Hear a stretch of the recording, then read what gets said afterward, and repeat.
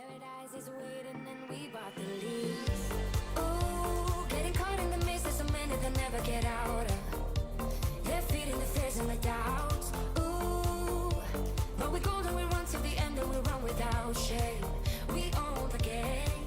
And we ride on the flames till the morning light. Baby, 'cause we're dynamite. Ain't nobody gonna hold us down. Break all the rules, let them run and hide. Baby, 'cause we're dynamite. Gonna let the world know.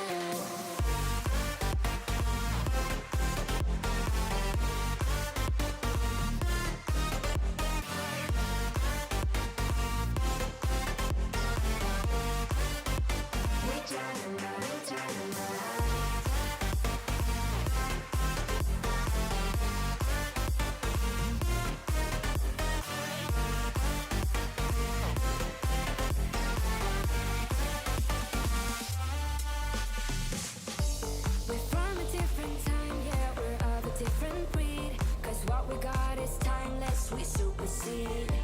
And we hold in the key, yeah, we're tight as can be. We're rolling, just like we please.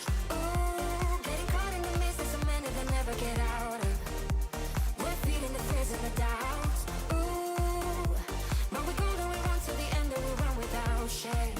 We own the game, and we ride on the flames till the morning light. Baby, 'cause we're dynamite. Ain't nobody gonna hold us down. Break all the rules, let them run and hide. Baby, 'cause we're dynamite. Gonna let the world know.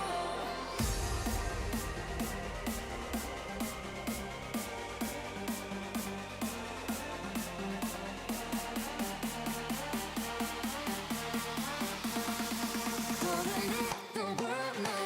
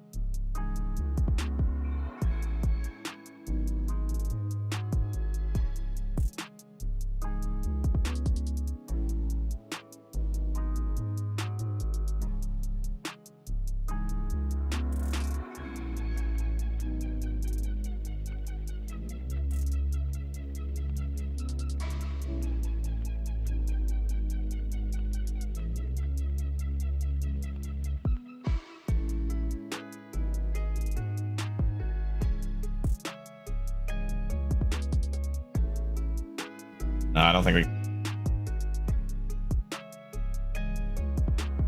Hello. Oh yeah, I can hear you.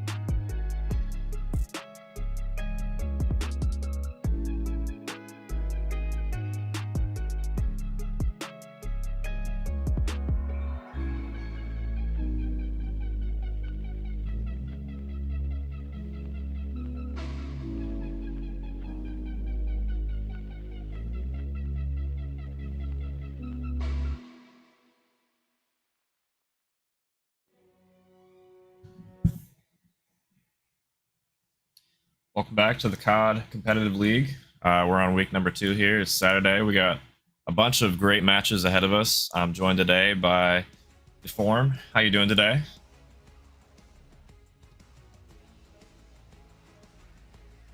Matches. So a ton of Call of Duty action going to be coming at us here very shortly. Clam, I mean, this should be a banger of a day. How are you feeling, brother? I'm feeling pretty good. I might not have the energy to match your level of intensity, but you know, I'm doing good. You know, we got some great matches ahead of us today. I think there's going to be some bangers, especially later toward the end of the broadcast. You guys will see what I'm talking about here as we pull up some of the matches here. We got. I think the first match we have is 100x Elite versus 100x Academy. Elite won last season's Season 1 inaugural tournament, and they're going to go against Academy today. Yeah, 100x 35 Elite. They're 1-1, and they were able to win in a week 1 in a map 5 victory, and then they go to that week 2, they lose 3-1. So 1-1 there. But on the flip side, you look at 100x Academy, a new squad coming into this competitive COD scene, and they're 0-2 so far. They haven't been able to show out. They haven't been able to show up. They're looking to find that bounce back here against their partner squad, 100x 35 Elite. So you see the teams that are participating in this, a lot of great teams, great organizations, everyone. So excited to have you here. A lot of big names. You know them, you love them, and so do we. Yeah, I mean, I think today is going to be this is going to be a nice, interesting matchup because these guys know each other so well, right? You have 100x with a bunch of different rosters, and these guys have known each other for quite a while. 0-2 start for Academy, had a rough start of it last week. You know, they had their chances, but they weren't able to capitalize, and you know, they're looking for maybe a bounce back against their partner team here. It would be interesting to see an upset today from 100x Academy on the main roster. It's always nice to see a Cinderella story, and I think we might have a chance to see that today, but I don't know. 100x Elite looking pretty strong too. Yeah, absolutely. So I think this is going to be a crazy day. I think a crazy map or a crazy series number 1 to kick it off. You look at the map set for tonight. It's a Skyline to start it, and then a triple dose of Hacienda, the S&D, the control of the HP, and then we go to that dealership S&D map number 5. Tell me, Clam, what do you like? What do you dislike about this map set we got going on? I mean, what I like is kind of what I dislike. We got triple Hacienda here. You see, you heard me freaking out a second ago. I mean, that's that's one of the maps I feel like a lot of teams, especially in Control, they're going to ban away from you. Hacienda Control, one of the rattier Control maps for sure. You can definitely get lost and a lot of spawn killing, a lot of timings that you can get on that map. So I'm surprised to see it 3 times, but you know, it is one of my favorite maps to play personally, and I think 100x, both teams obviously love this map if they're letting it through and picking it, so that is kind of what I'm curious to see. But yeah, that dealership last map, that's kind of what I'm interested to see. If the series goes 5, who knows who's winning that one. Yeah, absolutely. And I think I love maps number 1 and 5 because 1, Skyline, an absolute bang out to start it out. Skyline HP is just flying at the other team, seeing who can get who has the better gunny. It will be a bit of an AR map, in my opinion. It's going to be, can you hold down those top hall sides? Can you rotate over towards that P2, that P4 early? And then as you look at the other half of this map set, the map number 5, dealership S&D, it's a bang out with the SMGs. So I love this. The Hacienda in the middle, maybe not my favorite, but at the same time, I think it just breeds like a series that is tight in all regards. I think this is going to be one where that S&D could be like a 6-4, 6-5. The control is going to be a 3-2, and the hardpoint map number 4, if we get there, a 250, like 230 scoreline, it should be an absolute banger for these two squads that know each other, probably scrim each other a lot. Should be well known. You look at the roster here. I'll start us off with 100x 35 Academy. It is Blake, Nasty Shields, Braden, Rival Corley, Jose Uzum, Vidana, and Riki. the 4 starters for that squad. Clam, you can take their competitors today, the 100x35 Elite squad. Yeah, 100x35 Elite. You know them, you love them. We seen them last season. We got Kai, Creek, Goodwin. We got Federal, one of the best players in the league, in my opinion. You got Jesse, EP, one of the AR Slayers for this team, and Marquise, Dub, Ellis locking in the squad for 100x Elite today. And they've looked good. I'm not going to lie to for them. I think, you know, if we do see some extra maps, we might be that S&D on that Hossie that might be pushing the series. It might be... what are your predictions for the series? Because I think watching both of these teams play and playing against them before, I'm going to go with a 3-1 for 100x Elite today. Yeah, I think 100x Elite definitely going to be the favored side in this. I think if you're 100x Academy, it's really going to be that 2-3-5. You're going to be trying to Neslo this series. When you slow down on those S&Ds like a Hacienda, you need to make sure you're team challing. You need to make sure you're getting those victories and in search and destroy in order to extend this series. Try to get to map number 5 because I think the slaying prowess from 100x35 Elite going to be too much for you in these HPs. We'll go to the prize pool for this. You look at it, $2,000 in cash prizing. The season MVP, you get a custom controller along with the finals MVP. I mean, what more could you want, Clam? I need a new controller. I know that everybody does. I mean, I should have signed up. I don't know what I'm doing out here casting. I should be playing in this. That's a lot of cash to go around here. I mean, season 1 MVP, you get a brand new controller. That's a pretty good deal in my book. So yeah, I can't wait to watch the rest of this match. We'll go into the 135X intro for this series. Let's get the hype going because map 1's going to be coming at us very soon. Hope turned into confidence, and confidence turned into performance. Nobody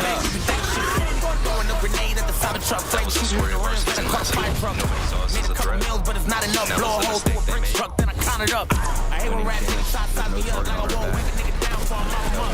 2017 is blocking us, now I'm on the charts. You know we got out of us. Nigga told me how to get rich and die trying, nigga. It's about time, wasn't hitting them breaks. Fucking top 5, cause I'm in the top 3 of your favorite top.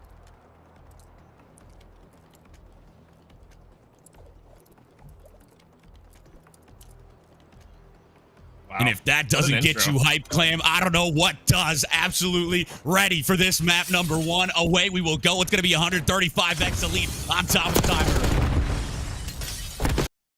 Yeah, as we go into Skyline Hardpoint, I can already hear the audio in the background. Teams are firing. Looks like we're going board with Rival. First on the point. 3 dead already. 100X Elite going to be soaking this hill. They got this setup as well. What can Academy do to break on in? Looks like they're trying to break from Kitchen and Top Cat here.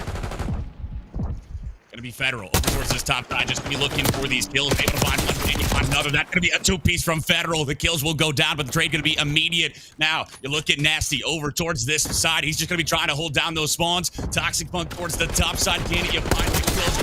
Finds one, and now he will go down.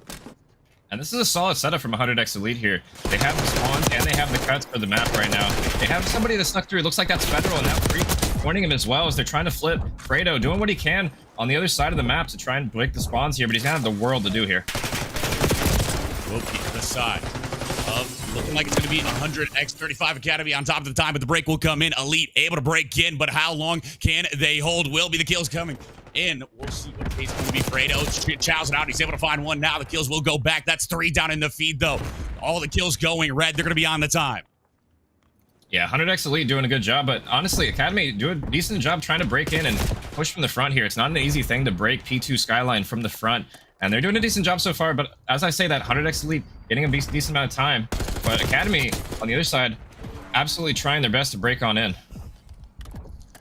Will be EP. This backside, he's just going to be looking for these kills. Can he find it? He'll be able to find one there. Can he find another? Just going to be Fredo pushing up towards this bottom side. Will be time. 11 seconds left. You got to start rotating over towards that P3. We'll see who's going to be able to get there first. Nasty, a great kill there. Able to find one. And now the P3 will pop. You'll be over towards that time. And the side of 135X Elite will be on top of it early.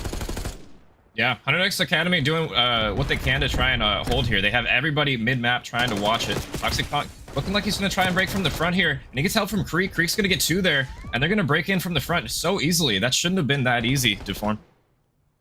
It should not have been. And now we look at Toxic Monk. He's trying to push around. He's trying to find what he can. Instead, TRS Rival going to be pushing in. He's able to find one. Can you find a second? A two-piece from Rival. And now he's looking for more. The shot's going to be in. He's just going to have to back up. Federal going to be pushing in now. Can you find anything? He will not. He will fall. And this out of 135X Elite going to be on top of the time. Yeah, Objective's all the way in the back, though. He's hard blocking for this P4. That's the money hill on this Skyline map. If you're going to get any time there, it's going to be on that hill. The next Academy doing what they can. The EP going to fly on in. He gets two, and he gets a third one. That's a huge kill as they're going to push through grass now. Toxic Monk's gonna be this front side trying to find that kill. He won't be able to find it. He will go down. That's gonna be a two-piece for OBJ Tawz. And now the time firmly in the hands of 135X Elite. Can you hold it? That's the question. Gonna be Creek pushing around this backside. He's not quite able to find those kills. Instead, TRS Rival gonna be able to get one. Can you find a two-piece? No, he will fall. And now the side of 135X Academy gonna be able to break in. That's gonna be time going red. Yeah, Federal just soaking all this time. EP in the back holding his pinch from grass here. He's going to have a lot to do, though. 3 members currently in the back, and they're all going to be hitting out at the same time. Good nade from Federal, going to slow them down. And EP with the double nade on the back is going to get a free kill. Basically, for nothing there. Federal takes down one as well. He's going to read the pressure from OBJ, and he gets 2 there. It's all up to Nasty, last alive. And he's going to be under bottom bed looking for another one. He gets Federal, and he gets another one. He gets 3. Oh my god, Nasty, what are you doing? That was insane. On the time, just trying to collect. Now we'll go over to TRS Rival. He's going to be trying to push up, trying to get these kills. He's able to find one now. Where will he push? He's going over towards this bottom weight side, and then he'll be able to find a second. Can you find another? There's going to be a player laying around this top side. He finds a triple in the feed before he will fall. The kill's going to be coming through. We'll go back towards this P1 time. It will be white for now, but the side of 100x35 Elite going to hop on the time. Yeah, Creek and Federal both in hill. They don't have a ton of control here. They have top cat, 1 person up there. The rest of Academy flooding through kitchen, looking to flip those spawns. Top white, might be like 2 people backing up, and it looks like they are going to take care of that. Backing up to watch the spawns. That's smart play out of 100x Elite. And they are losing time right now, but they have Federal pushed up on the other side, just being a nuisance. They're going to be looking for him, and the time they're wasting looking for Federal is time that they're going to be losing on the time here. Will be Epe towards this top side. We'll go over to Toxic Monk, see what he's able to do. Just going to be seeing to trying to make sure nobody can push through for the free. Just going to back up, make sure you have those P2 spawns. About a 60-point advantage for the side of 100x35 Elite on this map. Number 1, they've been frying. They've been trying to hold this down, but Toxic Monk 5 and 16, a bit of a slow start. He'll be hitting that go button, trying to find the kill. He'll drop right down. Now he will be able to find the kill. He'll hop right back up, and that will be time going back the way of 100x35 Elite. Yeah, Toxic Punk just a ballsy play to jump down in the elevator there. He's able to get the kill and gets a second as well. He had a rough start to this game so far. He started off like, I think, 3 and 13, but he's turning it around on this P2 here. He has help from his teammates. There's going to be 3 players around there, but just as I say that, Academy going for the flip spawns. They have multiple people here pinching this hill. This is going to be a break, and it looks like 100x Academy, this is much needed time for them. Much needed indeed. How long can you hold it? The push going to be coming in. They'll be closing that net. They are able to break in for the side of Elite. That's going to be time going red. Federal going to be on top of it. He's able to find the kill. 15 seconds of scrap going to go your way. And now you got to rotate over towards that P3 time.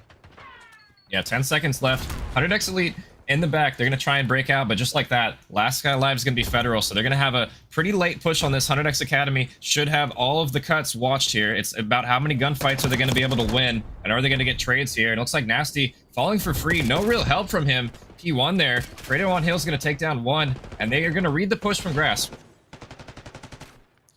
Now, the time going to be going the way of 100x35 Academy. Much needed time.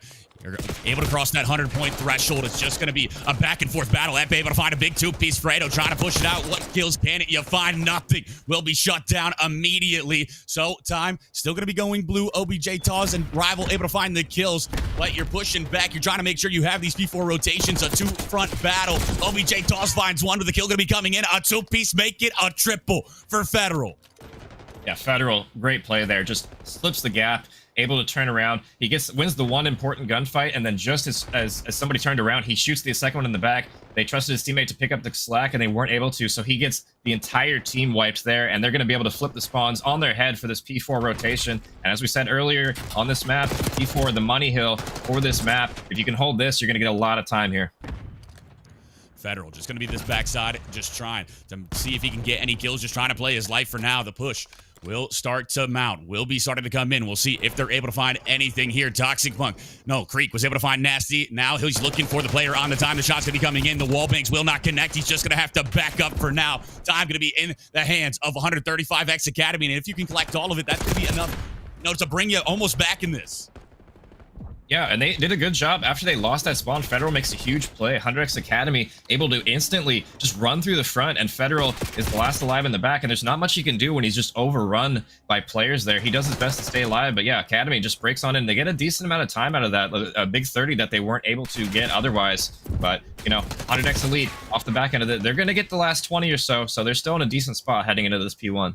The next rotation will have to be on Creek. Able to find one there as Rival's able to take down Ipe, but that's going to be Creek able to follow up, looking for more. He's on a 3 spree right now. Will be just hitting this bottom vault side, just trying to see if he can hit that flank route. We'll go over to Federal towards this top side of the shots will start to come down. He's able to find the kill. That will be Rival falling. Now you'll hop on the time. 135X leader able to cross that 200-point threshold. Yeah, Creek fell off the map. Unfortunate for him. He would have loved to stay on there if he was able to, but 100X Academy break on in. They're able to win every gunfight so far. They have top cap control for now, and we see that EP underground right now looking for a route. I'm not sure if Academy is going to read this or not, but they're going to be soaking time for the side of Academy, so I don't think they care too much for right now, but time's ticking away. They got 20 seconds left, and it looks like EP's making plays in the back.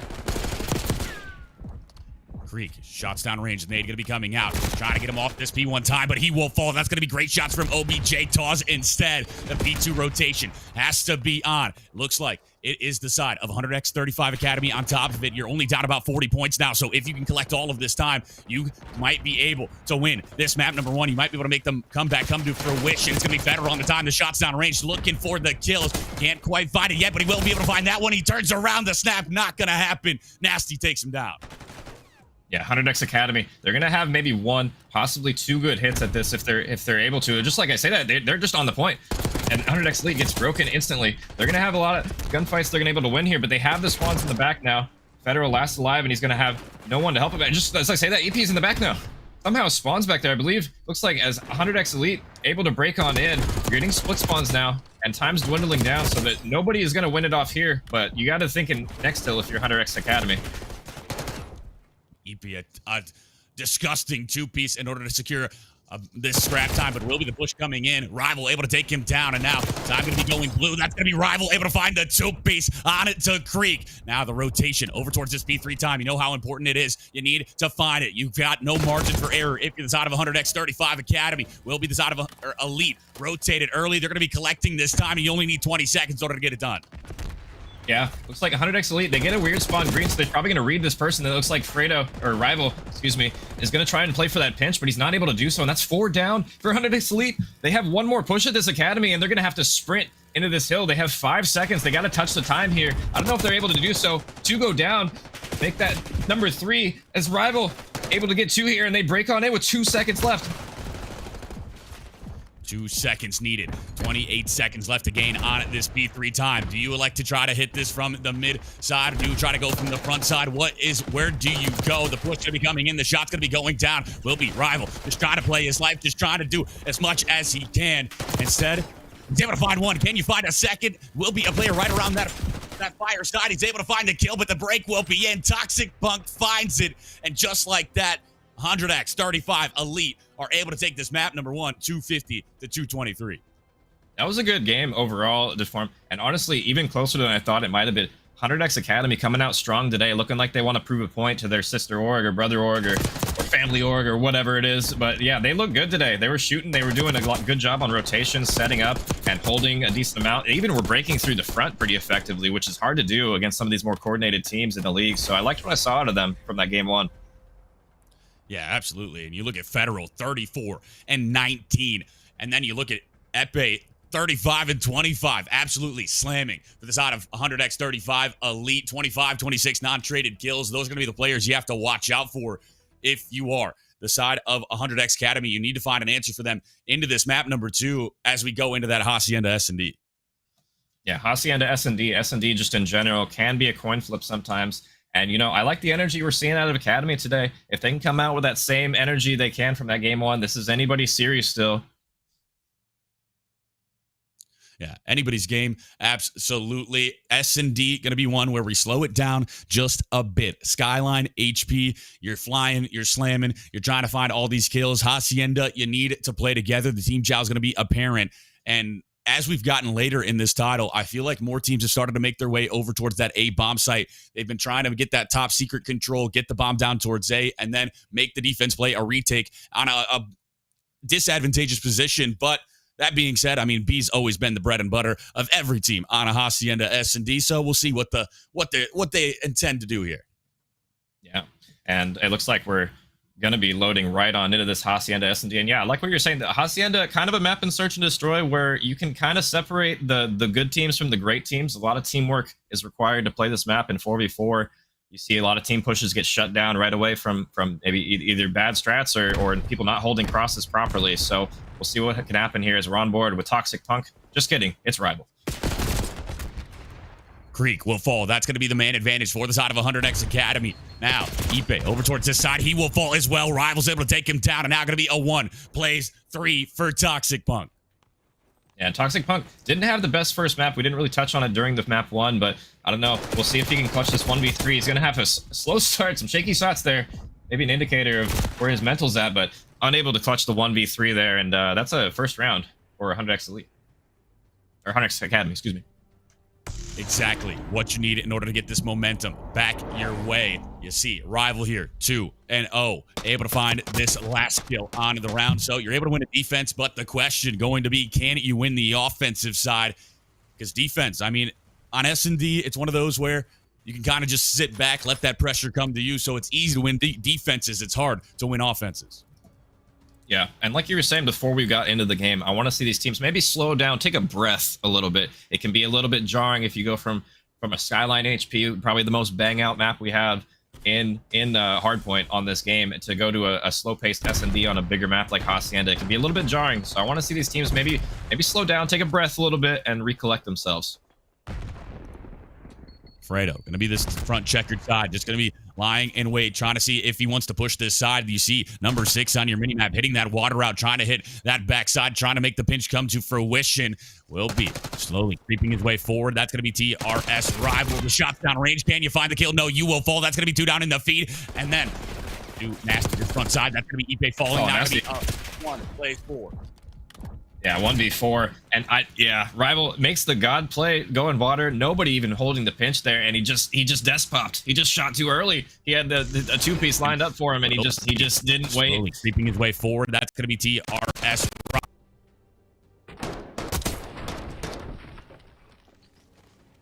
Toxic Punk 2-1. Able to find that one now. So that's an answer from the side of 100x35 Elite. 1-1. The score line.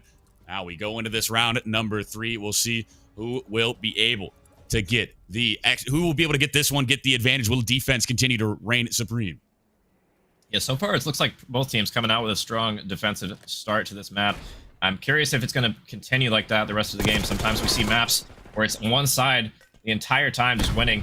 Creek making an aggressive play up here in open, and he has no fear whatsoever. He's going to take that one, but surely he gets traded. Nasty unable to do so, though, and Creek fearless as he's pushing open.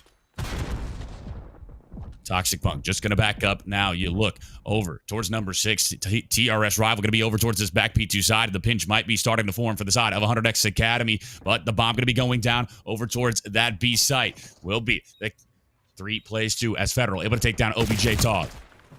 And look at that, 1-by-1, just clinical from 100X, and they just do a great job taking the B site and just winning. Absolutely working an aggressive play up here in open.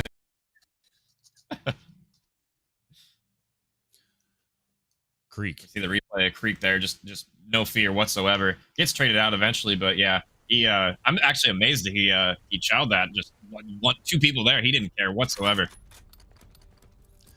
Didn't care whatsoever. You look at this scoreboard here. TRS Rival 3-2, Fredo 2-2. On the flip side, 3-1 from Toxic Punk and EPE. Now, the push going to be on for the side of 100x35 Academy. Push going to be posturing towards this A site. We'll see if they're able to get this bomb down. This is an interesting strat from Academy. They'd go double mid here, double hall. No control of A, so they're not going to read this player that's already outer fences. And it looks like, yeah, Creek's going to able to get a freebie just off of that play alone. OBJ Taw is going to be this top side, just going to be looking for any kills that he can find, but nobody going to be here, so we'll go over towards the top office instead. And now, where do you go? The spawn's basically flipped. Do you go A? Do you go B? No information gained. Yeah, I wouldn't be surprised if we see Academy just rewrap, and it looks like they're going to do so. Already back 10, but looks like Elite's going to read it. Yeah, EP outer fence, and he's just going to get 2 with the help of Creek here.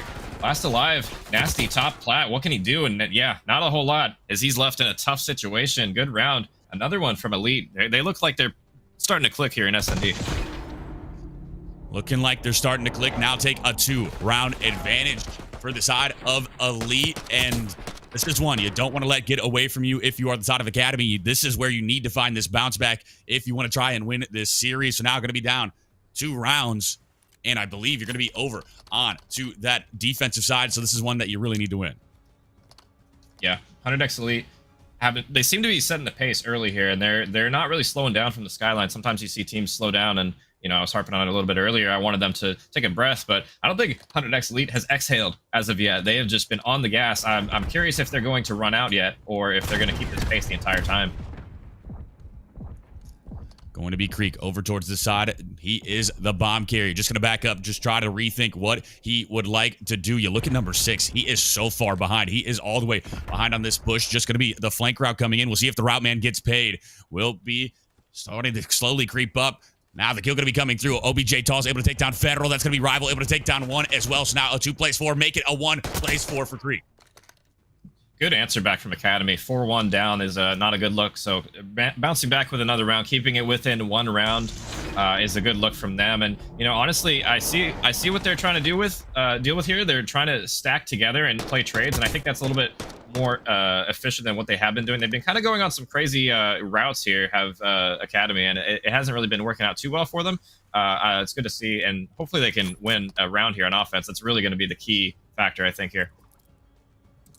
The key factor indeed will be the offensive side for Academy. The push slowly going to be starting to come in. We'll go over towards their side and see how they elect to push this. Looks like maybe posturing towards B as you have somebody over towards B2. Fredo crawling up mid-map, Army crawling if that, and Toxic Pump, I don't think he saw him here. You might know he's there now with the stun check, bottom mid. Fredo's going to rewrap with his team, though, not electing to overcommit here, and they're going to have this player on rock absolutely surrounded. That's Federal, and he goes down. Nice pinch there out of 100x Academy. Toxic Punk going to be trying to push up, trying to find these kills. Can you find anything? Just going to elect to back up, and then he will go down. That's going to be OBJ Taw's able to take him, and now a 2 plays 4 for 35 Elite. The nade's going to be coming out from Nasty. Can you clutch up in a man-down situation? Ooh. Nasty with kind of a scam there. Creek gets a free kill, and now it's a 3v2. They have a lot of time to work with as well, and they're pinched on both sides. Number 1, looks like that's Creek. Slow playing, waiting for EP to push up, and he gets a freebie on bomb. They're not looking at that direction. EP gets traded. It's all on Creek. 1v2, 17 seconds. What can he do? Rival playing is smart, backing away, making him push him, and yeah, looks like Creek is in a tough spot. He's going to elect to, looks like play his life. Just kidding. He chows back on the bomb. Unable to get either, but he chows out with no time for the defuse and just gives up his life instead. I think he probably could have just ran away there. No reason to give it up. Yeah, probably, but whatever. Sometimes you got to go for it, right? Yeah, the heat check. Feeling confident. Yeah. We know Creek is feeling confident after that 1 round where he ran up open by himself, so confidence level is there. That's a good round, though, from Academy. I liked what we were seeing. They did some adjustments. They sent Fugo up the middle, or Fredo, excuse me, up the middle for a pinch onto Rock where they triple chowed one guy on Rock, and I like what we saw out of them that round. Absolutely. Now will be the side of 100x35 Elite on this offensive side. The push going to be coming in towards the B site.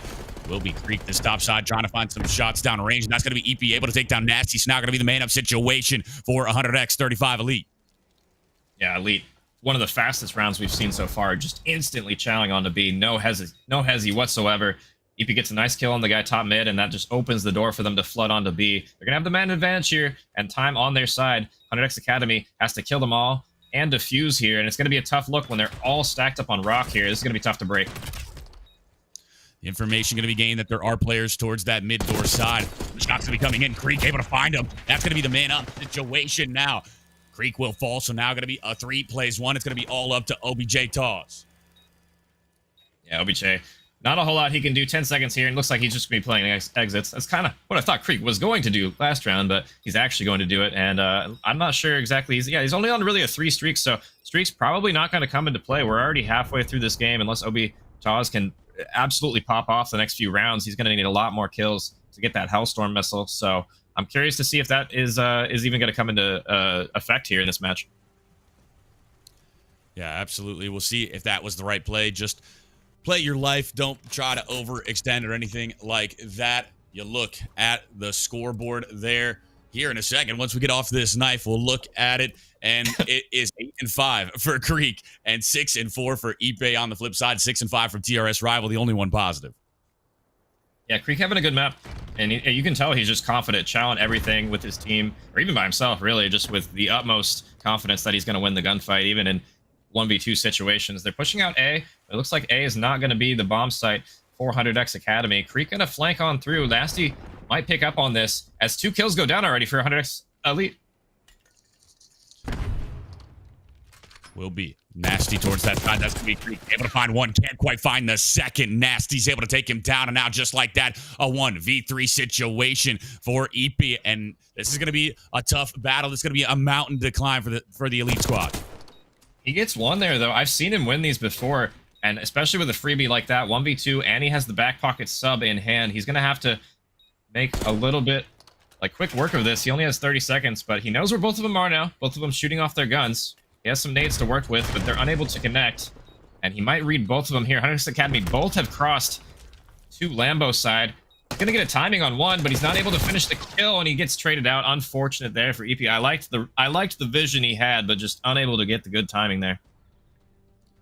4-4, all tied up in this map. Number 2, 100X Academy want to get the bounce back. They want to tie up this series 1-1. You're 2 rounds away, no matter who the side is. And now this is a round that you very much need to win in order to get that advantage. Give yourself 2 chances to get it done here. And we'll see. It's going to be the side of Elite on the offense. So you're going to have the harder of the 2 sides to try to do it. You went towards A a few times. You went towards B. What will you do this time? I want to see 100X Academy stack B. It seems like both teams have been favoring that bomb site heavily, so I'd be curious. It looks like they're not going to do that, but I want to see one of these teams stack B one of these rounds and just shut down the aggressive B push and try and retake A. A little bit easier to retake, in my opinion. So, but looks like EP just gets a free kill. Yeah, Fredo tried to make a wrap on there, and he's unable to do so. Gets caught in transition. Rival with the refrag, though, and he gets 2. Now going to be Federal pushing over towards this side. It's going to be a 2 plays 2. Will be EP able to take down OBJ Tall. It's not going to be a 1 plays 2. It's going to be all up to Nasty. He's going to be the last player up. He checks over this side. He's able to spot him out. The shot's going to be going down. He's able to take down EP now. A 1v1. 45 seconds to go. The bomb is over towards that B site, but do you feel comfortable trying to get it down? Nasty to go over towards this top office. Try to gain that information. He's not going to be able to spot him out. Instead, the bomb will go down. Nasty doesn't spot him, so that timing going to be horrible. We'll see how it plays out here. Oh, now Nasty spots him. He's going to be right behind him. Federal, there's no way he knows, but he might get good timing here. He slid away office, and it looks like Nasty, looks like he lost him. Federal gets away with just an incredible timing there. He has no idea how lucky he is to win this round, and it looks like Federal takes the gunfight. 100X Elite maybe blessed with the round there. Just horrible timing from Nasty there. He's going to be the last player up. He checks over this side. He's able to spot him out. The shot's going to be going down. He's able to take so long. How it plays out here.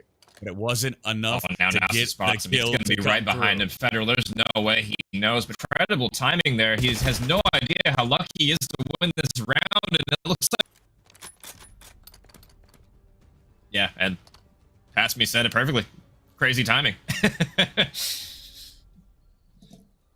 5-4 as we go into this round. Yeah, this is a must-win, I guess, for Academy. Yeah, what are they going to do here? It looks like they're going to hit mid, though.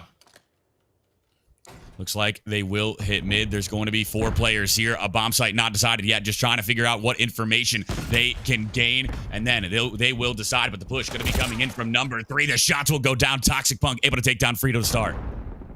Yeah, Toxic Punk, after several times of Frito going mid, they finally read him. They stun him out. They shoot him. But just like that, Academy gets 2 back. Toxic Punk falls. It's Federal on the pinch.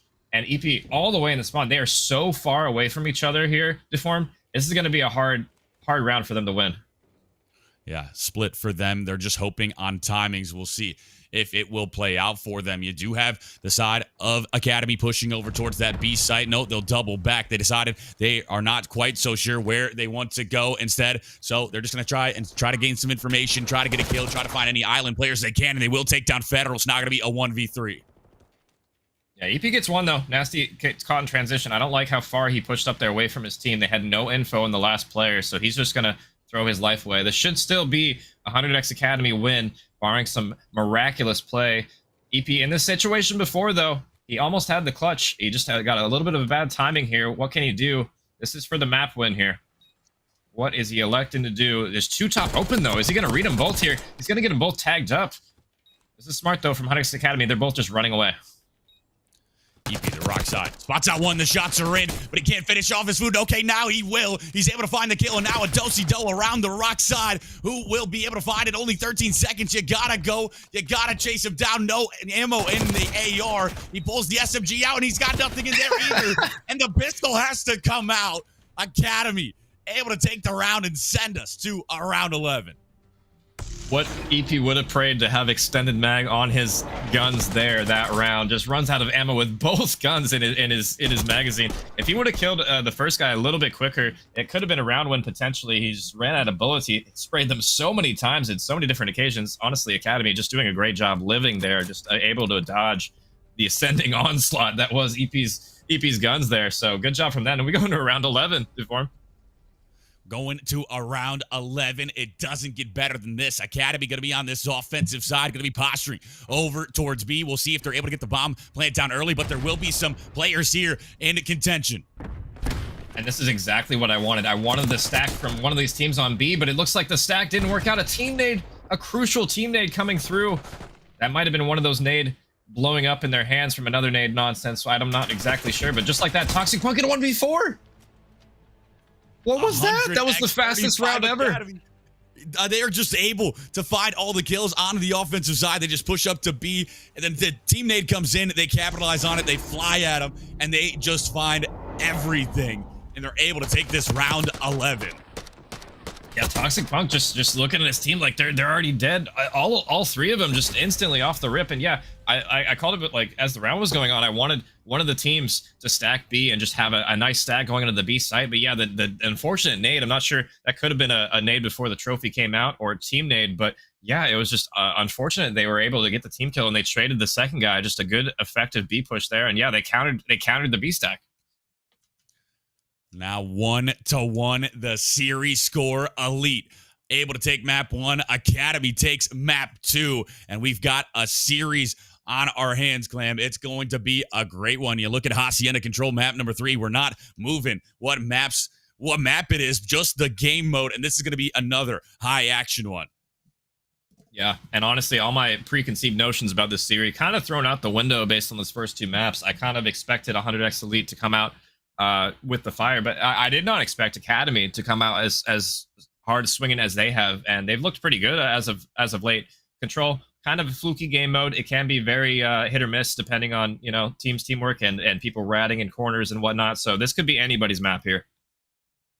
Absolutely. 1-4 down spells disaster for either side. On a Hacienda Control, you're just able to push up, put that spawn trap in. So we'll see who's going to be on the offense, who's going to be on the defense to start. Because, I mean, I think defense always favored in a Control, but on a Hacienda, it's kind of, it gets a little mixy on it. I would say defense is still favored on Hacienda, but it is a little bit closer than maybe some other maps. It looks like off the rip, Nasty ripping EP. Federal going for a refrag here, but he's one shot, able to stay down. Gets another one, gets two. They just slide in front of him, and Federal says, "I'll take that, thank you very much." And the third one, oh my god, this guy's cooking. This is going to be a triple stack over towards this B zone. This is going to be so much progress coming in as everyone is off spawn for the side of 100x Academy. Can you get here in time in order to make that minute extension not come to fruition? But you will have to deal with number 3. You will be able to take down Toxic Punk, but that will be the trade coming in from Ipe, and the minute extension is in and a 7 life advantage, 6 life advantage. That might be one of the fastest B caps we've seen so far. Federal already just still 5-0, hasn't died yet, playing his streaks in the spawn. He's gonna get overwhelmed here, surely. He gets another one before he's dead. They finally trade him. Would have liked to maybe see him play his streaks a little bit more there, but it doesn't seem to matter as they already got so much map control. Toxic Pump on the ladder with the pistol. Nice little cheeky kill there. will be OBJ Tawz over towards the secret side. He spots out one. Now another one in his face. The great shots there with the AR. Able to get it done, and now he picks up the SMG. He's going to be trying to push forward, just trying to make sure nobody on at the time. He'll drop down to bottom secret and might start playing those spawn kills. Yeah, and that's a good wipe from Academy here. They kill everybody out of their base. They have one bottom secret. That was OBJ Toss, and he gets taken care of. He was the furthest man pushed up. So it looks like now Elite are going to be able to get out of their spawn, but can they get any kills here in transition? Looks like even trades coming through until Federal decides, hey, I'm just going to shoot two of y'all in the back. What are y'all looking at? And he's going to stack the point. Federal goes huge. OBJ Tawz going to be trying to shut him down. Able to find one cannon. You find a second. The kill will Huge come kill. through. That's going to be a big two-piece from OBJ Tawz, but he will fall. And now the side of 100x35 Elite just going to hop on the time. They're just going to be looking to close it out here. It's a double stack, and they will. They're able to find the offensive round number one. Yeah, that was a great start to Control there. 100x Elite are looking hot. Federal goes off to a hot start. Dies off his streak, but then just decides, hey, I'm just going to go on to another one. No big deal, right? And they just tap the point for free. They get one of the fastest B ticks I've seen. They're looking really good. I want to go into this next round with a listen with 100x Elite and see how they're common.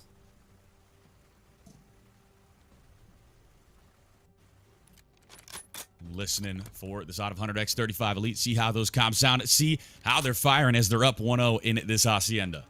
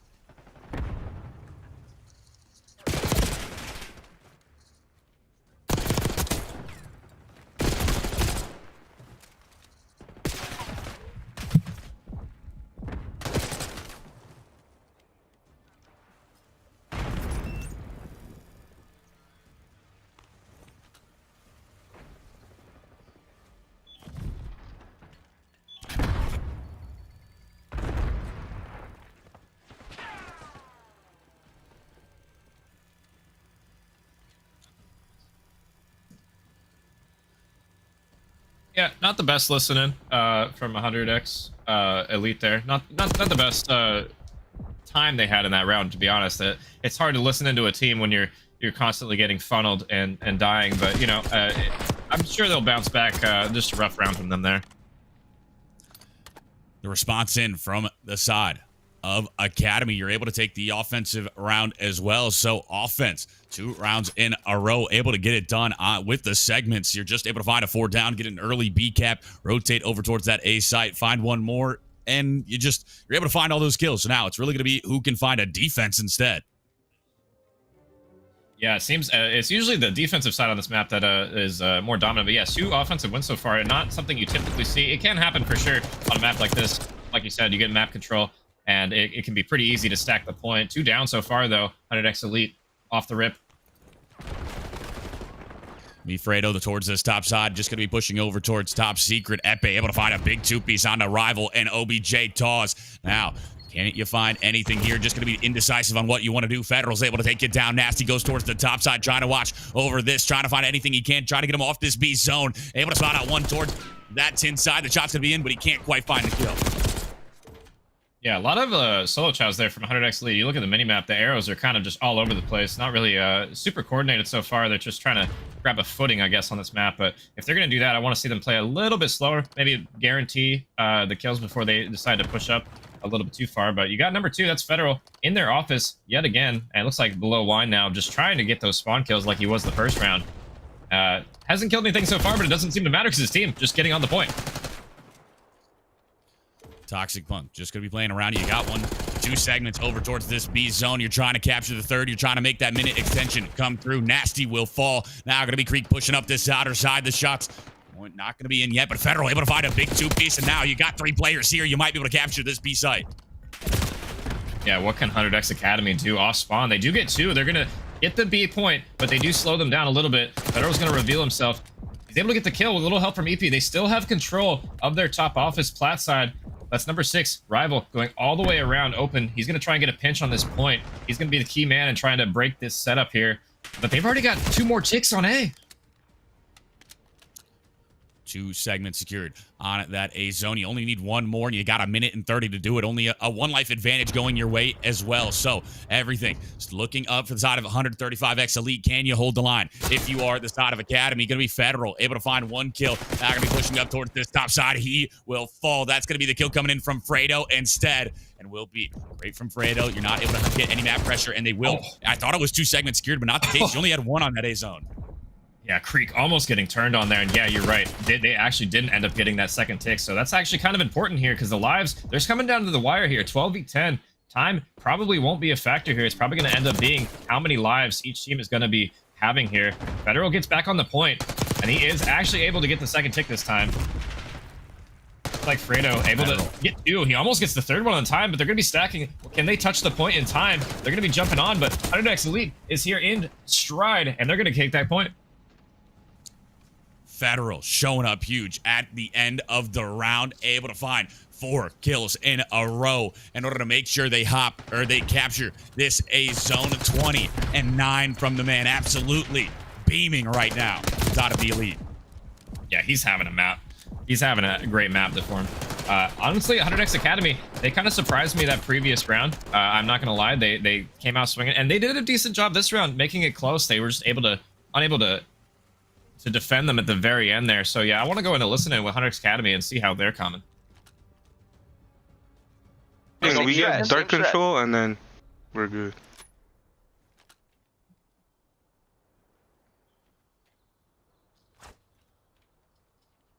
Yeah, they're here. They're here. Hearthstone outer. Hearthstone out. B 2-2-2 outer. 2 outer. Right. They're trailing our well. One more. 2-2-2. Go. Nice. That's 2 down. Go. Stop that. Stand on it. Stand on it. Get our office. In our dark. Nobody's inner our side. Looking for you. Yeah, looking for you. He's well. Looking for you behind. Turn around. It's all good. We good.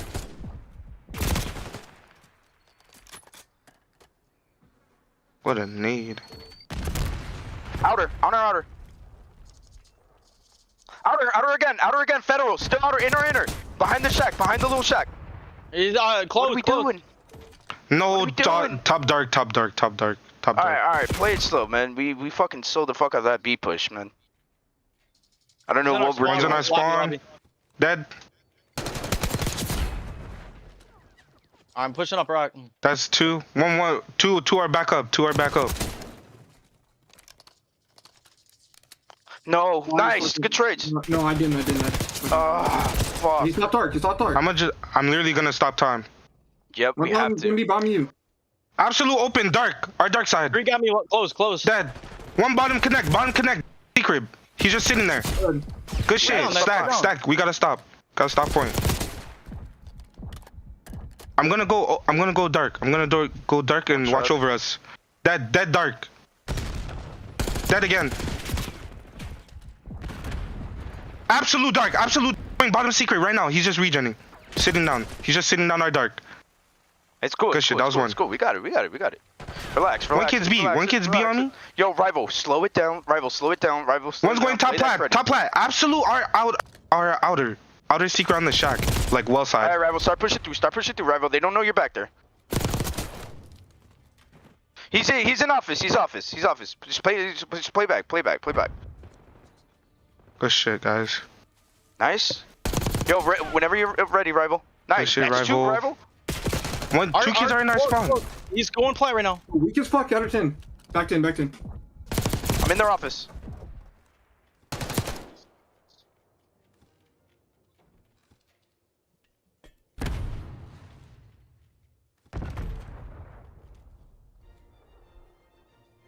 And decent listen in there from 100X Academy. I will say, I don't think I heard the whole team there. I swear I only heard like maybe 1 or 2 players from 100X Academy calming really that whole time. But, you know, they were decent. The ones I heard at least were decent. Yeah, absolutely. They were firing in there. They were able to get that minute extension to come in after what was looking like it was a round that wouldn't go their way at all. So now you're just going to have to try to close this out down 4 lives in only 14 seconds. Yeah, only 6 lives now, and they have 10 seconds. They got to touch the hill. Rival gets 2, though. That's like a decent start. They have 1 more contesting the time, and they could definitely do this. That's 3. They could easily stack this hill and win that, but overheating maybe a little bit is Rival there. Nice pinch from Federal. He's going to take down 1. Toxic Punk going for the outer route. A little risky here, but he's able to get 1 and make that 2 with a crazy transition. 2 lives left. 1 more.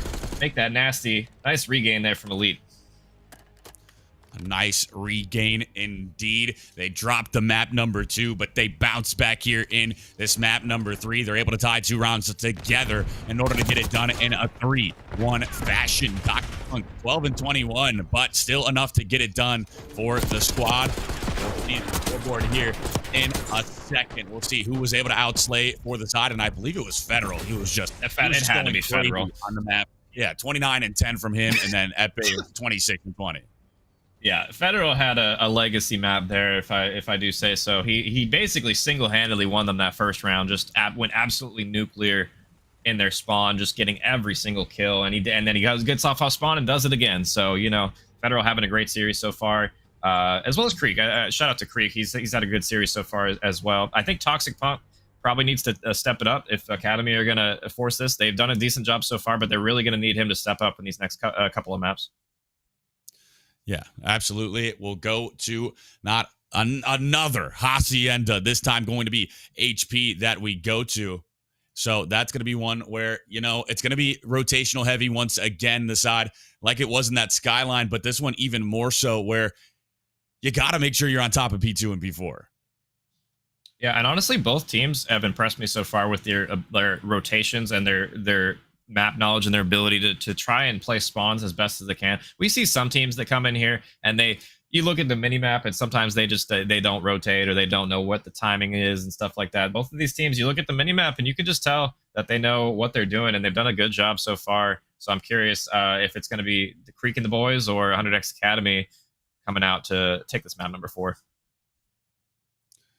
We'll see if you can get the bounce back. If you are Academy, you can't lose anymore, or you drop out of this series, or you will lose, I should say, Elite. Looking to get it done in 4 maps. The slaying presence is there, and I thought that that map number 3 was a big decider of how this would go, since Elite has they're just able to outgun you in the respawn. So I think this is one, if you're able to find it, you might be able to flip that momentum back to your side for that map number 5. You might be able to get it done in that dealership. Yeah, for sure. And I mean, we saw what they did on Hasi. They locked in and they clutched up. They were able to take the map. You know, some blunders from 100X Elite for sure. But I mean, they've looked good in the respawn. If they take this, you know, dealership, how many car bombs are we going to see? Really, it's going to be anybody's game as we hop on board. Federal watching his teammates die. Federal going to be pushing up, just trying to see if he can find anything. He will be able to find 1 kill now. He'll spot up to second, so he'll know they're lying and wait around the corner. He's able to find a second in a row. Pushes up, give him the triple in the feed. Federal starting off hot once more. Yeah, this is Federal series, man. If he loses this series, he's going to be devastated. I'm sure he's playing absolute perfection right now. And it looks like 100X Academy tying things up early. Nasty, what can you do? It looks like Rival and teammate already threw into the back. I don't know if the 100X Elite is going to read this. They got bad timing on this. They're going to think they're going to have these spawns blocked, but they're not. Will be Ipe towards this backside. He's going to be able to spawn out 2. Not going to be able to find either of them. The shot's going to be coming in. Rival's able to take him down, and now you'll hit that go button, try to get him off the time. Rival finds a second. Brado takes down Toxic Punk. OBJ Tawz able to take down Federal, and just like that, Academy break into the P2 time. And yeah, that was just a perfect example of what we were saying on the pregame, where teams just rotating through, knowing when to do it. They got the timing for it. Perfect play there. Literally 20 seconds left. And they slide through. They get the timing. They're able to collapse on the hill, get an excellent break. And Fredo finds 3 in the feed in order to make sure they still are collecting for the side of Academy. You've got that advantage, about 12 points now. So now going to be trying to hold how long can you, but only 17 seconds. So the scrap time going to be here. You got to worry about those rotations towards that P4 time or P3 time. Yeah, and Elite, they got to be careful to not flip here. Federal, the last guy on the time, but he flips out his teammates and and they 100x Academy get the new spawns, and they're saying, yeah, well, thanks for flipping us. So we wanted to do that anyway for hitting this ult. Nasty able to get a bad timing with Rival, able to help his teammate there, keep him alive for now. What can Nasty do? He's last alive now. Teammates falling around him. That's 4 dead. Good break from Elite. Elite break in. Now, the lead change is there. They're up about 7 points. Just going to be trying to collect. It'll be Creek trying to push out this backside, try to see if they're spawning over towards here, but they will be spawning well instead. Now you go back up. You're able to find one. A great kills out of OBJ Toss. That's going to be a teammate in from Nasty on Rival. That is a tough one if you're Academy. In a good position, Nasty, and he's said yeet, and he's going to die from his teammate. Unfortunate, really. Elite do a decent job after the rough start to this map so far of flipping the map on this head. As I said before, Academy had all the info, all the spawns for this hill, and the Elite just break on in, and they get all of this time on this P3. They get all of the time on the P3, and now we'll start rotating over towards this P4 time. It will be a rotation in. We'll see who's going to be able to be on top of it early. Looking like it is going to be the side of Academy there to start it off, but Fredo will fall. Epic going to be trying to push it out. The shot's going to be in with the pistol, but not enough. OBJ Toss goes huge for 2. And Federal with a nice wine pinch there, able to shoot 1 and make that 2 in the back as he gets 2, breaks the hill for his team. And they're going to have control now. Rock Hill, probably the hardest hill to break on this map. Maybe P2, you could argue. But if you have control, you can funnel them so easily from the front if you're set up. And it looks like Academy tested time for now. OBJ Taw's Preem in the rock, but he's watching his teammates die around him. He's trading 1, and actually miraculously able to get a second one. But that's 4 dead. 4 dead indeed. Now will be Epe over towards this rock side and just going to be looking for anything that he can. He's able to find that one. Now he's going to be looking over. He's able to find a second, a 2-piece for Epe. He chows around the teammate. Toxic Punk going to be able to find the next one. And so the scrap time going to go your way, and now you have about an 80-point advantage for the side of Elite.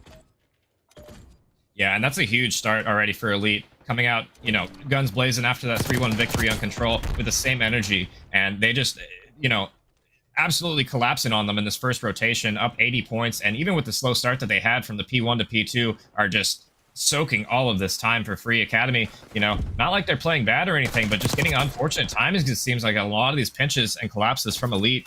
And they're able to soak all this P1. Look at this.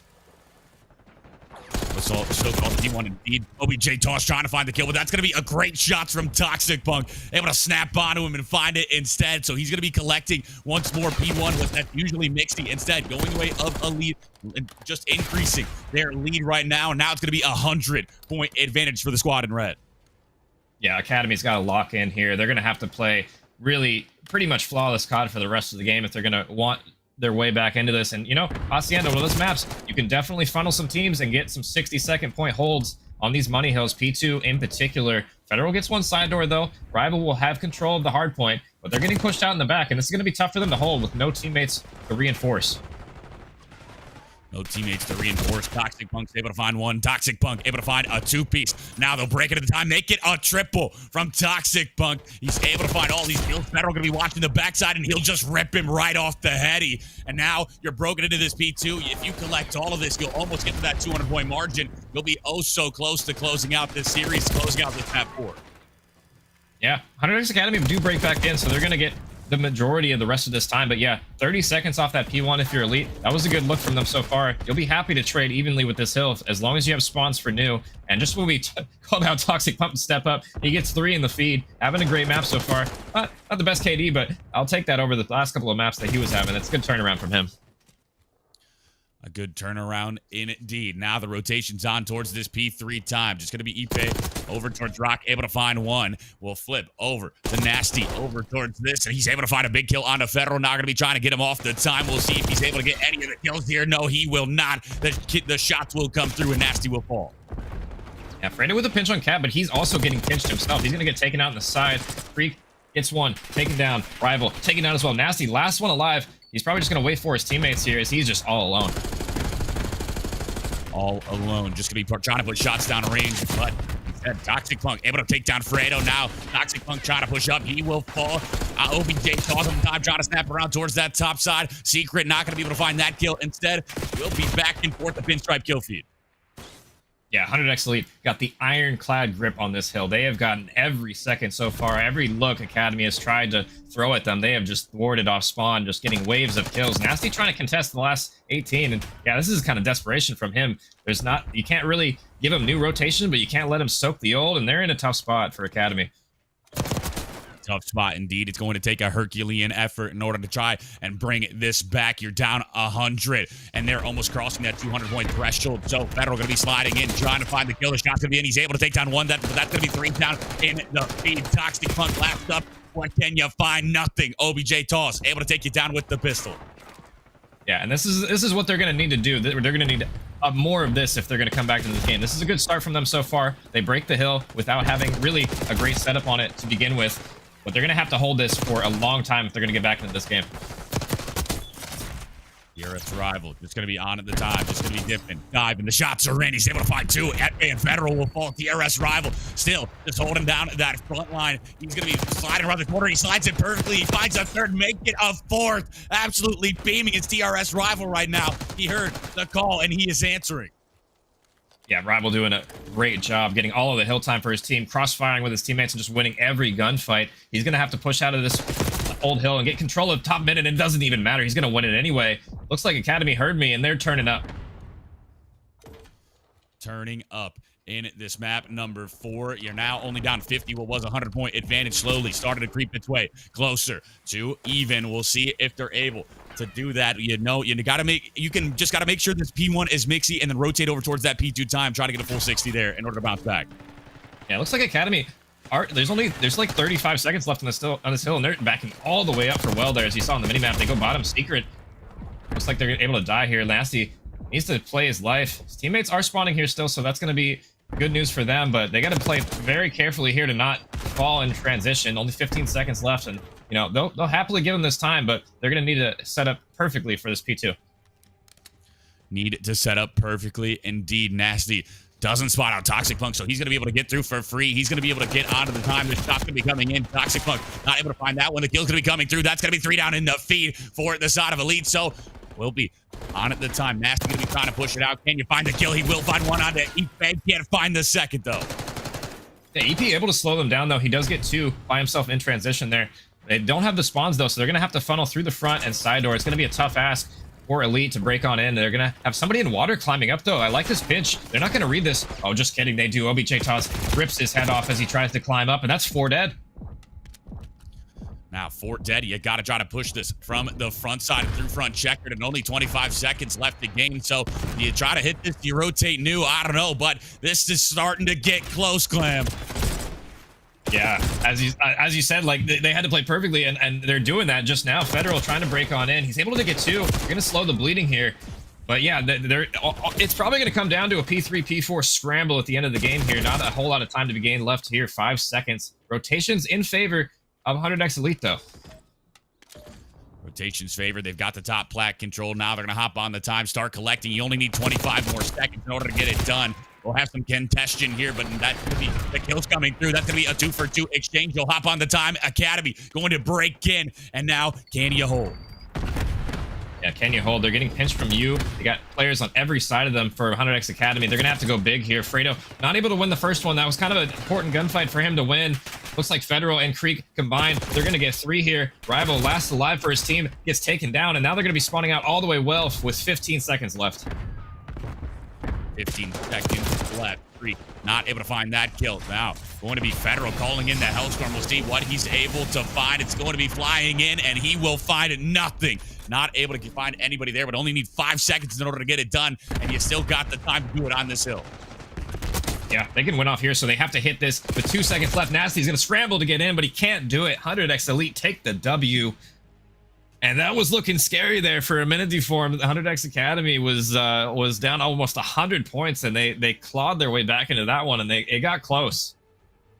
Yeah, absolute resilience from the side of Academy. You were down 100. You brought it within about 40 points, maybe even 30 at one point, and it was looking like Elite you really needed, you let your foot off the gas, or maybe Academy just started to click, but finally you're able to close it out, and it will be on the back of Ipe, 31-23, Toxic Punk 29-23, and then Federal 21-21, Creek 16-27. On the flip side, everyone negative except for OBJ Tawz at 26-23 for Academy. But that's going to be map number 4 going the way of Elite, and a 3-1 in this series. Yeah. Yeah, and that's kind of how, not to brag, but that was my prediction for the series or anything, But yeah, I'd say MVP for that series for me was Federal. He did absolutely everything for that team today. It seemed like he was gunning. He was absolutely beaming on the map. It felt like every time needed a big 2-piece, he was just able to find it. Yeah. What's going on, Federal? GG's Federal, good games today. After that map or that match victory. Started strong. Felt like I didn't hold it all the way through, but definitely just held it down with the team today. Yeah, you looked really good out there. You guys played well. Talk me through that series. I guess we can go map by map if you want. The Skyline HP. You guys started out hot, but it got pretty close. Really the whole way through. You want to talk me through that map? Yeah. I mean, we just we went into it knowing it was definitely gonna be a tough matchup. I mean, obviously this season there's definitely a bunch of tough opponents, but I mean, we just gotta work on our rotations. I feel like overall as a team we played pretty good. Just had to make some adjustments as we went, and we kept it through. Yeah, for sure. And the SND, I guess we'll talk about that next, since that's the only map you guys did end up losing in the series. Talk to me about the, I guess the round 11. We'll start with that one. What happened round 11 with the nades? I guess it was just RNG, to be honest. We don't really know. Was that one of those nades that blew up the other nade, or was that like a team nade? I was curious. Yeah, You didn't catch that on the broadcast. I had threw my trophy, and I think Creek had thrown one at the same time as they did, and then when the trophy blew it up, it just blew up my nade as well. So I was super unfortunate. Yeah, that's tough. Sometimes that'll happen, Team nades, random unlucky stuff. Yeah, no, definitely that definitely put us back. Yeah, and I guess we'll go map 3 control. You came out absolutely guns blazing map number 3. I think you went on like a 6-kill spree, and you came off spawn, got a bunch more kills. Talk me through that map, how you guys were feeling on Hacienda. Is that like a decent map for y'all? Yeah, I definitely think Hussey's one of our best maps. I knew I had to just pick it up a little bit more from the first map, and then definitely the second map. And the whole team was just picking up on the vibes as well, so we just kept it going. Yeah, and then I guess map number 4, you guys started off with a huge lead, up over 100 points, and then 100X Academy started clawing their way back in. Was there ever a moment in that map where you guys got maybe a little nervous, or like you guys were maybe cracking up the pressure a little bit?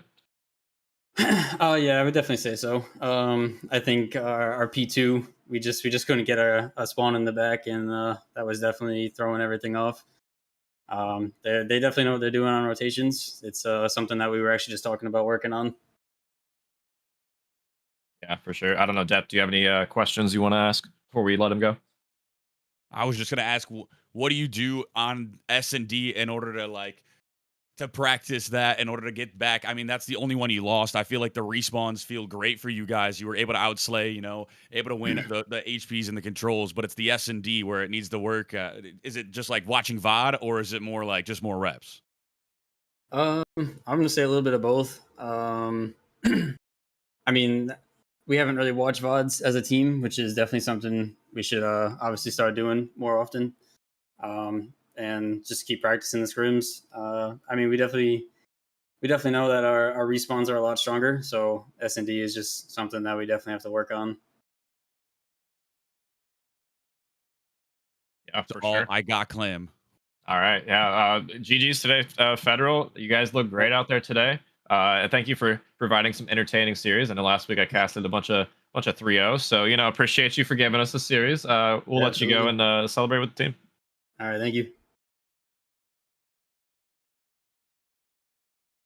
the side of Elite, able to win this in a 3-1 fashion. They're able to take all the respawns. The only thing they dropped was that map 2 Hacienda in around 11. So absolute banger of a series, but will be the side of Elite coming out on top of our first one of the day, Clam.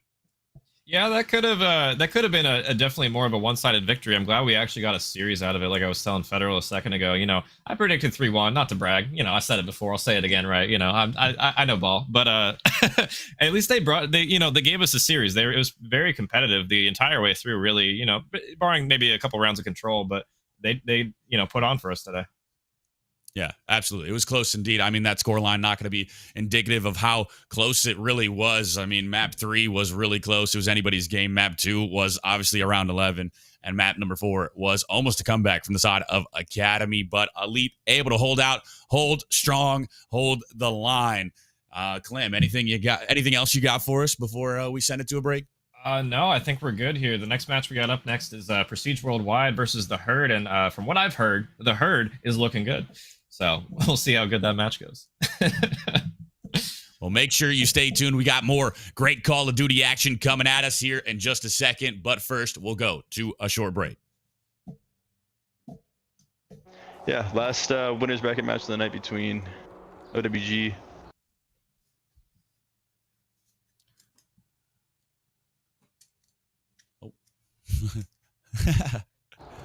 and Evaporate a high-seeded team, number 3, and should be an interesting one too. Obviously, with recent map changes or with recent roster changes here from OWG, this should be a competitive one too. Boys have been playing together for a while, but Evap's very strong. Yeah, I mean, look, we're looking at a pretty good game here, I think, with Immortal back into the roster, replacing Fish, it looks like, for OWG, and Evaporate going with the strongest roster they've had basically all season now. Entire season. It's going to be a pretty bang out match, I dare say. But we do see Evaporate build a little bit of an early lead here, for sure. Yeah, off to a dominant P1 too. Yeah, TJ up to a quick 5-0 start. He's streaking. Yeah, not too easy. You see like almost 40 seconds picked up on P1, so. I have him. One shot, 18. Two core, 3, one glass. Aids. Sushi's gonna go. One more ult. Yeah.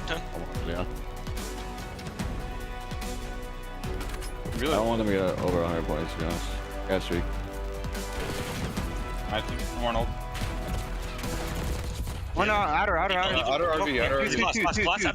Two court. I have your mid. One RV. He's gonna go plat. Oh, he's close. Oh, one RV, or plat. Two of them plat. Oh, shit. Okay, laundry. The guy that I called earlier. Look laundry. First, that's a 7. Stage spawn, I find, is essential for this hill. If you can trap them up, EP Federal go map 1. That's the money hill on this Skyline map. If you're gonna get any time there, it's gonna be on that hill. The next Academy doing what they can. The EP gonna fly on in. He gets 2 and he gets a 3rd one. That's a huge kill as they're gonna push through grass now. 2-piece for OBJ Tawz, and now the time firmly in the hands of 130. Fucking for another one. He gets Federal. And he gets another one. He gets 3. Oh my God, Nasty, what are you doing? She's going over towards this bottom weight side, and then he'll be able to find a second. Can you find another? There's going to be a player laying around in this top side. He finds a go button, trying to find the kill. He'll drop right down. Now he will be able to find the kill. He'll hop right back up. Gotta make sure you have these P4 rotations, a 2-front battle. OBJ Tawz finds one, with the kill going to be coming in. A 2-piece, make it a triple. Heading into this P1. Next rotation will have to be on Creek. Able to find one there. Come to fruition. It's going to be better on the time. The shot's down range, looking for the kills. Can't quite find instantly. They're going to have a lot of gunfights they're going to be able to win here, but they have the spawns in the back now. Federal this scrap time, but will be the push coming in. Rival able to take him down, and now time going to be going. You got to touch the time here. I don't know if they're able to do so. 2 go down. Make that number 3 as Rival able to get 2 here, and they break on in with 2 seconds left. You try to go from the front side. Where do you go? The push going to be coming in. The shot's going to be going. Instead, he's able to find one. Can you find a second? Will be a player right around that fire side. Doing a good job on rotation, setting up, and holding a decent amount. Even we're breaking through the front pretty map 1, but I don't know. We'll see if he can clutch this 1v3. He's going to have a slow start, some shaky shots there. maybe an indicator of where his mental's at, but will be slowly creeping his way forward. That's going to be TRS Rival. The shot's down higher time, just winning. Freak making an aggressive play up here in open, and he has no fear whatsoever. He's going to take that one, but surely he gets traded. Nasty unable to do so, though, and Creek fearless for commit here, and they're going to have this player on Rock absolutely surrounded. That's players towards that mid door side. The shot's going to be coming in. Creek able to find him. That's going to be the man up situation now. Will be Nasty towards that side. That's going to be Creek able to find. He's going to be the last player up. He checks over this side. He's able to spot him out. The shot's going to be going down. He's able to take. We'll see how it plays out here. Oh, now Nasty spots him. He's going to be right behind him. Federal, there's no way he knows. But incredible timing there. He has no idea how lucky he is. EP the rock side. Spots out one. The shots are in, but he can't finish off his food. Okay, now he will. He's able to find the kill, and now a do-si-do around the rock side. Who will be able to find it? Only 13 seconds. You gotta go. You gotta chase him down. No ammo in the AR. He pulls the SMG out, and he's got nothing in there. This is exactly what I wanted. I wanted the stack from one of these teams on B, but it looks like the stack didn't work out. A team. EP Federal going for a refrag here, but he's one shot, able to stay down. Gets another one, gets two. They just slide in front of him, and Federal says, I'll take that. Thank you very much. Federal goes huge. OBJ Tall is going to be trying to shut him down. Able to find one cannon. You find a step.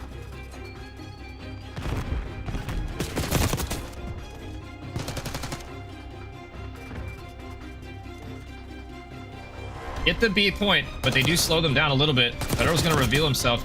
He's able to get the kill with a little beat. Great from Fredo. You're not able to get any map pressure, and they will. Oh. I thought it was 2 segments secured, but not the case. You only had one on that A zone. Yeah, Creek almost getting turned on there, and yeah, you're right. Did back on the point, and he is actually able to get the second tick this time. Like Fredo, able to get two. He almost gets the third one on time, but they're going to be stacking. Can they touch? It's all good. It's all good.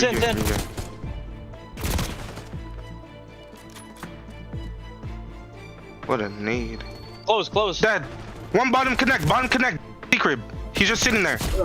Good shit. Stack. We gotta stop. Gotta stop point. Nice. Shit, rival. Two kids are in our spawn. He's going play right now. 6 lives now, and they have 10 seconds. They got it. Going for the outer route. A little risky here, but he's able to get one. Up, just trying to see if he can find anything. He will be able to find one kill now. He'll spot up to second, so he'll know they're lying and wait around the corner. He's able to find a second in a row. Pushes. As I said before, Academy had all the for anything that he can. Able to find that one. Now he's going to be looking over. He's going to want their way back into this. And, you know, Hacienda, one of those maps, you can definitely funnel some. The rotation's on towards this P3 time. Just going to be Ipe over towards Rock. Able to find one. You're a rival. It's going to be on at the time. Just going to be different. Diving. The shots are in. He's able to find two. And Federal will fall. TRS Rival still just holding down that front line. He's going to be sliding around the corner. He slides it perfectly. He finds a third make. Have to push out of this old hill and get control. Break on in. They're going to have somebody in water climbing up, though. I like this pinch. They're not going to read this. Oh, just kidding. They do. OBJ Toss rips his head off as he tries to climb up, and that's 4 dead. Start collecting. You only need 25 more seconds in order to get it done. We'll have some contention here, but that could be the kills coming through. That's going to be a 2-for-2 exchange. That kill now going to be Federal calling in the Hellstorm. We'll see what he's able to find. It's going to be flying in, and he will find nothing at the time to do it on this hill. Yeah, they can win off here, so they have to hit this with 2 seconds left. Stage spawn, I find, is essential for this hill. If you can trap them in the back while soaking hill time, you know exactly where they're all funneled through, and it makes it very easy. Oh yeah, especially when you're thinking about rotating to P3, which I think both teams are going to start looking at doing here. As long as you have that stage, nobody can cross them. Yes, and that's because every gunfight is a very hard gunfight when you're trying to get out of that back spawn. You're kind of running in the open onto 4 ARs on headies, right? So here we have Drizzle taking the long route. Oh no. Creek actually had a free one, I thought, but he actually gets shut down. Do you think he's a little nervous? Oh, he might be, man. Fish 4 and 4, Creek 4 and 5. I thought there'd be more coming out of them for the talk. I do know Toxic might be a little nervous because he is not off to the greatest start here. On the other side of things, we got Federal starting 9 and 7. Pretty good start for him. He's finding a lot of engagements, and he actually finds another one of the kills, but none of them get on. Look at this. But Cinderblocks is actually just spawned there. I'm pretty sure that was a spawn. Yeah, Creek. Oh, there you go. Ooh, does not reload his gun. Challen with the pistol. He might get snipped out here. Yeah. Well That's done. a big play from Reggie. Cinderblocks is spawning there.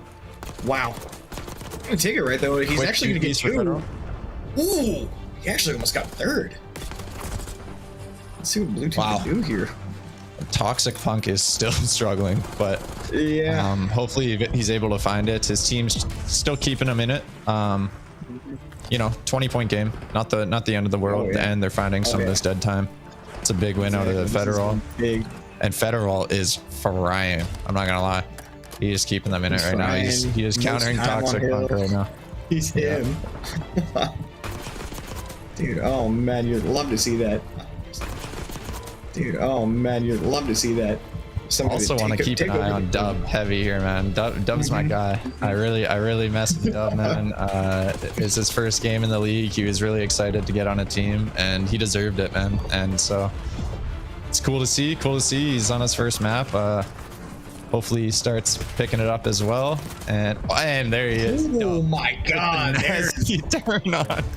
I feel like there's a lot of angles different people can come from, just surprise you. Yeah, but like ideally on this hill, I would say you want to spawn them in the back as well, because then you can have someone cutting that escalator push, you can have someone cutting the stairs, you can have someone cutting the outer push, and it's the ideal setup. Obviously, you still got to win the gunfights, but 3 down from Elite right here. They're gonna get a lot of time. Zinderblocks is pulling away. Oh, Dub actually gets that kill. That's a big win. Kill to get. Noxide runs out of ammo there. Federal soaking still, looking for kills. We got Toxic and Ticket, and we have 2 plat. This is a pretty good setup out of the 100x. If I'm Zinder here, I'm saying, guys, let's slow down, take our time, try and find something. Don't just run head on into it. We just gave them another free 20 seconds here. We got to set up for P2. You got to let one guy take a route and be patient with it. Oh my god! Wow! Who just slitting me out to? Was that? I have no. I don't know who that was, bro. I wish I knew. Oh my god. Insane. Noxide has turned up. Noxide has turned up for these guys. I'm gonna guess he's a good player. Ooh. Yeah, Dub is making a rotation. This is a great play out of Dub. Should have been a lot earlier, but they got to get in hill. This is good. We're about to have a tie game on map 1 here. Elite looking for the massive comeback. He couldn't hit a single shot. They're finding all the kills right now. It's big. Dub has to win this, or Federal wins that one. They're spawning behind you. You know they are. The Zinderblocks might be breaking right now. Oh my! One's taken down. It's up to 2 people. Drizzle and Noxide. Actually, Zinderblocks might be breaking. 3 seconds left. It is over. It is over. 100x Elite takes the dub. Sorry. Oh, no. Yeah, I like this. Yep, big one.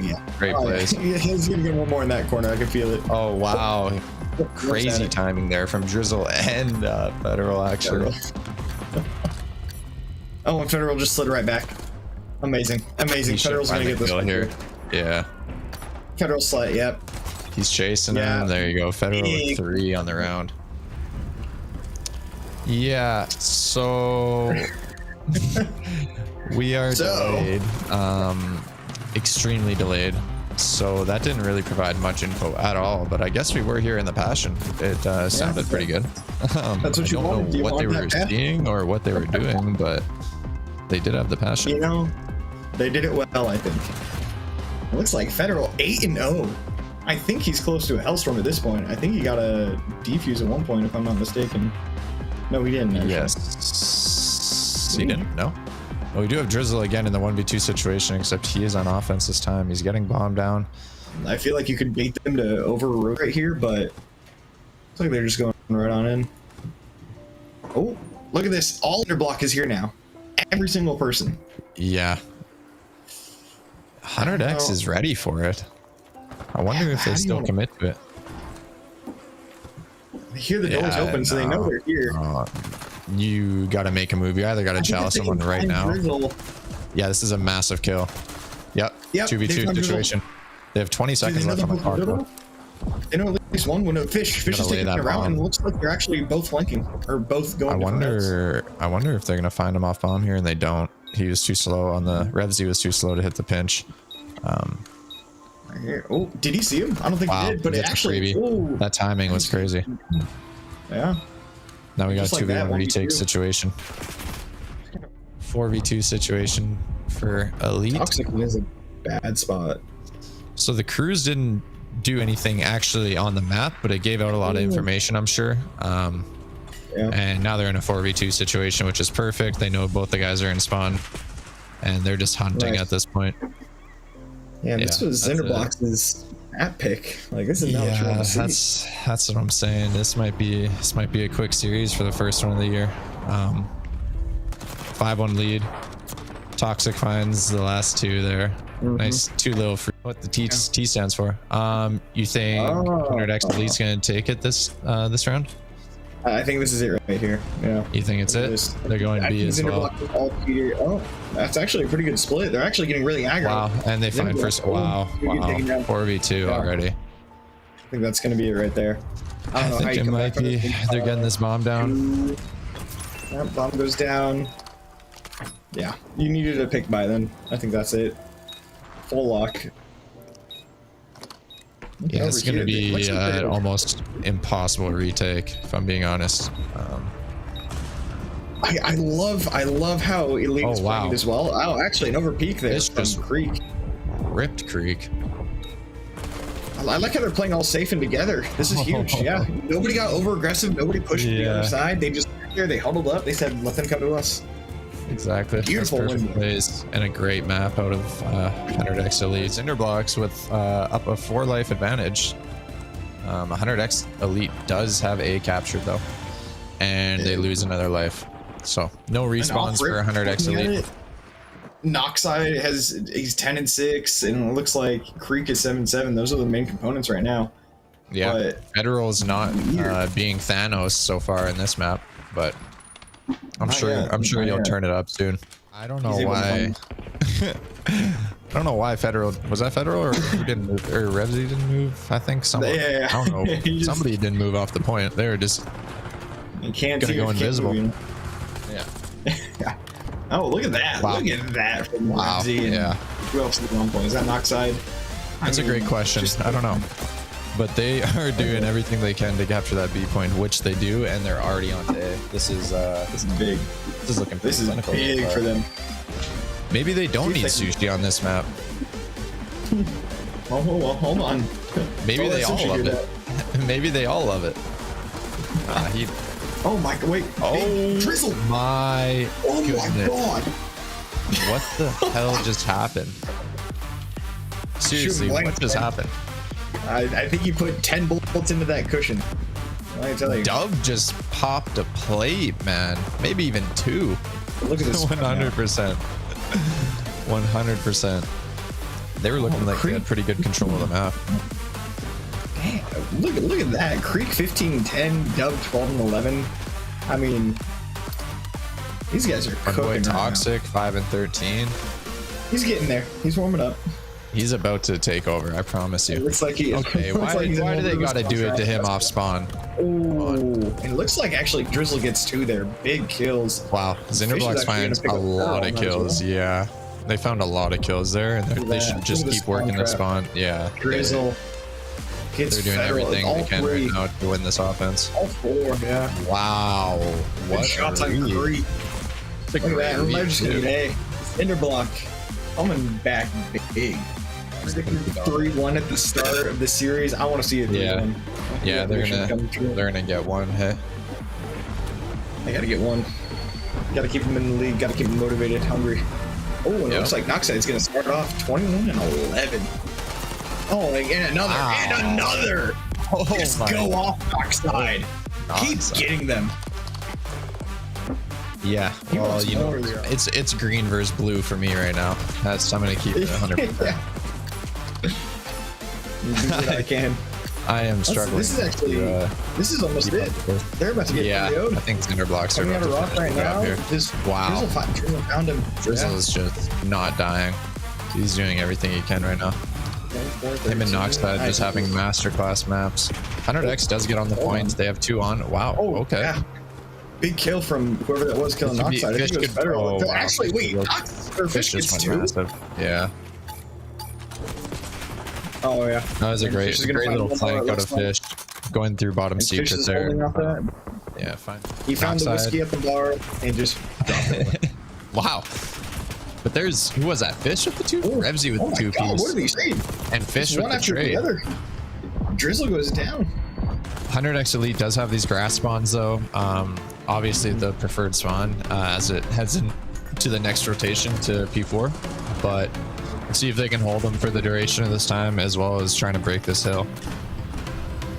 And this is huge here. Nobody that we see is going for a route right now on Zinderblocks to sort of get those spawns. So I wonder what their plan is. Just brute force this one, take control, and then switch after. We have Creek in the initial point here.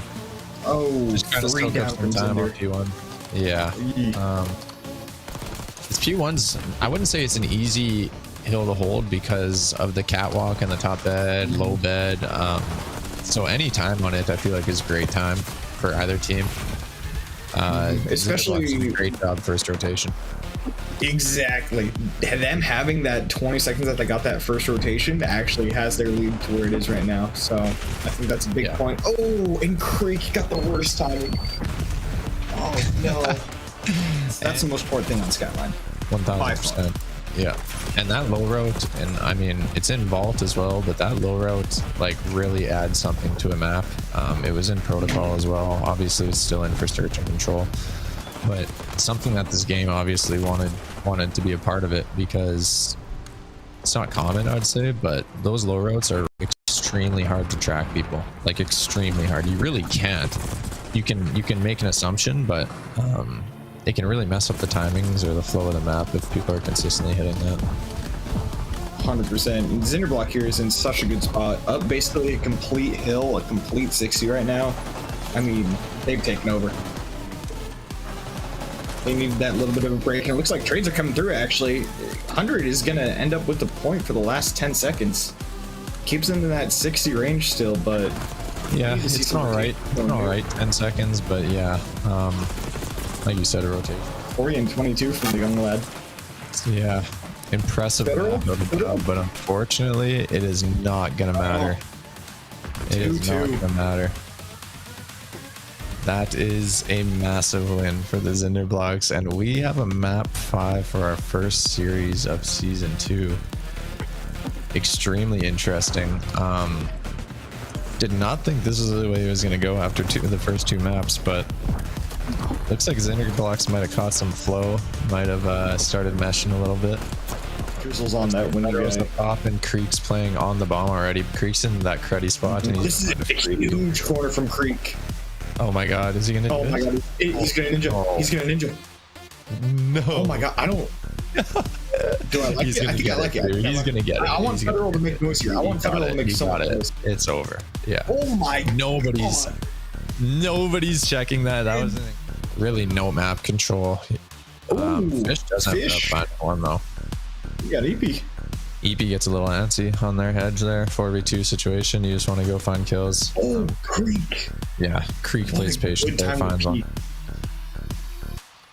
That was insane peak timing. It's going to be pretty difficult for Fish. Fish's POV? I want to see what Fish looks like here. It looks like he's going to try and go B, if anything. Fish. Oh my. He got on it too.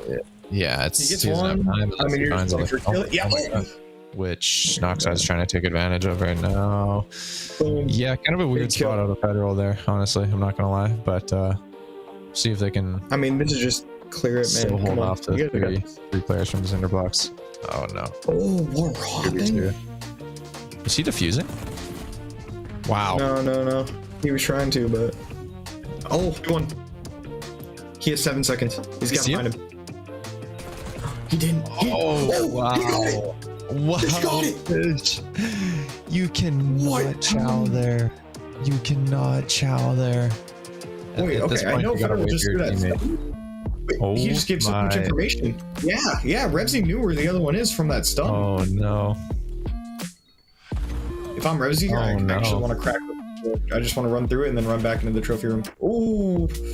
He's chowing. Take your time. You know he's an AR though. Get out of there. Like you, the adventure. You gotta get out of there.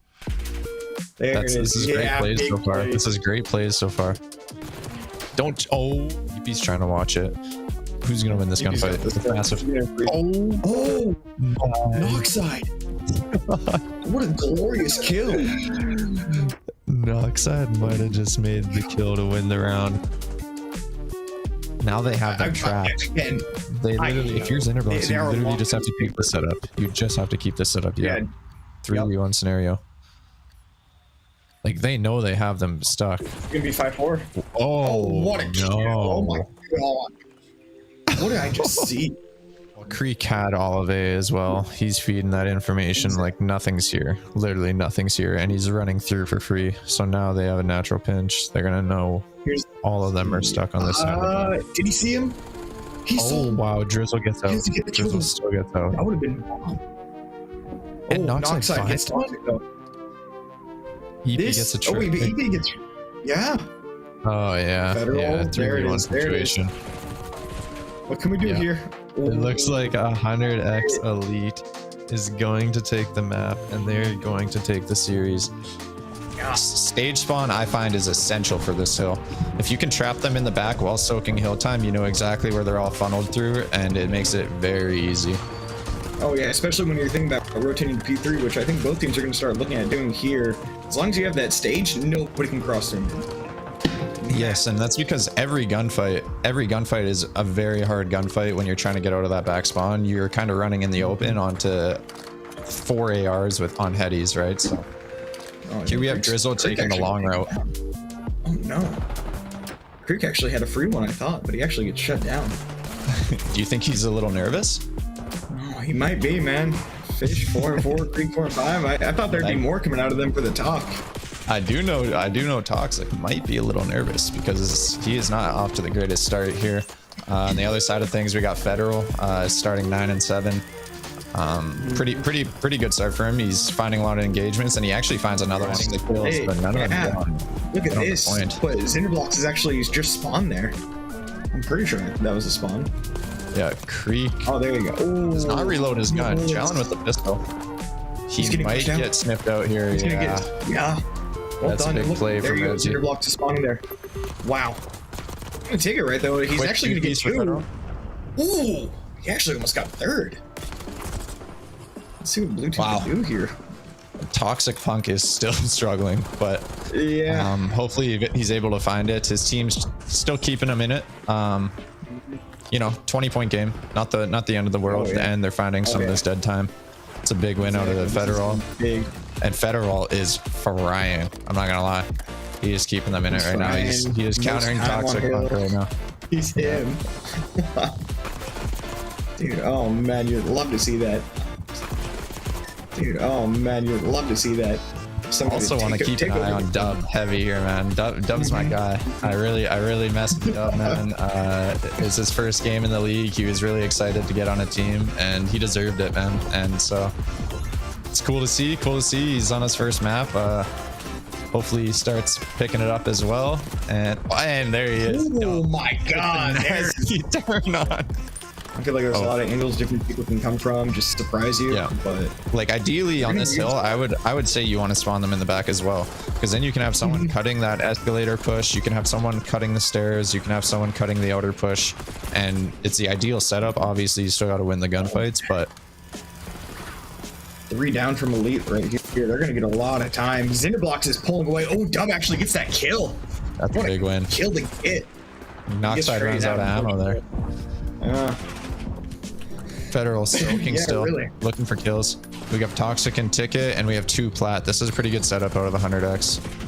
If I'm Zinder here, I'm saying, guys, let's slow down, take our time, try and find something. Don't just run head on into it. We just gave them another free 20 seconds here. We got to set up for P2, get stage. You got to let one guy take a route and be patient with it. Oh my God. Wow. Who just slipping me out to? Was that? I have no idea. I don't know who that was, bro. I wish I knew. Oh my God. Noxide has turned up. Noxide has turned up for these guys. I'm gonna guess he's a good player. Dub is making a rotation. This is a great play out of Dub. Should have been a lot earlier, but they got to get in the hill. This is good. We're about to have a tie game on map 1 here. Elite looking for the massive comeback. He couldn't hit a single shot. They're finding all the kills right now. It's big. Dub has to win this, or better wins that one. They're spawning behind you. You know they are. The Cinderblocks might be breaking right now. Oh my! One's taken down. It's up to 2 people. Drizzle and Noxide. Actually, Cinderblocks might be breaking. 3 seconds left. It is over. It is over. 100x Elite takes the dub. Sorry. That's a 7.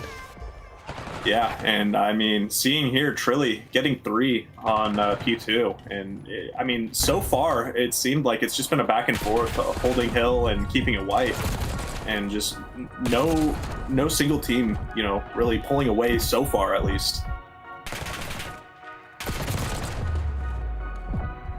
Team Elite, though, in for these last 10 seconds. I mean, Team 100X just already setting up for new. Creek getting behind 2, though, bottom bed. And yeah, taken out by Jaego.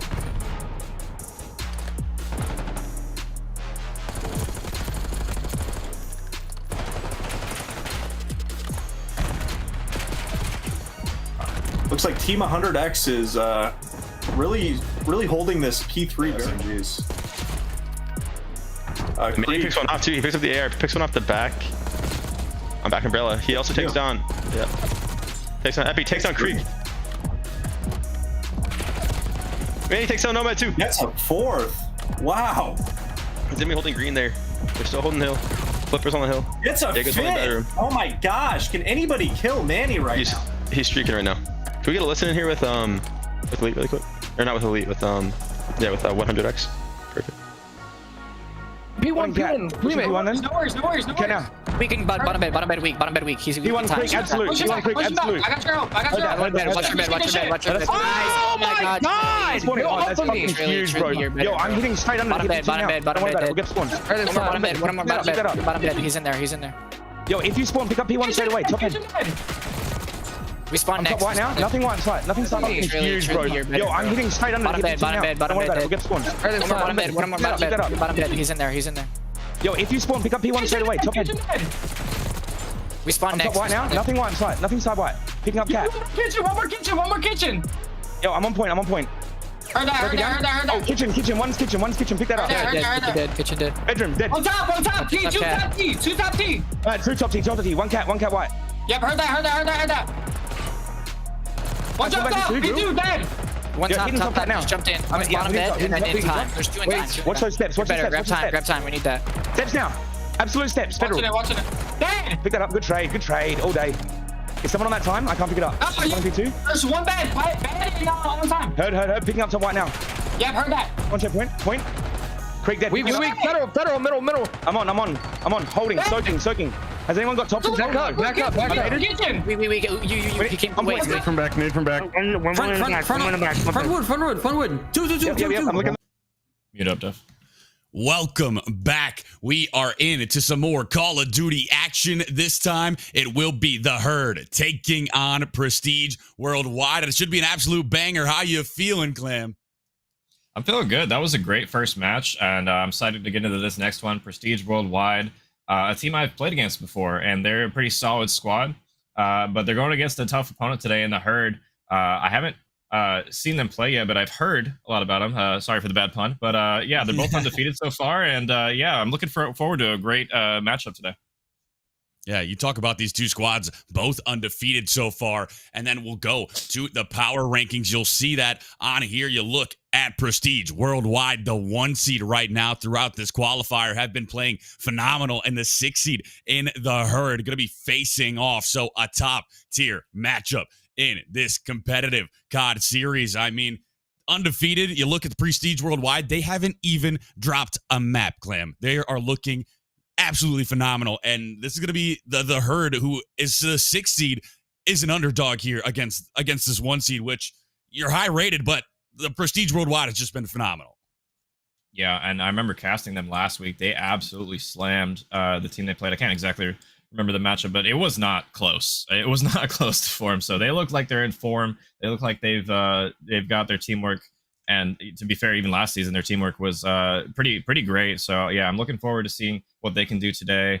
And honestly, I'm really excited to see my debut personally of watching the Herd play.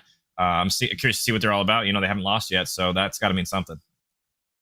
Yeah, I mean, you talk about the Herd, you know players like Drafty GG and Sundown. I've watched them play.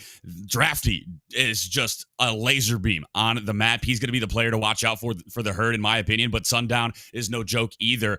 And then the other two I'm not quite as familiar with for the squad, but I think this is going to be a well-rounded roster, and so they're going to be a team that could definitely take down a top seed like Prestige Worldwide in this series. I mean, then we'll go to the map set here in a second, and if you want to start us off on it, Clam, and tell us what you like about it, what you don't like about it. Actually, we'll get the rosters first. So you can call it out. Yeah, I mean, we got the herd here. Some all new players for me. We got, like you said, Aiden Drafty Cheney. We got Tristan Condi S. We got Colby Sundown Allen, player to watch for that team, and Anthony Sushi H. Sorry, excuse me. But yeah, it looks like you said Sundown and Drafty players to watch for that team. And then we go on board with Prestige Worldwide. We have players that you guys have seen before in this league. We got Robbie Tech H. Got Jordan Honey R. That's that main SMG for that roster. We got Zach Stees Renton and Michael Slaw C. Going to round out Prestige Worldwide. And yeah, I've played against this team before. Honey, player to look out for that team for sure. Honey going to be the one to watch out for. Indeed, we go to this map set. You see how it's going to go down. It's a Skyline HP map number 1. Again, a bang out to start us off. Protocol S&D, that map number 2. Vault Control, the map number 3. And another double dose of Hacienda Clam. Hacienda looking like it's going to be a bright spot on this day. Yeah, we got a banger starting off for Skyline Hardpoint right now. And yeah, you know, we saw you guys liked Hacienda last series, so we're going to add some more Hacienda onto your Hacienda so we get some more Hacienda in the series. If it goes that far, this could be a 3-0 potentially. We might not even see these maps potentially today, so I'm curious. But we'll go on board with Skyline Hardpoint. What do you think? Who do you think is going to win this series, Deform? Who do you got? I know that you have talked up Prestige Worldwide, but I have seen these players from the herd absolutely fry. I think the underdog is going to be able to win this, but I think it's going to be in a map 5 fashion. I think we're going the distance here. I think we're seeing both of those Haciendas, but what do you got, Clam? I mean, listen, I may not have seen them play, but I've heard them talked up so much in my ear the past few days, and honestly, I could see this potentially being a 3-2 victory. Now, who I'm leaning on, that's a tough one. I might have to give it to the herd here, honestly. Even though I've seen Prestige Worldwide play, I kind of got to respect the underdog today. Respect the underdog, indeed. We'll see if they will be able to get it done, or if Prestige Worldwide, they haven't dropped a map. Maybe they'll stay perfect on their season, continue to be the best in this competitive COD series. But I mean, Skyline, it's a bang out. We know it. We love it. Everyone should be well-versed in how to set up those P1s, P2s, everything in between. But then the Protocol S&D, that map number 2, is really what I want to talk about, because Protocol is one of those where you can drop down to that A site, but it's just going to be everyone flying at each other. So we're getting like hyper aggression maps 1 and 2 for these two rosters. I think this is going to be so much fun. Yeah, I will say Hacienda map 5, that is most likely Prestige Worldwide's game, because they are really good at that map. So if it goes map 5, I may be eating my words on that 3-2 prediction, but we'll see. I haven't seen the herd play, but that is a map that's very comfortable for PWG. Very comfortable. So maybe if you're the herd, you need to close this out early, but Prestige Worldwide, like I've said, have not dropped a map. So that's going to be a tall task ahead of you, a mountain to climb. The underdog, the 6th seed, the herd, trying to take down the 1 seed. Prestige Worldwide, Steve's able to find one. That's going to be a pinstripe kill feed for now, but the herd going to be on the early time. Sovereign looking for it. Will be able to find one. Now going to be back and forth. Sovereign finds a second, a 2-piece in the feed. And so now, early time being collected by this green squad. Yeah, all the kills going the way of the herd there early. They have only dropped once, maybe twice here, and they're getting all this early time. Have the rotations to do. This is a perfect setup so far. Sovereign looking to under pressure at Hill. He's going to get 2, and he's going to stay alive. Drafty got his cover over the top. 2 players from Prestige Worldwide hitting through, though, and Honey's going to get 2. That's a big 2 for him to pick up here. Big 2 that's out of Prestige Worldwide. We're able to break into that P1 time. 5 seconds left, so you got to start rotating over. That's going to be Tech. Able to find a big 2-piece. Sundown going to be on the chase. The shot's going to be coming in. Now the information gained from the top ropes. CJ and Tech able to find 1 apiece, and now you break into this P2 time. Much needed, and CJ can't find the next one. Will be Drafty able to take you down. Yeah, and it looks like Sundown Death pops a little bit early, and he's not able to get the kill, but his teammates are going to funnel in after him, and they're going to pick up the slack that he left behind. Sundown in Hill now. He's going to have 1 to deal with. Tech zips up, zips down, gets 1, but his teammates are dying around him. He's going to have to play for a little bit of a patient game here. Tech going for a wraparound on the backside. What can he do here? They're going to call him out. They're going to know he's there. Going to leave him for now, and Sundown able to take him down in the back. Steez on the time. He was able to break in, but now going to be 3 players here. He's able to take down 2, but that's not going to be enough to claim the time. 17 seconds left out of this P2. It looks like all the scrap going to go green, going to go the way of the herd. The rotations on Drafty's here. The shots down range will be Laxities and Sundown. Able to take down 3, and not only did you collect that P2, you're rotated early towards this P3. Yeah, and I mean, this is just all on Steez now. He's by himself in the back. He's able to win 1 and make it 2 gunfights in the back. But yeah, 3 down for his team. Again, he's doing what he can to hold spawns, but his teammates are just not winning the crucial gunfights in the front. And he's going to get pinched here in a second, most likely able to fall. And yeah, the herd just break on in with ease from that P2 to P3, just winning every gunfight. Slow start inside of Prestige Worldwide. We'll see if they're able to bounce back here. CJ going to be towards this mid side, just looking to strike. The shot's going to be coming in. He will not find it. Will be Sovereign able to find 1 to follow it up. Now going to be 3 down in the feed. Prestige, you only have Steez left, and he will fall. Now you're going to be spawning out. You're going to be over towards this side, so you might be able to claim this P3, but you're going to be spawning towards P2. So P4's the money hill. You're spawning the wrong side. You've got a 2-front war now. Yeah, they tried to flood through front 3 people from PWG, and they're just able to run into the blender. They do get some of the time on this ult, so they're going to hit through bottom bed. They're going to trade out Sundown, and that should be the spawns for them. Honey might have 1 more important gunfight to win here, and he has tech spawning on him, so they're going to be able to flip. That's a huge flip that they're going to get here for this time on P4. That is massive. That can claw them right back into this game. Prestige, this is exactly what you need in order to claw back. You will be on the time early. Tech going to be around this backside, the AR in hand. Just going to be trying to watch this, make sure nobody's able to push through for free. He's going to slide in with the SMG. Sovereign's able to take him down, and now Sovereign just waiting on the boys, waiting on the reinforcements to show up. Sovereign finds a second, but finally he will fall. That's going to be CJ able to take him down. CJ will fall. A pinstripe kill feed. Sundown over towards bed. He's not wanting to hit it quite yet. Just going to be waiting. Now he will strike, but this has just been the side of Prestige Worldwide able to hold, but that will be cut short as the herd finally break on. Yeah, and you don't see it often where like a team just breaks through bottom bed without hitting grass or overextending like that. They just win all the gunfights from the front. It looked like one player, I think that was Drafty, hitting through the top bed, and it hits a nice weight for his teammates, pinches the hill, and they were able to get every kill. So they re-break for that last 30 seconds or so, and that was a good job from them to collapse and get the remaining time.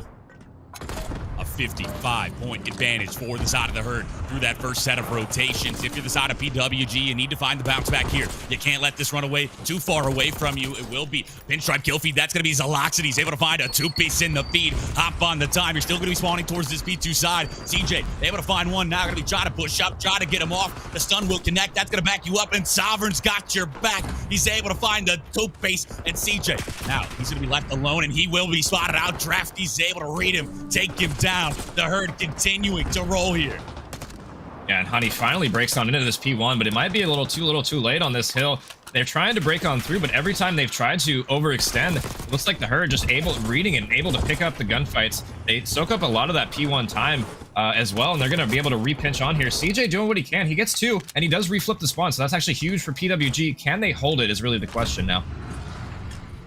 That is the question. Sundown will be the initial man, able to hit the wall banks, able to find the initial blood. Not going to be he's able to get through for free. Nobody can have that information on exactly where he is. He's not going to spot out Steez the backside. Steez is able to take him down, and now time going to be going blue, going the way of Prestige. You're spawning so far. You saw that they're all the way towards that backside. Sovereign going to get caught out. This is exactly what you need. This is a big 45 seconds for the side of Prestige Worldwide. If you collect all of it, not only do you even it up, you can take the lead. Yeah, and they're doing a good job holding so far. This is exactly what I wanted to see from PWG. They rotated early, they got around, and they were able to find that timing, and now they're able to soak most of this time. But just as I say that, Sundown is able to break on in, and I think they flipped the spawns as well. Yeah, you have 3 people coming from Piano. He's top flat with his teammates. What can they do here? CJ gets 1. Steez 5 HP, trying to stay down in the hill, but they got to rotate now. Looks like the herd able to pinch on in, and they're going to flip the spawns. And just like that, I want to go into a listen-in with the herd, as they're absolutely frying this game so far. That's 3. I'm backing up. Yo, they're back cobble already. They spawn there. They spawn grass. He's laying down back right. I just shot like a whore, bro. I'm hitting it with you. I got a split. One's behind table. One's you. Backed up. Spawn front. It's one though. Behind table, CJ. He's just chilling off time. Yeah, good one, bro. Tag number. Behind me again, bro. Grass. Behind table. Dead on one shot. Yeah, bottom bed.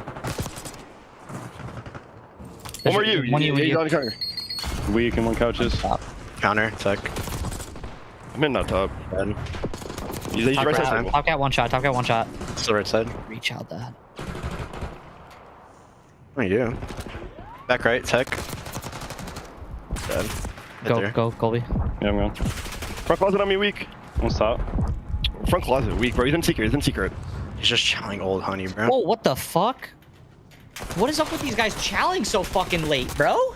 Yeah, one more top. I just sat there for 20 seconds. No one moves a fucking muscle. What's fuck that? I swear to if I backdoor honey. Someone throws one more fucking shoulder at me, I'm gonna lose. Yo, you shower on me. Back fucking umbrella, one bullet. Top stone dead. And that's going to be the comms from the side of Prestige Worldwide, I believe, or was that the herd? You tell me, Clam. That was the herd. That was the herd. Yeah, no. Drafty losing full after people throwing shoulders at him, and it seems, it seems like their playstyle, Prestige Worldwide, doing a good job baiting and switching for each other is really what that comes down to. And that early lead from the hero, that's gone now. Prestige Worldwide doing a great job holding this P4 hill. They've gotten most of this time so far. Herd trying to break on in. They're finally able to do so, but these spawns are kind of all over the place at the moment. All over the place. You will be collecting this scrap time if you are the side of the herd. This is going to tie this right back up. The lead change will come in, but just briefly, as you'll only be up about 5 points with CJ trying to shut that down. He's able to find one, but the kill going to be coming through. Now Sundown trying to hit that vault route. He will get read out. Honey able to take him down. A pinstripe kill feed will be the side of Prestige Worldwide on top of the time early. This third set of rotations. And the first set goes the way of the herd. The second set goes the way of Prestige Worldwide. And we're all evened up going into the third. Yeah, honestly, a great read from Honey watching the underground off that P4 hill. That was a huge pickup for him to get. The hero doing a decent job, or the herd, excuse me, doing a decent job on this P1, soaking time. They have been every single rotation so far and getting a lot of time. But it looks like PWG answers back on this P1 finally. They're able to soak some of that time. That's been really their worst hill so far. So getting any time on this P1 has been a good blessing for them to extend their lead here. They're almost about to win. They get 40 more points, and they got this. 200-point threshold crossed. Steve's going to be early rotated over towards this P2 time. The 30-point advantage. The push going to be coming in from Drafty. He's shouldering, trying to spot out where these players are. That's going to be nobody able to find a kill. Instead, CJ and Steve's go up huge once more. They're able to find it, and now that's going to be another one down. Make it all four for the side of the herd, and P2 going to be firmly in the hands of Prestige Worldwide. What looked like the herd, you had this big advantage. It was going to go your way. Prestige Worldwide have surged back into this. Yeah, Prestige Worldwide doing a great job of cutting the map right now. We went into that listening with the herd, and they sounded like, honestly, 2024 Toronto Ultra, just so calm and collected, but I'm not sure how they're staying calm right now with all the crazy stuff going on. They're just running into the funnel. I want to see them get into the action a little bit more, maybe bait and switch a little bit more effectively for each other, but they're just going one at a time at the moment, and it's costing them. He's able to find another, can't quite find the second, so now he will fall. Gonna be all up to Honey on the time. Honey goes huge. He's able to find the two-piece. The push gonna be coming in. The sliding gal is there. Sundown able to find the kill, and now you only need 8 seconds if you're the side of Prestige Worldwide. You can hit this if you want, but probably just gonna rotate over towards that P3 time instead. The herd gonna be on top of it as well. Drafty able to find the initial blood. Now the nade gonna be coming out. Doesn't quite hit the stick. Instead, it's just gonna back off the time. CJ on the backside able to find the kill. The trade immediate back and forth. Zaloxides finds a big double, and the herd have the time. Yeah, just like that, they only needed 7 seconds to win this game, and PWG just get broken from the front. But just like that, CJ, Honey, and Steve's combined together for 3, make that 4, and now the herd off of spawn. They're gonna have to face smash this hill. Only 4 seconds left. I don't even know if they can touch time, and they're not able to do so. Sundown tries, but that's all over. PWG hold, and they were gonna win that map 1 with a close fashion. And you were down about 50 points in this map. Number 1, you were able to find the bounce back over towards that P4 time. You were able to collect a lot of it, and then through that second set of rotations, you were just able to collect almost every hill a little bit better. I mean, some of them were mixedy, maybe the P1, the P3, but you just were able to get that advantage back to go your way, and you just never slowed down. That foot never came off the gas pedal. You look at Tech, 26 and 30. I mean, the only reason he's negative is because of that beginning half. After that, everyone was frying. 33 and 26 from CJ, 32 and 23 from Steez, 25 and 29 from Honey, 26 and 30 from Tech. And on the flip side, you only have Sovereign positive at 31 and 26. Yeah. Honestly, everybody from both teams was super locked that match. You could just tell Honey doing a great job doing his best Super Soaker impression with 2+ minutes in Hill that map. And yeah, PWG looked good off the break after they were able to regain some of that initial maybe pre-match jitters or whatnot. They locked back in and were able to turn the match around. I'm curious going to this S&D after we heard that listen in from the herd here, if they're maybe a little bit down on themselves, because that listen in wasn't the best one I've heard. Definitely super calm and collected, maybe a little bit too calm for my liking. Maybe a little bit too calm. I mean, I always think there is two types of comms in Call of Duty. It's either the motor mouth, where you're getting out as much information as possible, and it just sounds like everybody's yapping in your ear at the exact same time. And then you go to the other side. It's very calm, cool, collected. You want to make sure the information is heard and played effectively against. It seems like the herd like the latter option. I'm not sure what the side of Prestige Worldwide like, but whatever they're doing, it's working, because 250 to 217, they make the comeback. They get it done. They're able to take this map number 1, take the advantage, and stay perfect on their season in the map count. We go to this map number 2, Protocol, Clam. What do you think the side of the herd need to do in order to win this year? Well, to be honest, I think realistically they can just play like how they played in the start of the match. I think maybe their comms and their small talk could be a little bit better. There was a lot of comms in that listening that were kind of just a little bit unrelated, or useless info, I guess you could say, if you're a competitor, where it just doesn't matter. They're getting joked, or stuff that doesn't apply to the comms. And I want to see them lock in on their communication a little bit more and be more on the same page, because they started off really hot, and then once Prestige Worldwide started shooting back, it seemed like their teamwork kind of went out the window. Yeah, absolutely. I think you need to lock in with the comms. You need to make sure it sticks to the actual information on where these players are, especially on a protocol where it's going to be flying at you. It's going to be, when you drop down towards that A site, next thing you know, there's going to be 3 players, 4 players there from both sides. It's just going to be an absolute bang out. And then if you go towards B, maybe a little bit more calm, but you need to make sure those comms are effective, because when somebody's going over towards that outer grass side and flying in to get those kills, you need to make sure that he's there, are able to turn in time and get the kill. But, I mean, you're going to be down 1-0. S&D is where you need to make your bread and butter happen. You need to make sure you win this in order to tie it 1-1. If we go to that vault control and you're down 2-0, I think you're going to find no relief there if the side of PWG is still slaying like they are. Yeah, and I think there's 2 good things for the herd here. One, it's S&D, slower game mode. They have a time to calm down, get the nerves down, maybe reset mentally, reset their comms a little bit, and get back on the same page and lock back in. And 2, I haven't seen PWG play this map before. It's I'm not super familiar with their map pool in S&D, but I don't think this is maybe a map I've seen them play. So this could be a herd victory here super easily if they're not careful.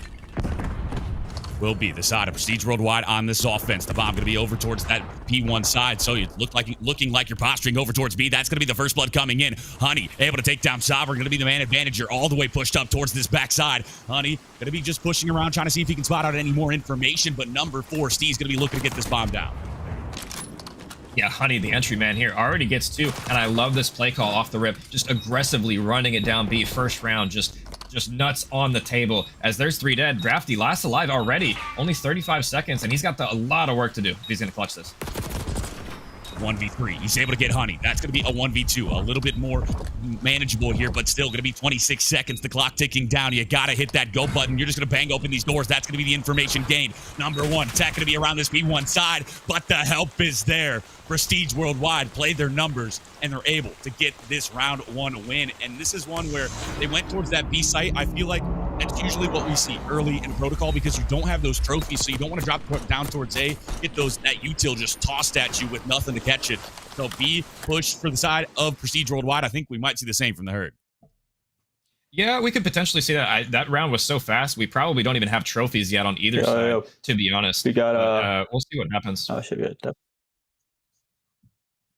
But yeah, no, I like the aggressive push here from Prestige Worldwide in the first round. No trophies is an excellent point. Some teams try and watch that off the rip, but it looked like the herd wasn't watching the cross from P1 there at all, and they got through unscathed. But it looks like an A push here from the herd now. Grenade going to be coming out. That's going to land at their feet. He's able to connect, but it won't be the kill coming through. And Set Sundown going to be able to take down CJ on the flip side. Sovereign takes down Steege. That's going to be a 2-4 tech going to be here. The shot's down range, but the help is there. Sundown finds a second, and in the blink of an eye, Honey in a 1v4 Drafty guns him to bed.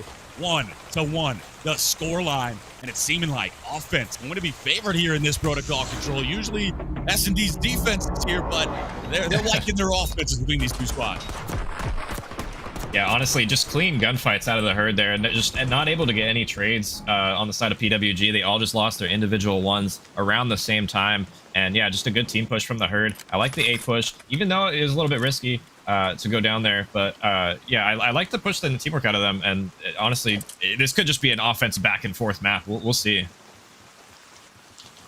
You're now on the offense for the side of Prestige Worldwide. Last time you went towards B, looking like this time you're just going to drop down towards this A site. It's going to be a 4-4. Drafty able to take down CJ to start it off, and that's going to be aggression from Steez. Able to take down Sundown. Now a 3-3. The bomb going to be going down. You don't know how you want to hit this. If you're the side of the herd, you're going to have Sovereign out towards this grass side, trying to make it a pincer attack. We'll see if it works out for you. Looks like they're going to elect for a 2 big door strategy here. Number 6 is waiting Spiral for his teammates to collapse.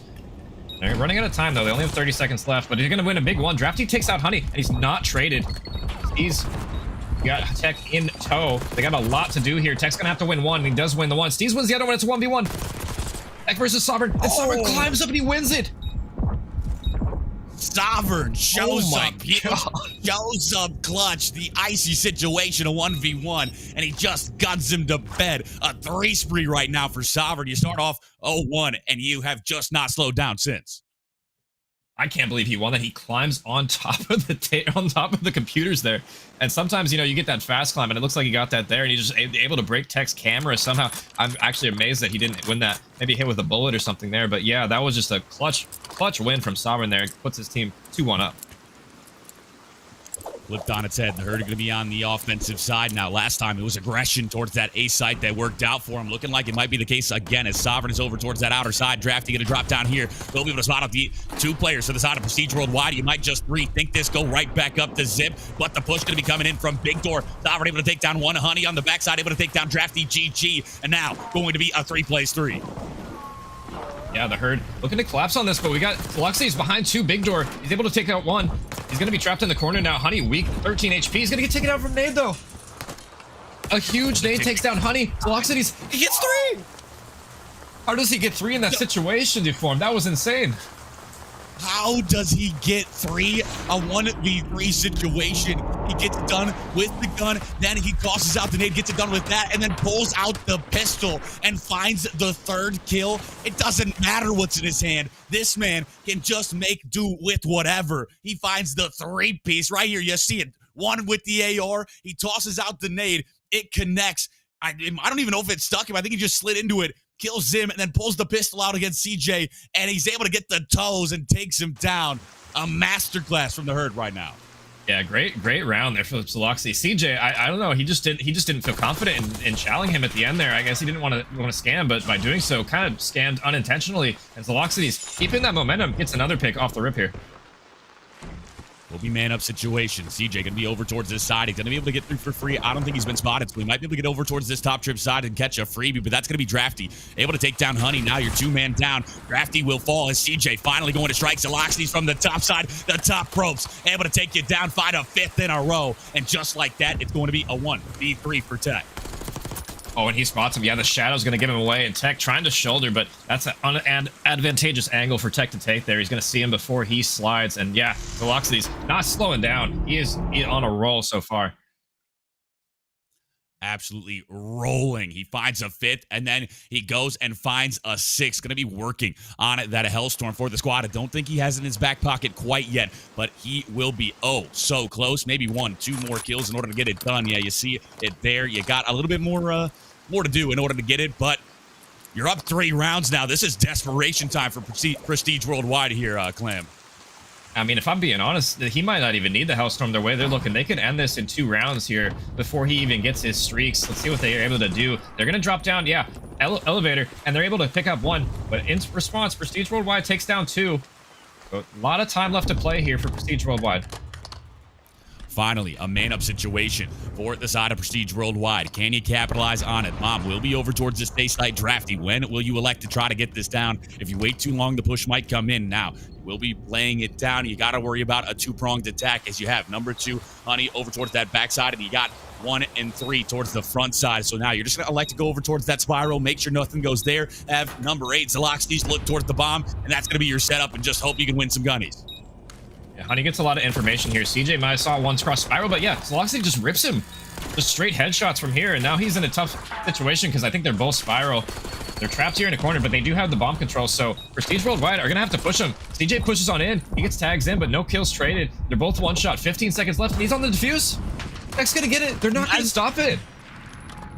He gets weak, and he just decides to hop the defuse. A big brain play from the side of Prestige Worldwide. You know, they're waiting on that regen to chow it, and by the time they reach out, they got to deal with the player still, so you just hop the defuse, and you're able to just stick it long enough. The side of the herd, you wait too long, and Prestige Worldwide steal around away from you there off of just the ninja defuse.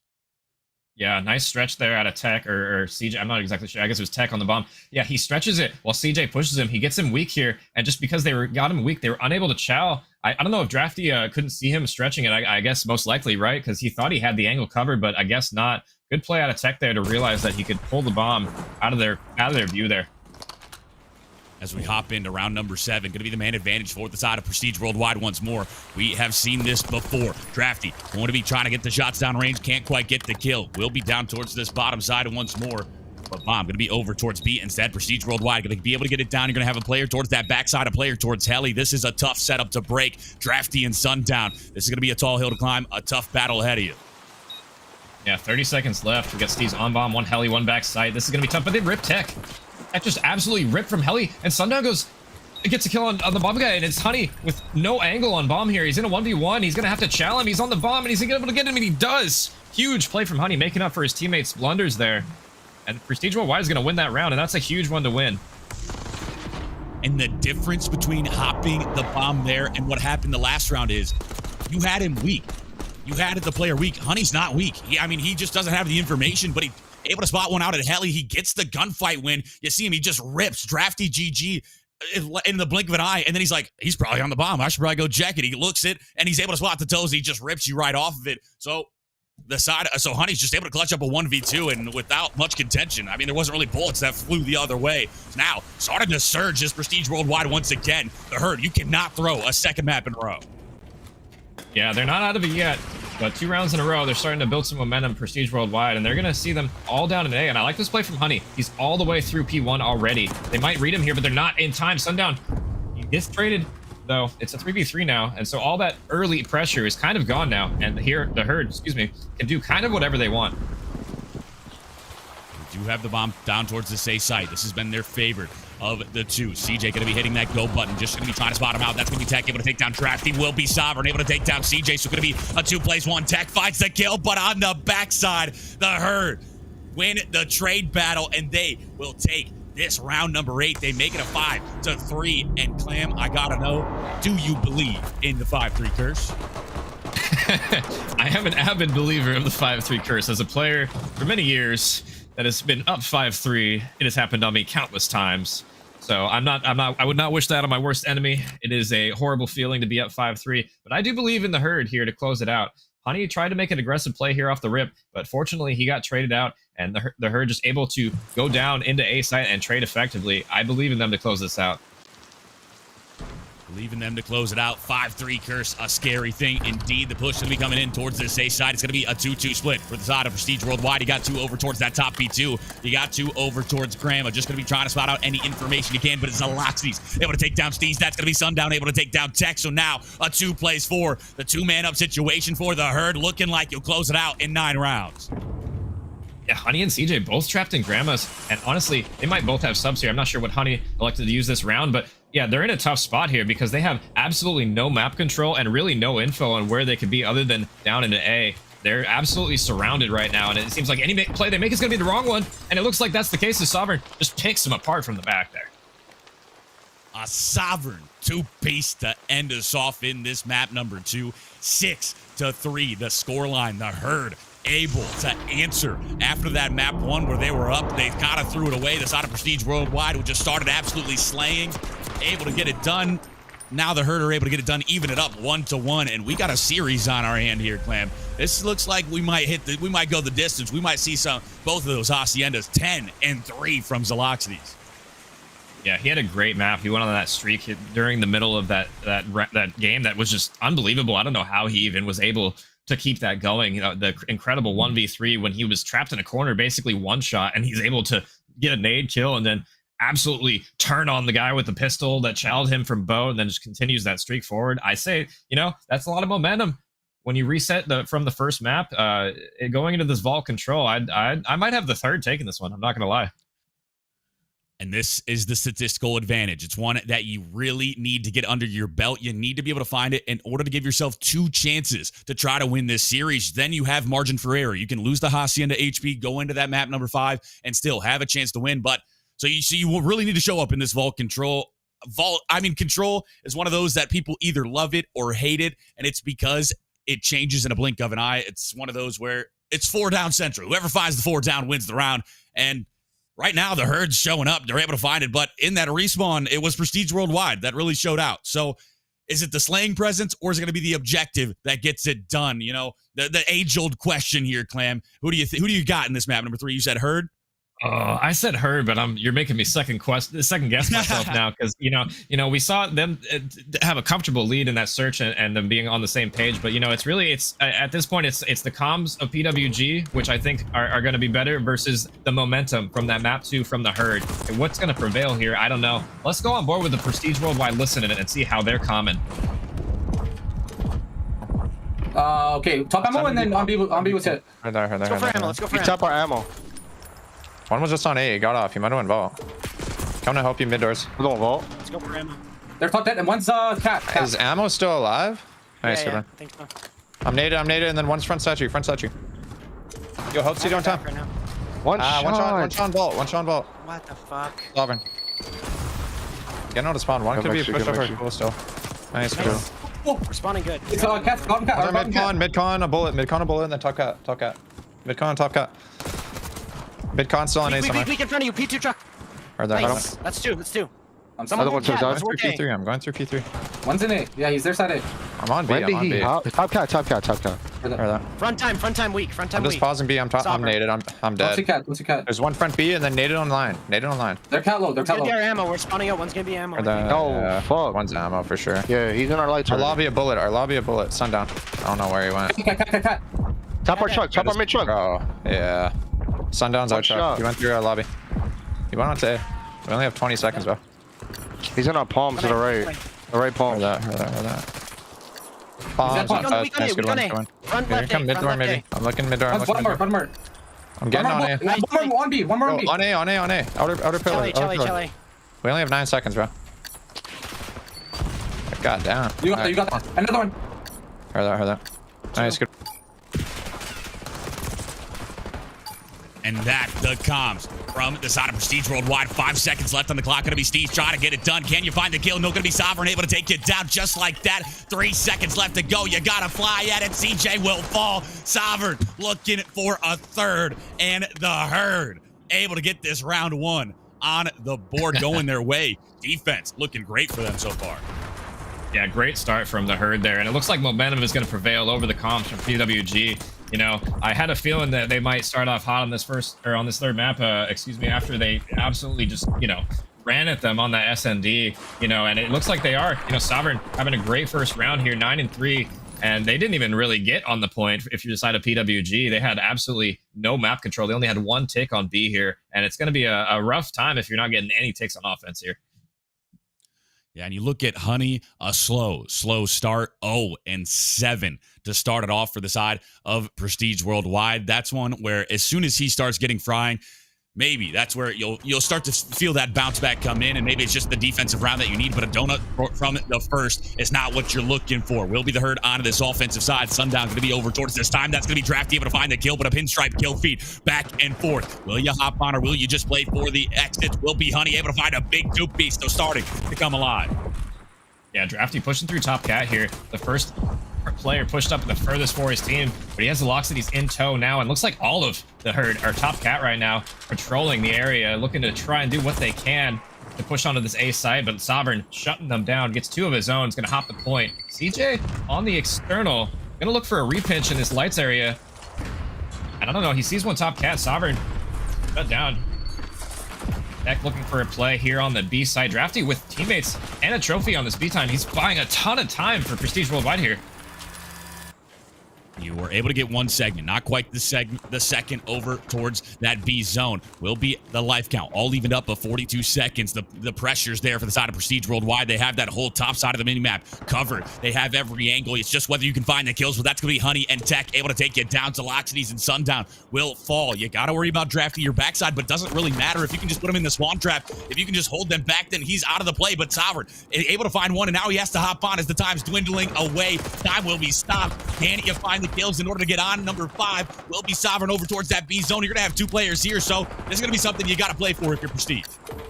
Yeah, and they're isolated now. Is down to number 5. That's Sovereign by himself. Honey's here in tow, trying to chase. He's got reinforcements though, Sovereign, and they're gonna get 2 kills here.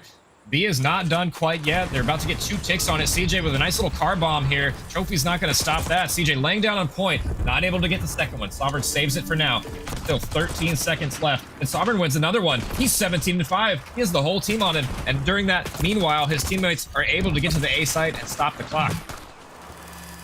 Now, will be 8.8 seconds left. You're on the A zone. Sundown will fall. The time going to be ticking. Will be CJ, the front side. That's going to be Honey able to find the kill. You got to fly at a draft. He finds one. Can't quite find the second. Zaloxity's your last hope. He's able to get the kill, but just a millisecond too late to hop on the time. The side of the Prestige Worldwide will hold true on this defense. They're able to tie it up 1-1, but the side of the herd, I mean, I think that was a better offense than the flip side than Prestige. You're able to get 3 segments there.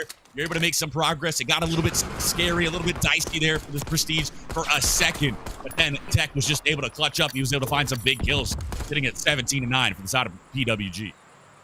Yeah, even with the new spawns on Vault, offense still can be tough if you're getting funneled. And, you know, Sovereign, try as he might, he tried so hard to get that B point. He was turning and spinning and shooting everybody and tried to buy as much time as he can. And that extra time got them a couple extra ticks here. So if it comes down to round 5, looks like Herd might be on defense here.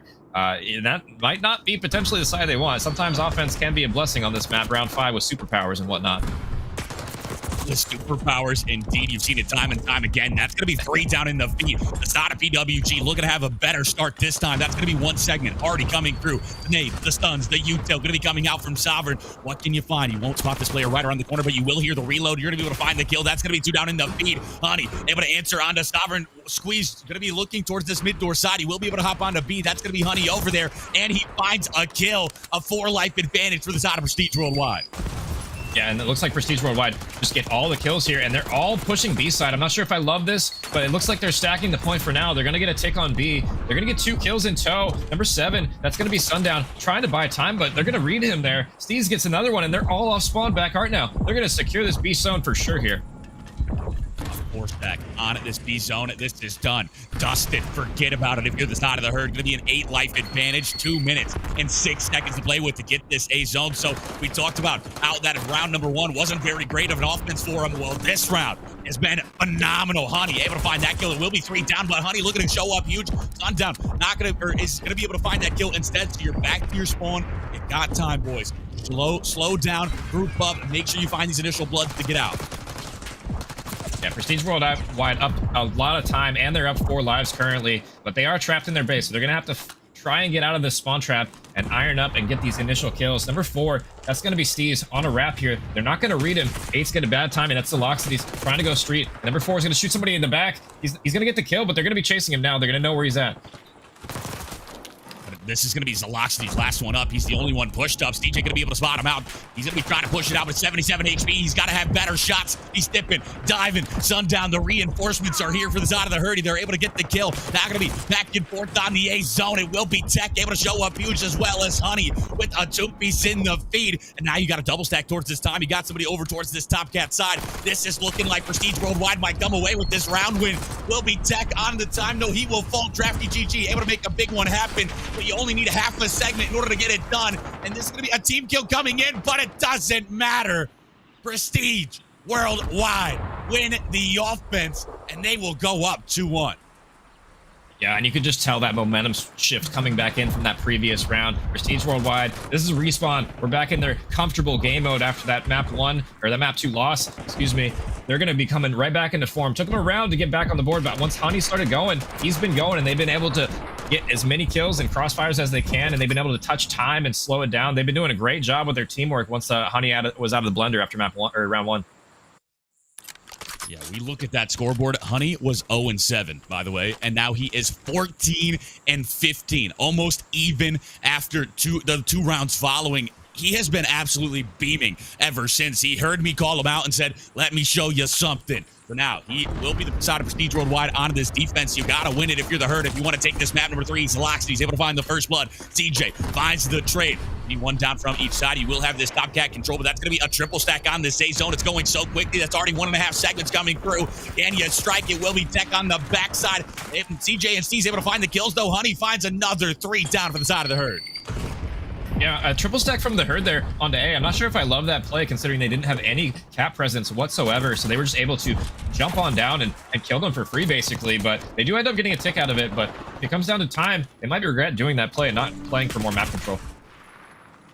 We'll be able to find these initial bloods. You're going to be on at this A zone once more. This time, can you get it done? That's going to be 3 down in the feed as Sundown. Drafty all able to find kills now. That triple stack coming in. That's going to be so quick. Steez, do you elect to hit this, or you just go B? Looks like you're just going to give it up. 2 minutes and 5 seconds to play with. A 2 life advantage for the side of the Herd. This is looking like you might be able to make this happen. Might be able to send this through an overtime at round number 5. Yeah, but just like that, Prestige Worldwide, and Steez gets 2 there. Incredible gunfight win on Stavern there. That's 4 down. The Herd all off of spawn. We got 1 player pushed up Cat. That's Sundown. He's able to win the first one, but the rest trapped back ammo. They're going to have a lot of work to do to push up the street. Or maybe not, as it looks like PWG completely give it up. They completely give up street. They're all just waiting on this mid push to happen, but it's going to be slow from the side of the Herd. They're trying to gain that information. They're trying to see where these players are. Nothing going to be given up. Honey will be able to spot out 2 players. That's going to be the information gained now. Will be challenging it out. The slide is in, but Drafty's able to take it down. Tech going to be 27 HP. He's just going to have to back up. It will be Drafty trying to push it out. He's going to break open this door. He's going to be able to spot out the player. The shot's going to be coming in, and he won't read him. Tech able to show up huge, but now you look at the time. There's a triple stack going on for the side of the Herd. Huge nade from Sundown to kill Tech. There's nobody else top art right now to watch the cross. They got players in vault, but they're scared to chow out because they don't know how many players on the side of PWG are currently watching over them. Currently, it's just Steez, and they don't know that, but now they're going to stack the point. It's up to PWG if they're going to try and push this hill. CJ gets 2 from vault. Hero plays from him. He has 1 player to beat, and it's Sovereign. He's able to trade that kill. They don't get the second tick, so that's an important cancellation here for PWG. And that life count going the way of PWG now. 2 in their favor. You're all back to your spawn except for Zaloxkis, who's been able to make it out over towards that P4 side. Going to be Sovereign. Able to show up huge. He's able to get the 2 in the feed. And now, where do you spawn? You're going to be spawning all the way over towards that P4. This is going to be a haul to get here. And Zaloxkis going to be looking to cut you down immediately. The shot's going to be coming in. The knife is out, though. He's with the turnaround. Able to slash it down. Steez for a second. Give him the triple. Steez shows up huge for PWG here. And now, 40 seconds and a 2-life disadvantage for the Herd. Yeah, that might be the game there. Steez might have just sealed the deal for the Herd here. They're going to have 8 lives and 30 seconds to work with. It's going to be a tall task. They only need a tick and a half, though. So if they're able to win a couple of gunfights and get through here, they could possibly do it. They really just need a stack from the front. Sundown gets 1. That's a huge entry here. As the rest of PWG kind of turtled up in their spawn by B. They're all over art side. And look at that. Drafty, GG, gets 1. And the second one is going to fall there. But they're running out of lives here, and they're running out of time. Somebody lagged out for the side of the Herd, so this is going to be a 3 plays 4. To add on top of it, you only have 4 respawns remaining. It's going to have to be perfect Call of Duty from the side of the Herd if you want to win this. That's going to be 2 down in the feed. Now can you find the next 2? No Tech going to be able to find a double instead. Sundown, can you go huge? Big man, not going to be the case. CJ shuts you down, and PWG take map number 3, 3-1. Cement put themselves up 2-1 in this series, and they put themselves at that advantageous position to get to win this here in maybe even 4. I mean, they've been looked good in these respawns. Yeah, they're definitely looking good in respawns. I'm not sure exactly when that player lagged out, if it was toward the end, if he disconnected, or what's not going to happen with that, if we're going to replay or not. We probably won't, but we'll wait for confirmation from the admins on that one. But yeah, PWG looked good. They closed out that last round, and it was really just a slow start from Honey that lost them that first round. Ever since then, they've been looking really solid. And you look at Sovereign, 32 and 19 for the herd, and it's not enough to get it done. It's still going to be the side of Prestige Worldwide. It's the team chows. It's the stacking, knowing when to stack, knowing when to play for those entries, those exits. The PWG play it to perfection other than the round number 1, and then they just storm through that vault control. They're able to take 3 rounds in a row. They take the advantage. You look at a Hacienda HP map number 4. Tell me, Clam, what does the herd need to do in order to bounce back here, in order to win this? Now, they haven't won a respawn yet. Yeah, I think they just need to. I mean, it's the same thing I was saying since map 1 with their communication. I think they just need to lock in, focus on the important communications. They need to do the small talk and whatnot, and they just need to rotate on time, watch each other's crosses, and play a little bit more together. There was a lot of solo pushing, even in that control here. They're trying to do a bit too much themselves, and just play more together. That's why PWG has been taking the edge so far, in my opinion. PWG able to get it done on 2 of the 3 maps that we've played. Map number 4 will be that Hacienda HP, but before we go there, we're going to send it to a very brief.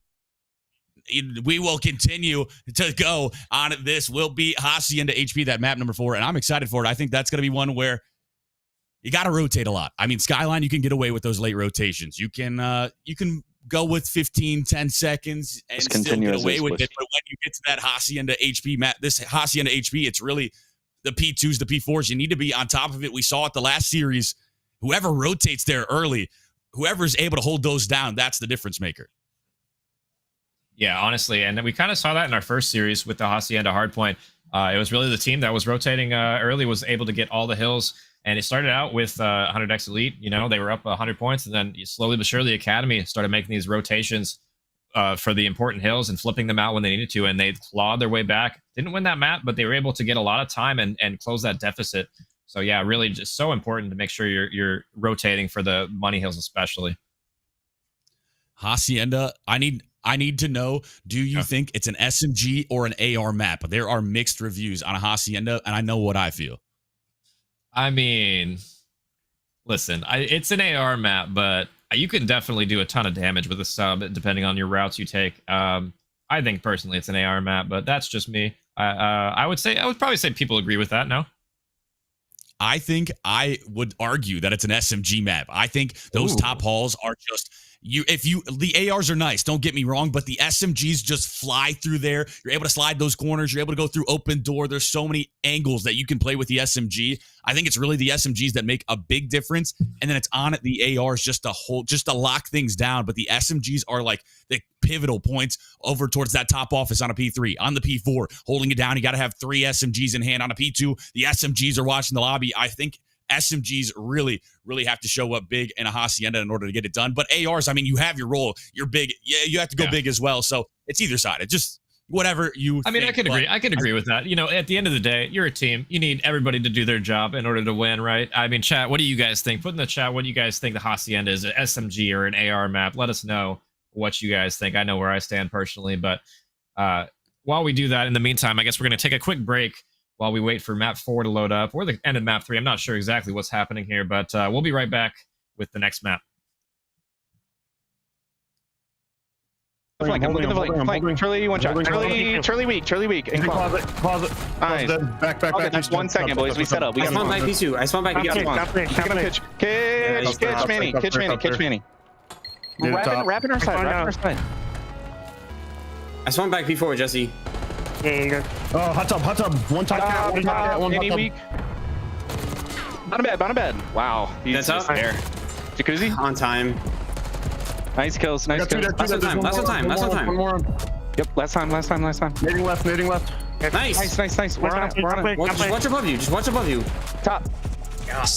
Man, that's the margin, but nothing set up so far. Sovereign looking to under pressure at hill. He's going to get 2, and he's going to stay alive. Drafty got his cover over the top.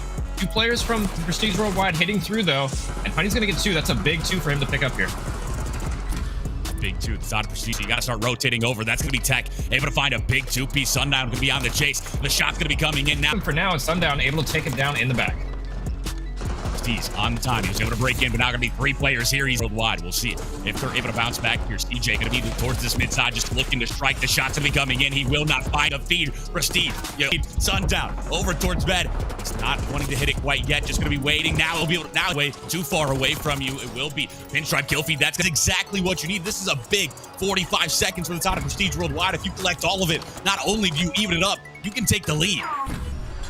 Yeah, and they're doing a good job holding so far. This is exactly what I wanted to see from people. Right, tech.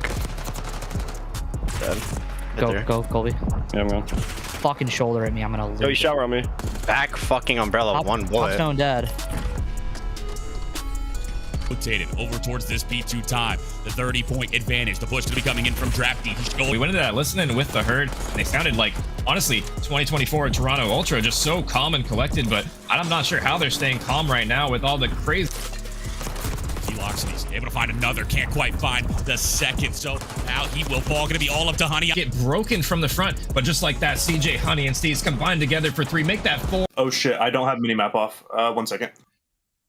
Oh, and it's just a very short break, and we are back into it. It will be the side of Prestige Worldwide in a 2-1 advantage right now, and it will be that map's going to go through, so they'll win that control. We'll go to this map for Hacienda HP. So, I mean, you need to find the bounce back if you're the side of the herd. You're able to give Prestige Worldwide their first map loss of the season. But that might be it. You might get 3-1 here. I mean, Clam, we talked about it a little bit. It's got to be the comms being a little bit more fiery, a little bit more, like you got to rotate towards those times. But what's like the what's you've played before? What's the speech you give yourself in order to like get motivated for this?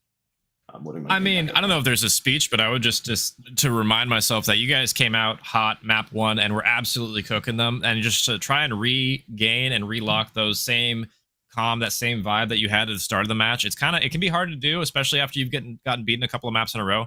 But sometimes all you need is that, that one like kill or one play from somebody popping off and, shouting or something in your game to really just take over. So I'm looking for something like that. They seemed a little bit too down and too calm for me for the pace of play that they were playing at. Yeah, and I think it's exactly as you say. You just need somebody to pop off, like hit a 3-piece, maybe a full 4 of an ace to start it off. Next thing you know, the blood's boiling, you're back to firing, everybody's feeling confident, those timings are going your way, and you're just able to run forward with this. You need to make sure you start off with momentum here. I mean, we got a little bit of a break, so this will be the time to talk over strategy for this Hacienda, and then try to find that bounce back. But you need to make sure you start off strong, because if you don't, I think that mental game going to start eating away at you. The side of the Prestige Worldwide going to look like too tall of a task to take down this 1 seed. They're looking dominant. They're putting the rest of the league on notice right now. They're good on a lot of these maps, and they've only dropped 1 in 3 series so far. Yeah, and I called it from the beginning, the last time I casted them, that they were contenders for the championship for this league. I played them last season. I know they're a strong team, and I'm pretty sure most of them are friends in real life too, so they have that chemistry outside of the game as well. So they're just a solid team all around, and when they're on their game, they're really hard to beat. I'm not gonna lie. So if you're the herd, it's gonna take a tough effort, like you were saying, to start out strong and just remain calm, but like also just keep calming correctly if they're gonna be able to win this, right? Like it's respawn. There's a lot of information that seemed to be leaking through the cracks in that first map. It might have been part of the reason why they lost. Yeah, absolutely. We look at the Prestige Worldwide squad there. You got to see them. That's who's been absolutely shooting on the screen. And now we are going into this map number 4 very, very shortly. It's going to be the 2-1. You need to find the bounce back. The herd backs against the wall. Can you ice up? Can you come up clutch? Who will be the difference maker for you? Or I think it's really, for me, I think you got to rely on like Drafty in order to get it done. He was absolutely beaming in some of these other maps, and I think he needs to do it once again, but maybe and some. Yeah, he's been the player to watch for me on the side of the herd. But honestly, Zeluxity's in that S&D, he kind of disappeared that last map. He had a rough one on that control, so I'm looking to see him bounce back after having a rough stat line last map and just relock in and just really come out frying. They got to do that if they're going to win this one.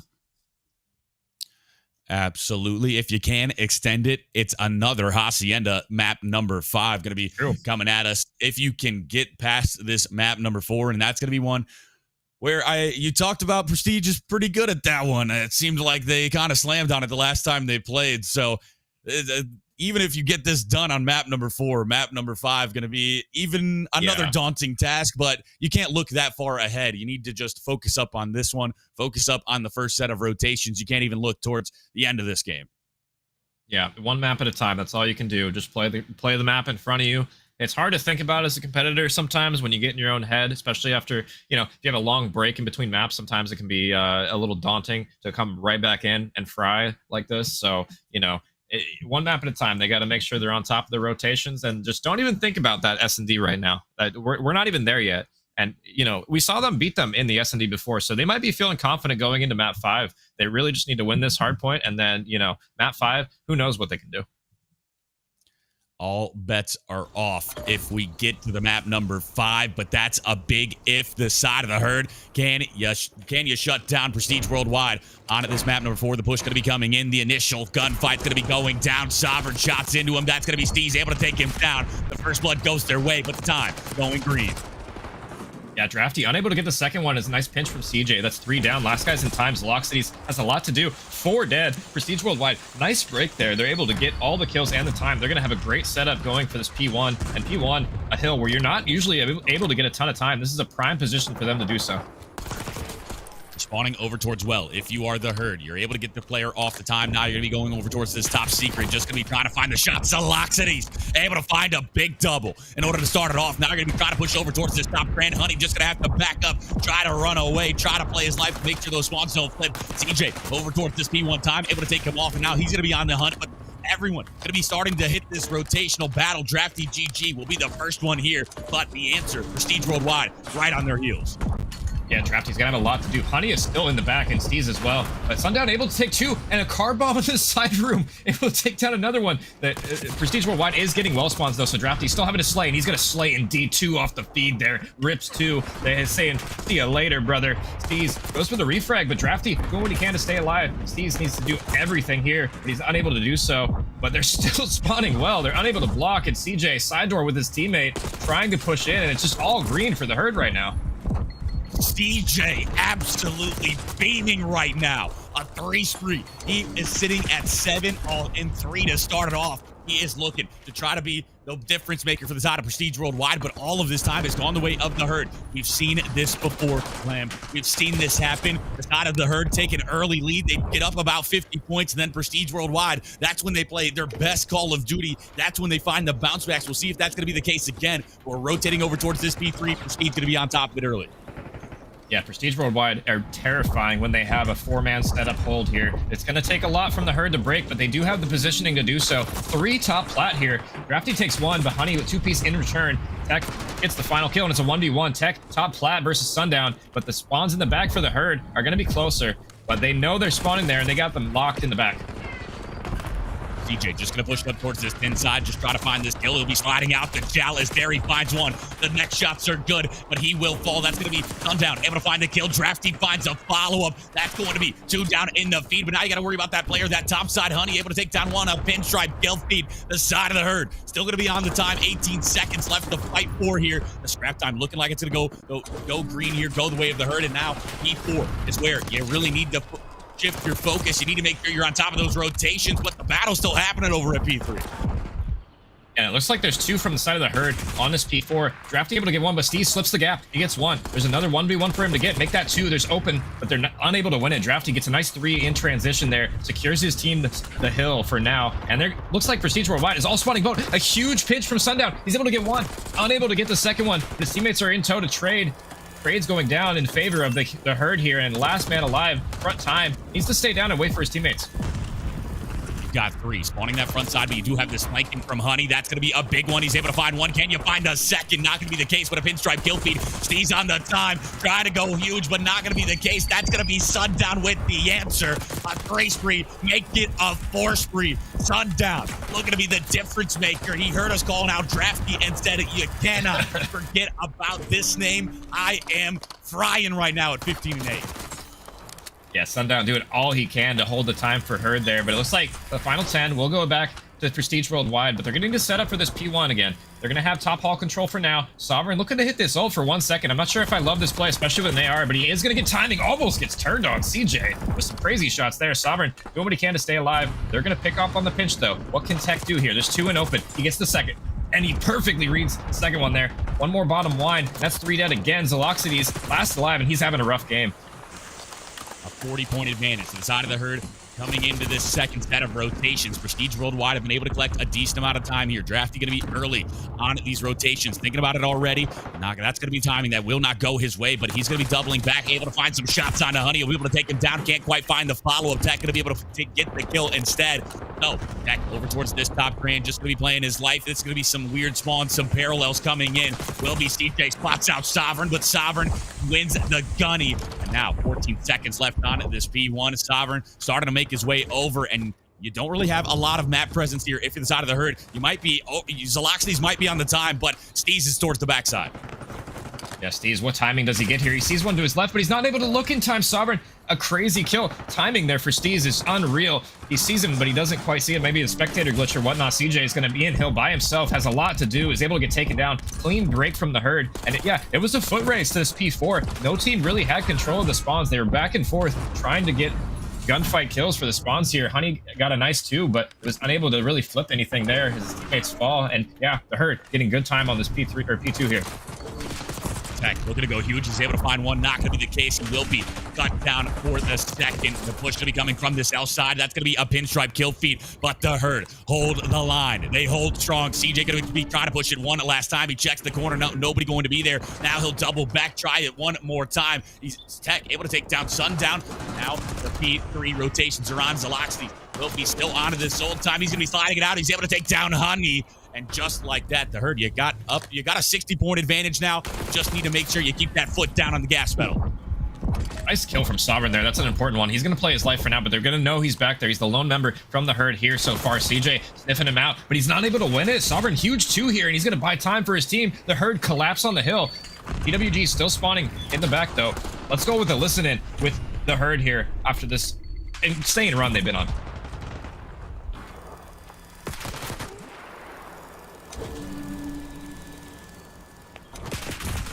Side plat. 9-10. I'm needing here. Done. Over 10. I've out. Other map. One bullet, done. Close side. Standing on the barrel. He is laying on the barrel. Nice, just got him. Oh god, I lost my gun. Oh my god. Your gun. Gonna. You spawn back. Fall. We gotta split. Fire, honey. We hit twice. Yeah, I'm showing him. He's out. Stun, chom. Enter. Nice. 2 mid. I'm about to have your open. Outer, done. Okay, open. Wait for me. I think open. Go now. Excellent time. Outer rock. Hit twice. Outer rock. Down me, dead. Checkers on me. I need help fast. Help time. Quick. Look in your inner. Last guy checkers. Okay, play tight. Outer help. He's just standing on the chair. Got him. One more line open. Nice. Holy knee. Front. Done. Could be fire side I'm looking at. Gonna spawn boat. Front. Done. Open on me. One more. Done. Nice. I'm just done. I'm pushing that open again. Yeah, go. You're gonna be fire side. I spawn boat. Just hold it. Hold fire side. Nothing line boat. Gonna go open probably. Yeah. Open, CJ. Yeah, open. Yo, one more. Two open. One more. Shut on. One more. Damn, there was 3. What the fuck are they doing? Okay. Nice. I'm going there. Pick up our office. They're gonna be up close there. He's like playing 2 cross. Carl dead. I think close that. That's 2 dead line. One's probably top close to me. I shit on one's barrel. On one shot. Bottom shaker. Yeah. One's close, top close, and one was bottom secret. Nice, good shit. Top. I spawned line. Oh my god, one bottom line. Let's go. He's close. Close Tech. Heard. It's twice. I think I'm close. Can you? Half time. 2 on time. Yo, connector, Tech 1. Top close. One more top close. He's laying down close left spiral, okay? He's laying down left side. I can time, mid left. Yeah. Open, dead, and weak. One open. I'm gonna get through. Close weak. Close, and both closed. I'm in depth, bro. Heard you. Hold the hard block. Yeah. I'm running straight to you. One in the back dead. Nice, hold on. Nice. Can it be your lobby, maybe? Yeah, another one lobby. Yeah, Well on you, top spiral. Top Top spiral. Yeah, he's side door, side door. I spawned bow. I spawned bow. I spawned bow. I'm trying to get to your rock quick. Yeah, top spiral, I think. And I don't know about you, Clam, but those comms sound so much better in this map number 4. They are absolutely firing, making sure all of that information is known. Yeah, definitely a lot better. I imagine that first game, maybe a little bit cold coming out. Maybe they didn't get a warm-up or something. Sometimes it's helpful to have like a warm-up rim so your comms can get on, because it sounded way different to me. They sound a lot better here. Steez trying to break from the front. They only need 5 seconds to hurt, and PWG in a desperation mode at this point. They get 3, but they're going to have to hold on for dear life to even make this match a competitive comeback here, you know?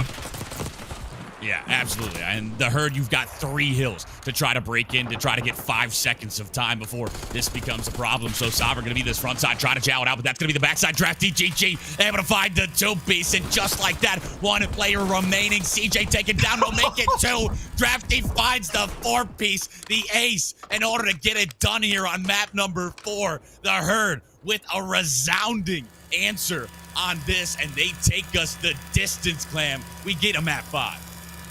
Yeah, and I'm kind of glad. I wanted to see another map between these two teams. They've been so close all series long, and honestly, this is kind of what I expected coming from map 1 as a team. Looking like this, as much as they've been hyped up, this is honestly what I picture them firing on all cylinders looks like. So that's got to be scary for the other teams in the league, seeing this happen to PWG.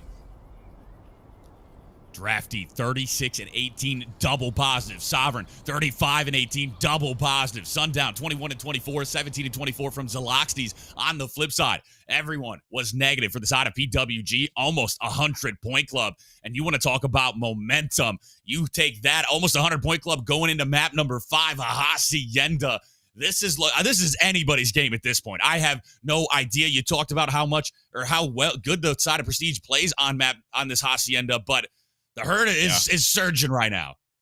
It might not matter, to be honest. There's so much momentum on the side of the Herd right now. They absolutely came out frying, is what they needed to do on this map. And, you know, we saw them. They already won the search on protocol, you know, and it wasn't particularly close either. This might be PWG's best map, but the Herd has so much momentum. Sometimes that might not even matter.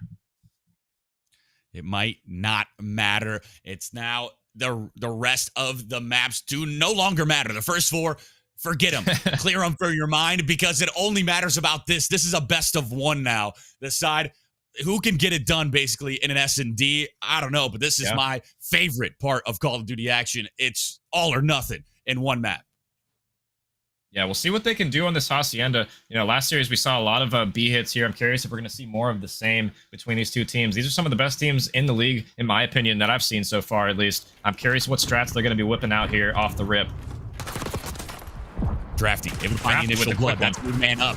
That will be Steez. Able to find the follow. It's going to be a 2-for-2 exchange. Make it 3 down, a 1-for-1 in the blink of an eye. Opposite sides of the map. CJ versus Sovereign. And I mean, just like I said, it's a B hit. We barely even saw it there. I blinked, and I think I missed that whole round. Sovereign in a Freddy spot, though. Is he going to read it? He's not going to read it. Oh, my God. He turns on him. Oh my God. You got to win that. Disgusting. That was utterly disgusting from You got to CJ. win that if you're Sovereign. Yeah. Look at that. Oh, my goodness. CJ, the 180 snapper on it to Sovereign. Sovereign is going to be thinking about that one tonight in his nightmares. Yeah, if they lose this series and it comes down to that round, you know you're going to be eating yourself alive from that play. That was the freest kill you've ever seen. And yeah, just misses a couple shots at the end there. Uncharacteristic. Sovereign absolutely fried last map too. So just unfortunate for him to get turned on in that fashion. And that's going to be a round of PWG. Wow. Will be the push coming in towards this A side. Will be Drafty starting to make his move. Sovereign able to take down CJ. So that's going to be a man-up situation for the Herd. Now, which way will you push the bomb? Still not decided on which side you want to go. Number 4 going to be sitting that bottom side. So if you push over towards B, he might be able to strike. It looks like Zaloxtes starting to make his way there. The top office control going to be there for the Herd, but you haven't spotted out this player. No information gained. That's going to be Tech able to take down Sundown, but a quick trade. So now still the man up. A 3 plays 2. Yeah, PWG incredibly spread out here. I didn't like that setup at all from them. Tech's able to get one, but he gets insta-traded. They're all the way across the map from each other in a triangle, if you saw that. It looks like the Herd looking for another player here before they plant the bomb. They have no info on the last two players for PWG. Looks like Drafty scouting him out. He's going to see him here. He's not going to live. Unable to wallbang him. He's looking for another one, unable to finish the kill. And now they're in a 2v2 situation. Honey gets another one, and that's bomb down. Oh my god, he gets a third one. Honey on fire. That is another one where you have to win it. You have the man up. It's 3 plays 2. And Honey just goes huge. He's just dipping, diving, sliding, AR in hand, able to just take down Sovereign there. Win the round for PWG. Take a 2-0 advantage for the squad. And what I thought would be the Herd with the momentum, it's looking like PWG have an answer. Yeah, I liked what the Herd did at the start of that round, but they just didn't trust themselves to plant B. They had control of the hallway, and they just didn't feel like pushing Rock out, even though their whole team was there. Not sure where the enemy players won, but I would have liked to see them maybe push that since they were all hurdled around that area. And, you know, Honey just makes a god play, really. I didn't love the setup for PWG, but Honey just made it work. Push to be coming in towards this B zone. Drafty gonna be on the rock. He's gonna try to push it out. That's gonna be the solo player, but Steve's able to take him down. Will be man up for the side of PWG, but that's gonna be traded out. That's gonna be a 2-for-2. Make it a 2 plays 1. All up to Saloxides. On this backside, it's gonna be a freebie for him, and now a 1 plays 1. The information gain. Saloxides, can you win it? The shot's gonna be coming down. You're able to get out with your life. Honey able to back away and collect that bomb, and now this will be a 1v1 with no information because the time gonna be passing. Yeah, so Loxity's going to back up off the site, but Honey's just going to stick it anyway. And he has the advantageous gun for this bomb site right here. As this SMG going to be playing the close corner. So Loxity's going to either have to take a route or absolutely gun him. No tax available for him, so he's going to have to read this right and hit all of his shots. But Honey repositions. Might be not a good play. Honey gets bad timing here. So Loxity's backs him down, but Honey's just playing his life for now. Saloxides has the better angle, but you got to get the kill. Honey thinking about trying to check it now. Honey SMG in hand. The shots are down. Saloxides able to ice up a 1v1 and able to put a round on the board for the Herd. And this is going to even it up just a little bit here. This is making sure it doesn't stay out of reach for you. The Herd just making sure they can strike at any time. Make sure y'all say hey to Attach for us, all right? Yo, what's up, Attach? We see you in chat. Thanks for watching. Appreciate it. But yeah, we got a great match for us. Map number 5. Huge clutch from Zaloxides there. Honestly, that could have been Honey's round if he just stayed in that corner, but he didn't realize the timing he was going to get on that open staircase. Worried about his pinch, but he gets horrible timing, and Zaloxides, yeah, able to clutch the round. We've ever spent. Now will be the side of the Herd on this offense. How do you elect to push this? You will be on this offensive side. You're going to be posturing towards this A site. You will go up to the top secret. We'll see if you find any information. Can you get the initial kill? The shots will be going down. Steez will fall. Drafty, great shots there. The man up situation once more. Yeah, Honey going for a little bit of a pinch here. He's all the way through their spawn. They're not going to read this yet. They had no information on him here, and he might be able to make the play here because it looks like they heard they're going toward B. Sovereign, credited up in the corner, top closed. He's going to be the info man for the Herd here, and the rest of them planning the bomb. 4v3 scenario, what can they do? Bomb down. Over towards this B site. The pressure going to be flipped. The Prestige Worldwide, Tech, Honey, and CJ. How do you elect to push this? Everyone spread. Going to be ones across the board. Can you win them? Sovereign, this might be the timing of a lifetime. You're going to be able to spot him out. The chase going to be on. Honey's able to take down Zaloxides, but Sovereign answers on to CJ. Now, going to be a 2 plays 3. The bomb going is still down, so 23 seconds. You got to hit that go button. You got to find it, but Sundown shuts it down immediately, and now a 1v3 for Honey. Yeah, this might be the most miraculous clutch we've ever seen if he's able to do it, but not able to. 1v3, too much for Honey there. And good round from the Herd. They stuck to their guns. They got the opening kills, and they were able to push B. And I like that a lot more than the last time they tried to make a play toward A. They just stuck to their guns. They hit B like they probably should have the last time, and they win the round for it. Stick to your guns, and it works out. They're able to win this round. They're able to tie it up 2-2 on the scoreline. But we'll see who can take the advantage right back. We'll see who's going to be able to get it done in this round number 5. Will be, you see that replay there, how it went. Now we're into this. Will be the side of Prestige Worldwide on the offense. You've went over towards that A side a couple times, and you're looking like you're going to go and do that once more. You just got to worry about Zaloxides pushed up for the side of the Herd. Yeah, the Herd was definitely reading the B hit there. They triple stacked the B bomb site, and they're fast on the pinch here. Bomb's not down yet for Prestige Worldwide. Trades go down in the middle, though. Number 6 going to be hesitant. That's Drafty. Bomb will go down for Prestige. 3v3 scenario. Number 8, that's going to be Zloxy. He's watching the hard pinch, so he knows nobody is pushed up into their spawn. They're going to have to retake.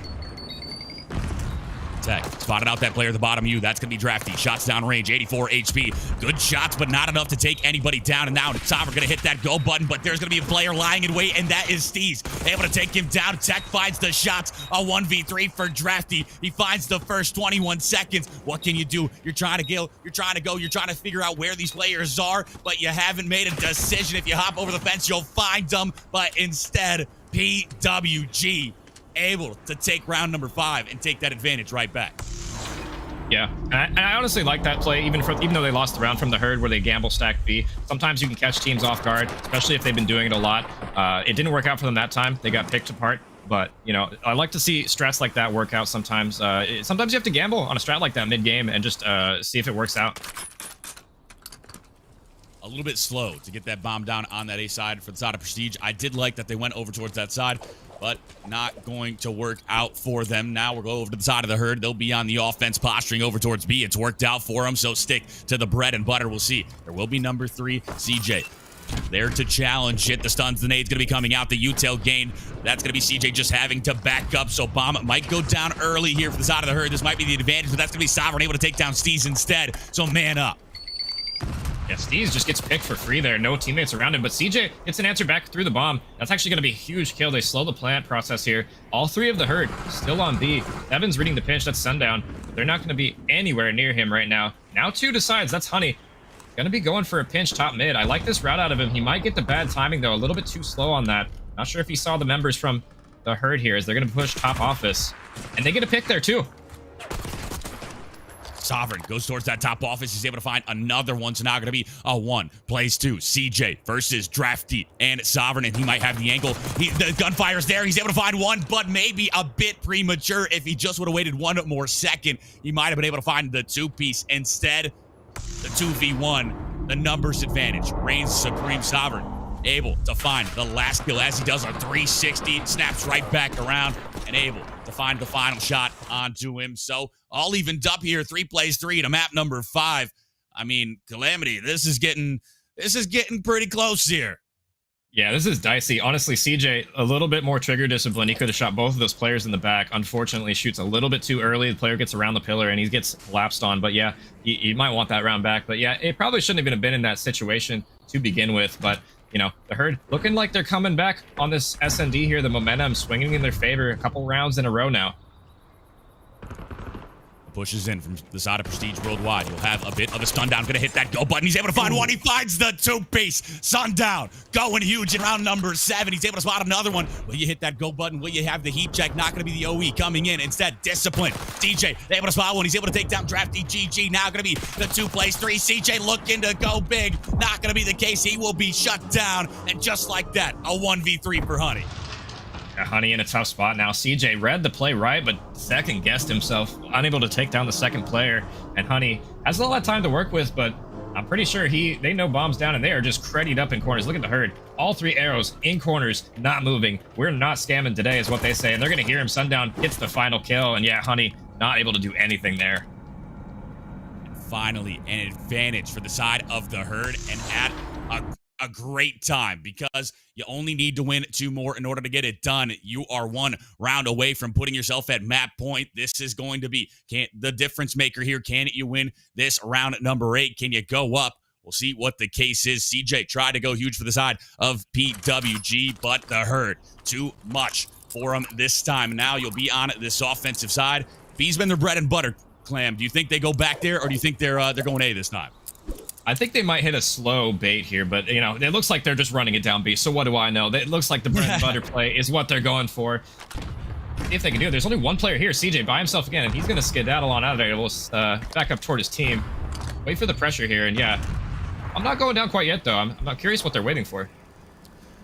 They got to know that CJ is around this corner. This is how you got picked the last time. You just need to slide it out, but you got to worry about that player topside. Instead, you played it safe. That is great. Sovereign able to take down Honey, so that's going to be the man advantage once more. Sovereign going to be on this rock side. Can you find a second? The shot's down range. You will not find the kill. Now the push from the open side from Steez. Able to even it up. A 3 plays 3. Bomb down. 35 seconds. 30 seconds left. They have all of B site, but they are getting pinched here. 4 going open steps. Might shoot 2 in the back. He's going to get great timing here.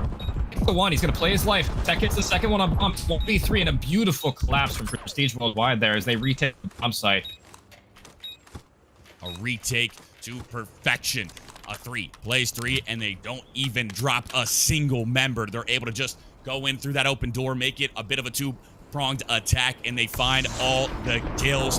Phenomenal from the side of PWG. When you're in a dire situation, you answer, you clutch up. Now, 4-4. This round is, if it wasn't like a decider type of round before, this one definitely is. It'll put you to that map point. It'll give you 2 chances to get it done here. And in a map 5, nothing matters anymore, Clam. It's all down to these final 2 rounds.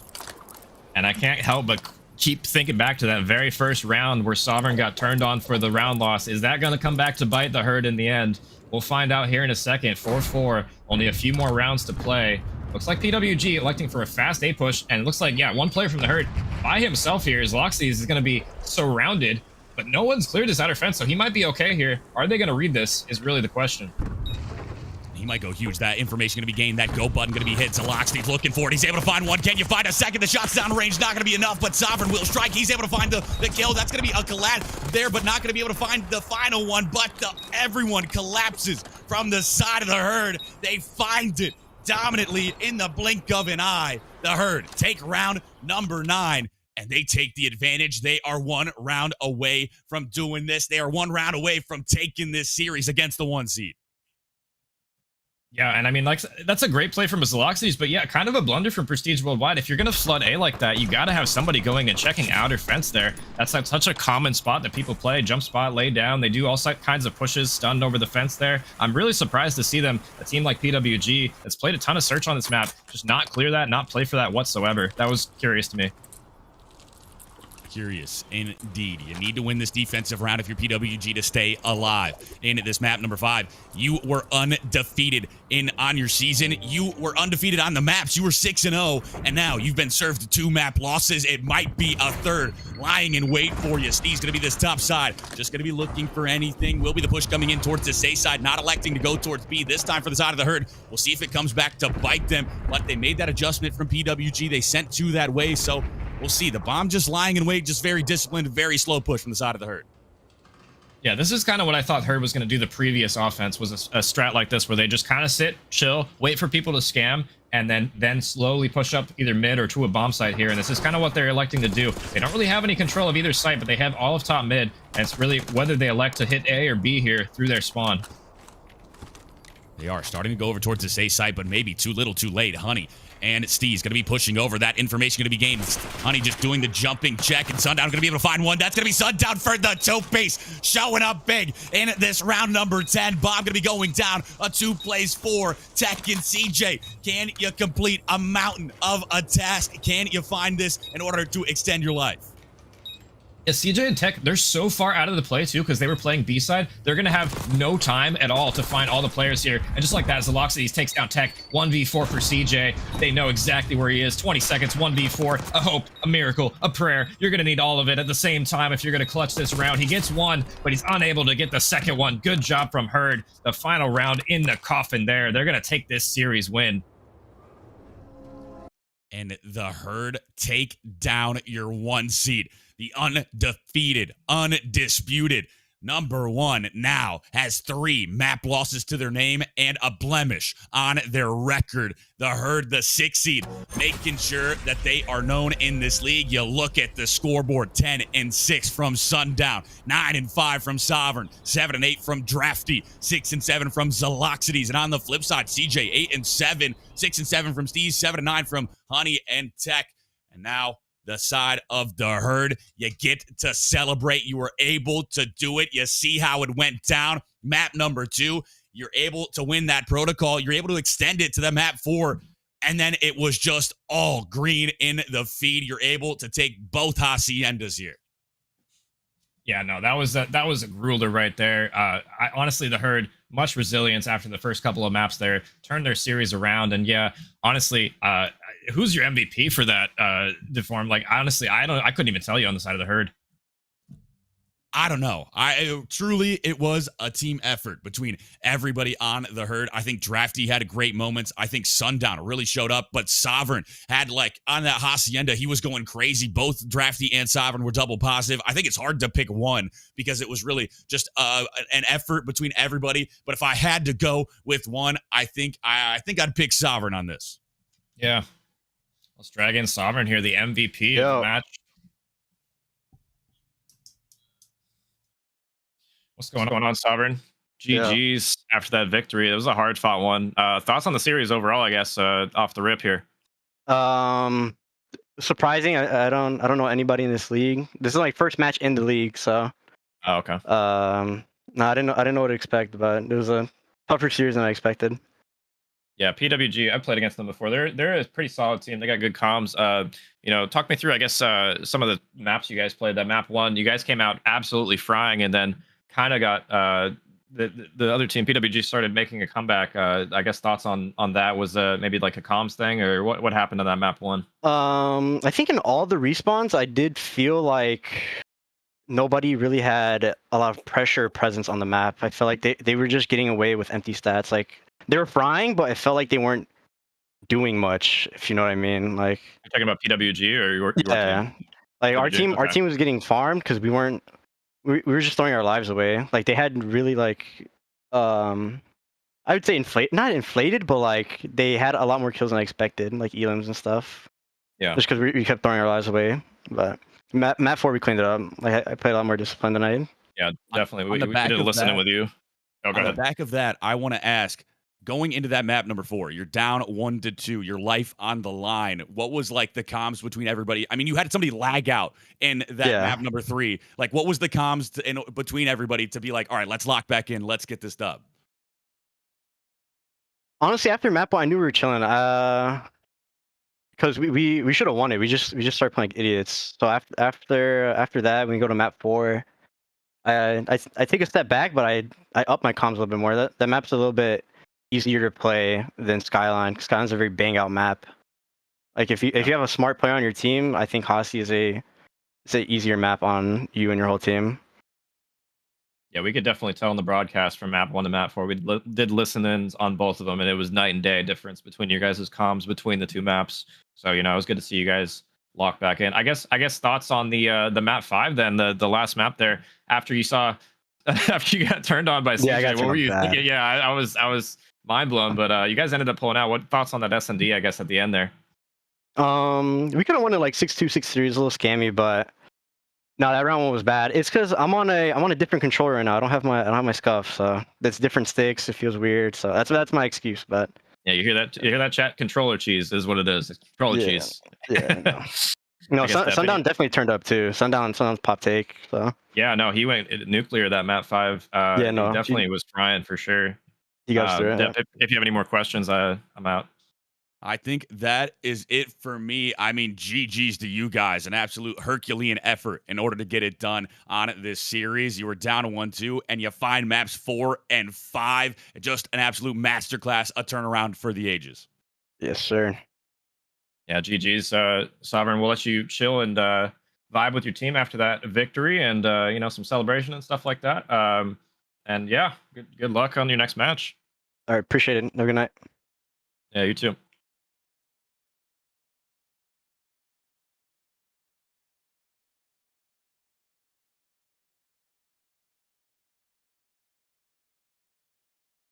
And their first loss, and now like a 3-0, 3-1. I don't know why, but I'm glad we got map 5. That was such an entertaining series to cast.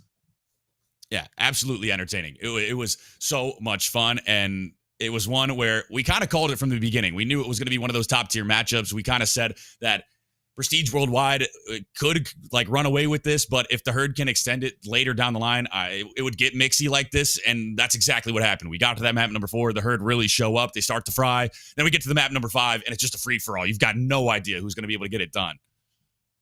Yeah, and I mean, not to brag, but I'm 2-0 on predictions today, chat. Yeah, I might know ball. That was perfect. I think I'm perfect so far. 3-1, 3-2, and I called both. I'm pretty proud of that. I haven't seen them play, so that was kind of lucky, but.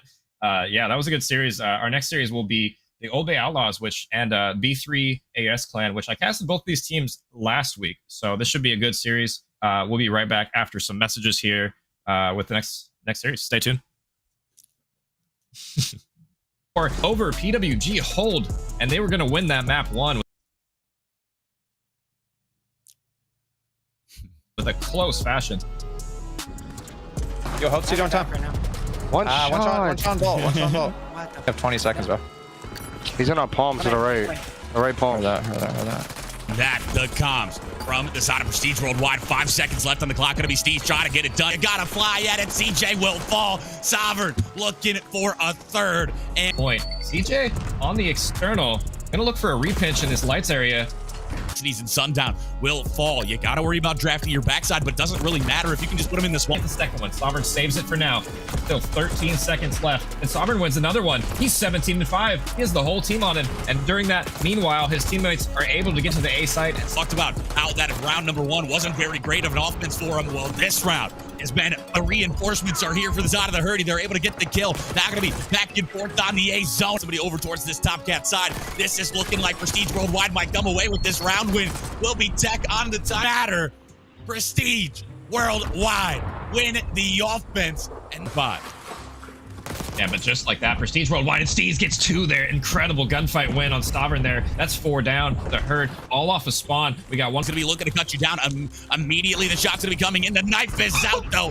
Steez with the turnaround, able to slash it down. Steez for a second. Tech going to be able to find a double instead. Sundown, can you go? Huge big man, not going to be. But number 4, Steez going to be looking to get this bomb down. Man here already gets 2, and I love this play call off the rip. Just what to do. He's going to clutch this. 1. They're running out of time, though. They only have 30 seconds left, but he's going to have to win 1. He does win the 1. Steez wins the other one. It's a 1v1. Tech versus Sovereign. The zip, but the push going to be heard. Looking to collapse on this, but we got Fluxy's behind 2 big door. He's able to take out 1. He's going to be trapped in the corner now. Honey weak, 13 HP. He's going to get taken out from nade, though. A huge nade takes down Honey. Fluxity's CJ. I don't know. He just didn't feel confident in challenging him at the end. He will fall as CJ finally going to strike Zaloxry for Tech. Oh, and he spot. Honey gets a lot of information here. CJ might have saw one's cross spiral, but yeah, I think they're both spiral. They're trapped here in a corner, but they do have the bomb control, so Prestige Worldwide are going to have to push him. CJ pushes on in. He gets tags in, but no kills traded. They're both one shot. 15 seconds left, and he's on the defuse. Tech's going to get it. They're not going to stop it. On the bomb guy, and it's and Sundown gets a kill on the bomb guy, and it's Honey with no angle on bomb here. He's in a 1v1. He's gonna have to challenge him. He's on the bomb, and he's gonna get him through P1 already. They might read him here, but they're not in time. Sundown will be Sovereign, able to take down CJ. So gonna be Grandma, just gonna be trying to spot out any information you can, but it's Zaloxy's able to take down Steez. That's gonna be Sundown able to take down into A. They're absolutely surrounded right now, and it seems like any play they make is gonna be the wrong one, and it looks like that setup so far. Sovereign looking to under pressure at Hill. He's gonna get 2, and he's gonna stay alive. Drafty got his cover over the top. 2 players from Prestige Worldwide hitting through, though, and Honey's going to get 2. That's a big 2 for him to pick up here. A big 2. It's out of Prestige. You got to start rotating over. That's going to be Tech. Able to find a big 2-piece. Sundown going to be on the chase. The shot's going to be coming in now. For now, and Sundown able to take him down in the back. Steez on the time. He was able to break in, but now going to be 3 players here. He's worldwide. We'll see if they're able to bounce back here. CJ going to be towards this mid side, just looking to strike. The shot's going to be coming in. He will not find a feed. Prestige. Sundown over towards bed. He's not wanting to hit it quite yet. Just going to be waiting. Now he'll be able to, now way too far away from you. It will be pinstripe kill feed. That's exactly what you need. This is a big 45 seconds for the side of Prestige Worldwide. If you collect all of it, not only do you even it up, you can take the lead. Yeah, and they're doing a good job holding so far. This is exactly what I wanted to see from people. Right, Tech. Go, Colby. Yeah, I'm going. Fucking shoulder at me. I'm gonna lose. Yo, you shower on me. Back fucking umbrella. One bullet. I'm stone dead. Rotated over towards this P2 time. The 30-point advantage. The push to be coming in from Drafty. We went into that listening with the herd, and they sounded like, honestly, 2024 Toronto Ultra, just so calm and collected, but I'm not sure how they're staying calm right now with all the crazy. He's able to find another, can't quite find the second, so now he will fall. Gonna be all up to Honey. Get broken from the front, but just like that, CJ, Honey, and Steez combined together for 3, make that 4 over PWG hold, and they were gonna win that map 1 with a close fashion. That's the money hill on this Skyline map. If you're gonna get any time there, it's gonna be on that hill. The next Academy doing what they can. The EP gonna fly on in. He gets 2, and he gets a 3rd one. That's a huge kill as they're gonna push through grass now. 2-piece for OBJ Tawes. And now the time firmly in the hands of 135. Looking for another one. He gets Federal. And he gets another one. He gets 3. Oh my God, Nasty, what are you doing? She's going over towards this bottom weight side, and then he'll be able to find a second. Can you find another? There's gonna be a player laying around in this top side. He finds a go button, trying to find the kill. He'll drop right down. Now he will be able to find the kill. He'll hop right back up. And you gotta make sure you have these P4 rotations, a 2-front battle. OBJ toss finds one with the kill gonna be coming in. A 2-piece, make it a triple. Heading into this P1. Next rotation will have to be on Creek. Able to find one there. Come to fruition. It's going to be better on the time. The shot's down range. Looking for the kills. Can't quite find instantly. They're going to have a lot of gunfights they're going to be able to win here, but they have the spawns in the back now. Better allow this scrap time, but will be the push coming in. Rival able to take him down, and now time going to be going. You got to touch the time here. I don't know if they're able to do so. 2 go down.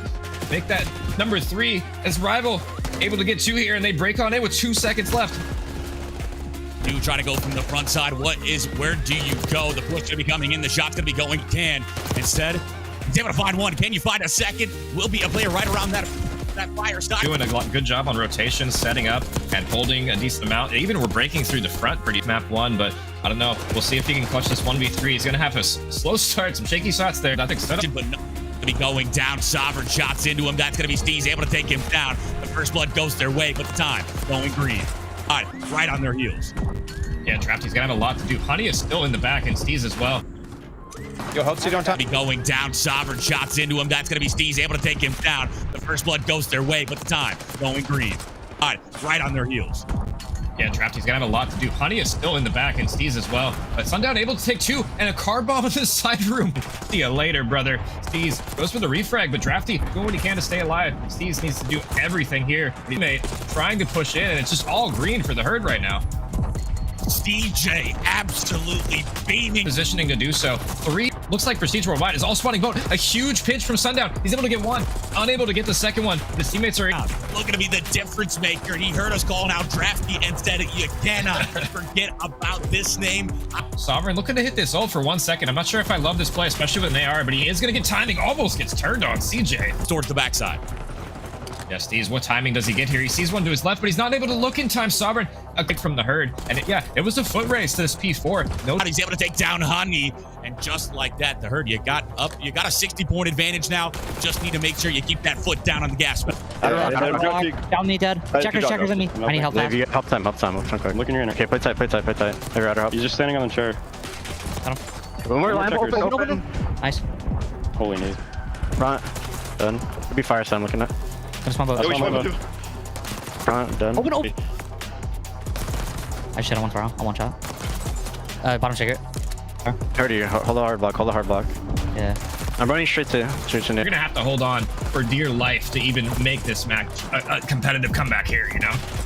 Gonna be this front side, trying to jowl it out, but that's gonna be the backside. Drafty GG able to find the 2-piece, and just like that, 1 player remaining. CJ taken down, will make it 2. Drafty finds the 4-piece, the ace, and all opposite sides of the map. CJ versus Sovereign. And I mean, just like I said, it's a big length, and I think I missed that whole round. Sovereign in a Freddy spot, though. Is he gonna read it? He's not gonna read it. Oh my! See him here. He's not gonna live. Unable to wall bang him. He's looking for another one. Unable to. Honey gets another one, and that's bomb down. B-zone Drafty gonna be on the rock. He's gonna try to push it out. Up to Saloxides on this backside. It's gonna be read this right and hit all of his shots, but Honey reposition. Get the kill. Honey thinking about trying to check it now. Honey SMG information. Can you get the initial kill? The shots gonna be going down. Steve, and you win them. Sovereign. This might be the timing of a lifetime. You're gonna be able to spot him out. The chase gonna be on. Honey's able to take down Zalot. Seconds. You gotta hit that go button. You gotta find down range. 84 HP. Good shots, but not enough to take anybody down. And now Sovereign gonna hit that go button, but. Yeah, Steez just gets picked for free there. No teammates around him, but CJ gets an answer back through the bomb. Might have the angle. The gunfire's there. The side of Prestige Worldwide. He'll have a bit of a stun down. Gonna hit that go button. He's able to find one. He finds the 2-piece. Sundown going huge and round coming in. Instead, discipline. DJ able to spot one. He's able to take down Draft. Not scamming today is what they say, and they're gonna hear him. Shoot 2 in the back. He's gonna get great timing here. And that go button gonna be hit. Zaloxides looking for it. He's able to find one. Can you find a second? The shot's down range. Not gonna be a collab there, but not gonna be able to find the final. Honey just doing the jumping check, and Sundown gonna be able to find one. They're gonna have no time at all to find all the players. 20 seconds, 1v4. I hope Amir clutch this round. He gets 1, but he's set up so far. Sovereign looking to under pressure at Hill. He's gonna get 2, and he's gonna stay alive. Drafty got his cover over the top. 2 players from Prestige Worldwide hitting through, though. And Honey's going to get 2. That's a big 2 for him to pick up here. A big 2. It's out of Prestige. You got to start rotating over. That's going to be Tech. Able to find a big 2-piece. Sundown going to be on the chase. The shot's going to be coming in now. For now, and Sundown able to take him down in the back. He's on time. He was able to break in, but now going to be 3 players here. He's worldwide. We'll see if they're able to bounce back here. CJ going to be towards this mid side, just looking to strike. The shot's going to be coming in. He will not find a feed. Prestige, Sundown over towards bed. He's not wanting to hit it quite yet. Just going to be waiting. Now he'll be able to, now way too far away from you. It will be pinstripe kill feed. That's exactly what you need. This is a big 45 seconds from the top of Prestige Worldwide. If you collect all of it, not only do you even it up, you can take the lead. Yeah, and they're doing a good job holding so far. This is exactly what I wanted to see from here. Right, Tech. Go, Colby. Yeah, I'm going. Fucking shoulder at me. I'm gonna lose. Yo, you shower on me. Back fucking umbrella, one bullet. Stone dead. Rotated over towards this B2 time. The 30-point advantage. The push to be coming in from Drafty. We went into that listening with the herd, and they sounded like, honestly, 2024 Toronto Ultra, just so calm and collected, but I'm not sure how they're staying calm right now with all the crazy. He's able to find another, can't quite find the second, so now he will fall. Gonna be all up to Honey. Get broken from the front, but just like that, CJ, Honey, and Steve's combined together for 3, make that 4 over PWG hold, and they were gonna win that map 1 with a close fashion. But number 4, Steve's gonna be looking to get this bomb down. Man, here already gets 2, and I love this play call off the rip. Just what to do. He's gonna clutch this. 1. They're running out of time, though. They only have 30 seconds left, but it's going to have to win 1. He does win the 1. Steve's wins the other one. It's a 1v1. Eck versus Sovereign. It's the zip, but the push going to be heard. Looking to collapse on this, but we got Luxy's behind 2. Big door. He's able to take out 1. He's going to be trapped in the corner now. Honey, weak, 13 HP. He's going to get taken out from nade, though. A huge nade takes down Honey. Luxy's CJ. I don't know. He just didn't feel confident in challenging him at the end. He will fall as CJ finally going to strike Zalaxry for Tech. Oh, and he spots. Honey gets a lot of information here. CJ might have saw one's cross spiral, but yeah, I think they're both spiral. They're trapped here in the corner, but they do have the bomb control, so Prestige Worldwide are going to have to push him. CJ pushes on in. He gets tags in, but no kills traded. They're both one shot. 15 seconds left. He's on the defuse. Tech's going to get it. They're not going to stop it. On the bomb guy, and it's and Sundown gets a kill on the bomb guy, and it's Honey with no angle on bomb here. He's in a 1v1. He's gonna have to challenge him. He's on the bomb, and he's gonna get through P1 already. They might read him here, but they're not in time. Sundown will be Sovereign, able to take down CJ. So gonna be Grandma, just gonna be trying to spot out any information he can, but it's Alaxis able to take down Steez. That's gonna be Sundown able to take down into A. They're absolutely surrounded right now, and it seems like any play they make is gonna be the wrong one, and it looks like that. Yo, hope you don't time. One shot vault. One shot vault. You have 20 seconds, bro. He's in our palm to the right. The right palm. That the comms from the side of Prestige Worldwide. 5 seconds left on the clock. Gonna be Steve trying to get it done. You gotta fly at it. CJ will fall. Sovereign looking for a 3rd and point. CJ on the external. Gonna look for a repinch in this lights area. Steez and Sundown will fall. You gotta worry about drafting your backside, but it doesn't really matter if you can just put him in this one. The second one. Sovereign saves it for now. Still 13 seconds left, and Sovereign wins another one. He's 17-5. He has the whole team on him, and during that, meanwhile, his teammates are able to get to the A site. Talked about how that round number 1 wasn't very great of an offense for him. Well, this round has been the reinforcements are here for the side of the hurdy. They're able to get the kill. Now gonna be back and forth on the A zone. Somebody over towards this top cat side. This is looking like Prestige Worldwide might come away with this round win. Will be Tech on the top. Matter. Prestige Worldwide win the offense and 5. Yeah, but just like that, Prestige Worldwide and Steez gets 2 there. Incredible gunfight win on Sovereign there. That's 4 down. The herd all off a spawn. We got one gonna be looking to cut you down immediately. The shot's gonna be coming in. The knife is out though. Steez with the turnaround, able to slash it down. Steez for a second. Tech gonna be able to find a double instead. Sundown, can you go? Huge big man, not gonna. Yo, hope you don't time. One shot vault. One shot vault. You have 20 seconds, bro. He's in our palm to the right. The right palm. That the comms from the side of Prestige Worldwide. 5 seconds left on the clock. Gonna be Steve trying to get it done. You gotta fly at it. CJ will fall. Sovereign looking for a 3rd and point. CJ on the external. That's the money hill on this Skyline map. If you're gonna get any time there, it's gonna be on that hill. The next Academy doing what they can. The EP gonna fly on in. He gets 2, and he gets a 3rd one. That's a huge kill as they're gonna push through grass now. 2-piece for OBJ Tawes, and now the time firmly in the hands of 130. Fucking for another one. He gets Federal. And he gets another one. He gets 3. Oh my God, Nasty, what are you doing? She's going over towards this bottom weight side, and then he'll be able to find a second. Can you find another? There's going to be a player laying around this top side. He finds a go button, trying to find the kill. He'll drop right down. Now he will be able to find the kill. He'll hop right back up. Gotta make sure you have these P4 rotations, a 2-front battle. OBJ toss finds one with the kill gonna be coming in. A 2-piece, make it a triple. Heading into this P1. Next rotation will have to be on Creek. Able to find one there. Come to fruition. It's gonna be Federal on the time. The shot's down range, looking for the kills. Can't quite find instantly. They're gonna have a lot of gunfights they're gonna be able to win here, but they have the spawns in the back now. Federal this scrap time, but will be the push coming in. Rival able to take him down, and now time gonna be going. You gotta touch the time here. I don't know if they're able to do so. 2 go down. Make that number 3 as Rival able to get 2 here, and they break on it with 2 seconds left. You try to go from the front side. Where do you go? The push gonna be coming in. The shot's gonna be going. Instead, he's able to find one. Can you find a second? Will be a player right around that fire side. Doing a good job on rotation, setting up, and holding a decent amount. Even we're breaking through the front pretty map 1, but I don't know. We'll see if he can clutch this 1v3. He's gonna have a slow start, some shaky shots there. Maybe an indicator of where his mental's at, but will be slowly creeping his way forward. That's gonna be TRS Rival. The shot down higher time, just winning. Freak making an aggressive play up here in open, and he has no fear whatsoever. He's going to take that one, but surely he gets traded. Nasty unable to do so, though, and Creek fearless for commit here, and they're going to have this player on rock absolutely surrounded. That's players towards that mid-door side. The shot's going to be coming in. Creek able to find him. That's going to be the man-up situation now. Will be Nasty towards that side. That's going to be Creek able to find him. He's going to be the last player up. He checks over this side. He's able to spot him out. The shot's going to be going down. He's able to take. We'll see how it plays out here. Oh, now Nasty spots him. He's going to be right behind him. Federal, there's no way he knows. Incredible timing there. He has no idea how lucky he is.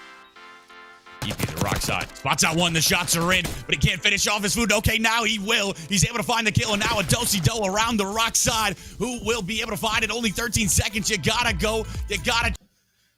And just like that, we are back from the break, ready for more Call of Duty action. I am Deform, accompanied by Clam. How you doing tonight, brother?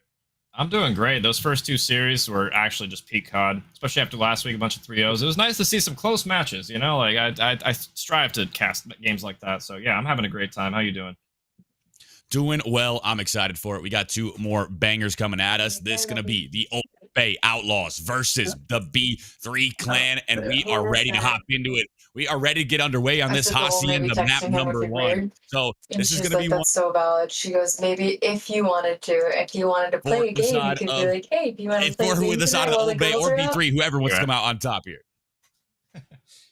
Oh, thank you. Appreciate that. Yeah, no, honestly, so I casted both of these teams last week. B3 had a doubleheader last week as well, and so I'm expecting they looked pretty good last week. Old Bay, I think they lost as well last week. I think it was 3-1. They only won the S&D. B3, you know, maybe not the strongest team in the league, but they're definitely solid. I'm expecting them to come out and win this series, but off the rip here, it's Old Bay Outlaws with the lead. Old Bay, 20-point lead here. Will beat the side of Kulo on the B3 on this P1 time. Just going to be rotating over towards P2. 15 seconds to go. So look at that. You got 3 players over there for the side of the B3 clan. The shot's going to be coming down. That's going to be Jordy able to find the initial blood. Now going to be, who is that? Bibber able to find the follow-ups. Now 2 down in the feed. You got towards this P2 time, but Bray on the backside able to find the follow-up. Jordy, the brief fire is in, but not enough to take him down. He's just going to have to back up. This will be the push coming in for the side of the B3 clan. Yeah, and Potato all the way in the back, hard blocking the spawns, but he's going to have a player to deal with driveway, and he's just finessing for now, but that's not going to matter too much as Old Bay is winning all the gunfights, but he has 2 in the back he's going to deal with. Bibber turns on 1, Potato in there for the trade, but that's a lot of kills for Old Bay Outlaws, and they're looking good off the rip here. Looking phenomenal so far. Going to be the kills coming in. Will be a 2-for-1 exchange. Kulo's just going to have to back up. That will be taken down by Thread, but Bray going to be able to find the follow-up. This is going to be the time going green for now. So some good time here for the B3 clan. You need a lot of it, but not down and out yet. It's only a 30-point advantage. Going to be Jana jumping over, able to find one. That's going to be 3 down in the feed. 14 seconds of scrap going to go your way, and now we start to move our way over to that P3. Yeah. Nice scrap time there from B3. What can they do on the rotation, though? They're going to be getting cut from both angles here as Old Bay Outlaws have the spawns for new. But Potato looks like he's got a free route just straight into time here if he elects to choose to do it. Everybody from B3 kind of elsewhere, not really even soaking. Kind of a questionable play. They're able to get a kill, but Yeah, interesting decision off from B3 there. They get a couple kills, but yeah, not how I would have loved to play that. Right, gonna be this top side, just gonna be the shots down range. The nade gonna be coming out. Won't be able to get him off the time quite yet. Time still gonna be collected by the side of the Old Bay Outlaws, the blue squad. Able to be on top of it. Boar, great shots there. Just able to rip him off of that top secret head. He's gonna be trying to have him to back up, just trying to go towards this top secret. So a 20-point advantage for the squad in blue. That will be the Old Bay Outlaws. Able to find the kills. And now 20 seconds. The scrap might go your way unless Bray has something to say about it. Yeah, Bibber and Boar out here absolutely soaking this P3 time, and it's going to be the rotation of P4 here. We got Kulo and China Chen on the rotation. They're spawning back Boathouse. Jordy hits a route out at Lambo, but he's by himself right now. He's going to have to go huge or wait for his team here. I'm curious what he likes to do. He's going to go for the timing. He's going to get one here. Jordy able to slide in, gets a second one, stays alive. Teammates are in tow, but they're not able to trade just yet. Time gonna be collected, will be Thread towards this top side. The nade gonna be coming out, will not hit anything but Thread. Great shots there, but 7 HP. He's just gonna have to back up. It's going to be a bit of a pinch here. That's gonna be a pinstripe kill feed. Potato towards the front side, shots down range, just gonna have to back up. China able to find the 2 piece in the feed. Boar able to follow it up, but time gonna be going green. And if you collect all of this, you can be all evened up through the first set of rotation. Nice pinch from Jordy there. Wine as Thread's gonna thread the needle and try and get on the time through mid. Thread gets a 2-piece there on Hill. Bibber watching over him as they're all spawning boat. And I like this momentum from Old Bay Outlaws off the rip here. B3 trying to claw back in and get the rest of this scrap time. But let's go ahead and listen with Old Bay Outlaws as they're frying currently. One's going bottom line. Heading top dark. Open and open. I have your open. I have all your opener now. Open, open, open. Dead. Wine. Looking wine. I'm looking wine. I'll help this. There's one wine. Wine dead. I have top third side. Bottom secret, he's pushing through. Ran through. He goes well with top dark. Nothing top their side still. He's pushing through. Rock. Open. Rock ran through the Lambo. Oh, push back. Go on Lambo right now. I'll cut off rock. Rock dead. I spawned deep, bro. Same. Still 30 seconds on this. One more rock. I'm gonna hop this time. Rock dead. I have this time. I have all this time. I'm gonna try to go for ult or knee. They might be spawning back. 2 open. Top close dead. I'm playing back and playing cutoffs. Bottom wine. Yeah, I got lobby. Alright. One more open. Both dead. One was wine. Yeah, Might go wrong. Rotated. I'm really. Here, I'll pick up lobby. I'm top spiral. Good in time. I'll help you time. You have lobby. I got your... Well's That's 2. One more setter. Don't see it. Setter dead. Picking up lobby. What? Back. Back dead. Watching your front. I got lobby. I think they spawn in. Where do we spawn? We spawn back. Two sider. Behind. Two behind. Both dead. Shit on. Fuck out of here. Front. One front on me. Oh my god. Front. Push through. I'm pushing through. One more. Front. Yeah. I have Hellstorm. I'm playing new. Yep, I'm playing cutoffs again.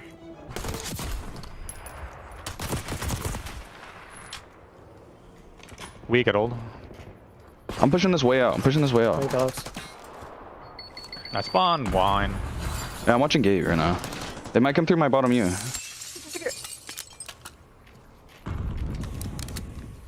And that comes from the side of the Old Bay Outlaws. Now going to be 100-point advantage for them as we rotate over towards this P3 time. They are looking phenomenal so far.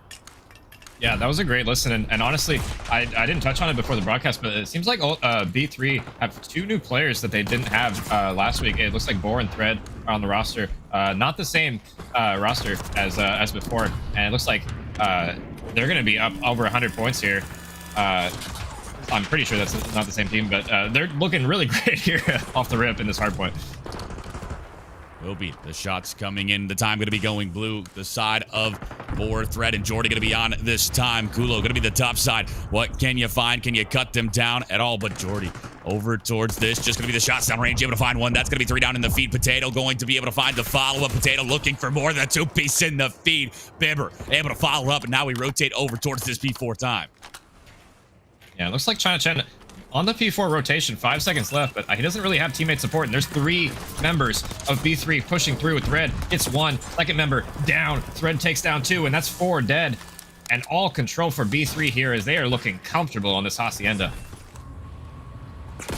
B3 clan going to be out on top. You only need 15 more seconds in order, or 20 more seconds in order to get this done. China Chen trying to get the shots down range. Not going to be the case. Thread and Boar able to show up. Huge 2 apiece. Will be on a 5-3 for Boar. Looking for more. Potato going to be this front side. 12 seconds, 10 seconds. You got to hit the go button. Potato's able to find a 2-piece as you just dive out towards the time. It was a heat check, but at only 5 seconds. You might just win it here unless you can break in. You got one last chance. Yeah, one last chance. Bray trying to touch the time, unable to do so. And yeah, like you said, the heat check. Thread ego chowing the spawn. It looked like another one dolphin diving toward the spawn as well. They're just feeling their oats right now. If you're the side of B3, they just 100-point club Old Bay Outlaws, and they just make it look easy. 250 to 79. You want to talk about dominance? The side of the B3 clan absolutely showing up in this Hacienda map number 1. They could do no wrong. They just were able to find every rotation, every kill, and even when they didn't rotate, they found the breaks. You look at Boar, 27 and 12. Jordy, 18 and 14. Thread, 29 and 14. 17 and 14 from Bibber. Everyone positive. And on the flip side, everyone negative for the side of the Old Bay Outlaws. So that's going to be map 1 going their way. We look at the map set here for tonight. It's a rewind S&D map number 2. And tell me, Clam, what do you need to do for the side of Old Bay in order to bounce back in this map 2? Well, I will say they have a chance because last week they played a team that was pretty strong, and this is the only map mode combination that they won last week. It was rewind S&D. So if they have a chance, it's on this map right here to extend the series. But yeah, with the momentum coming out the gate from B3, everybody just shooting that entire time. That kill feed was just blue, it seemed like, the entire game for B3 there. It's going to be a tough ask for Old Bay, but if they can do it, it is on this map. You look at the Old Bay Outlaws, it's Hunter, Bray, Nick, China, Chen, Jake, Zerdarison, Nee, and Mike, Kulo 300, Kulina. Some great names there for the side of the Old Bay Outlaws.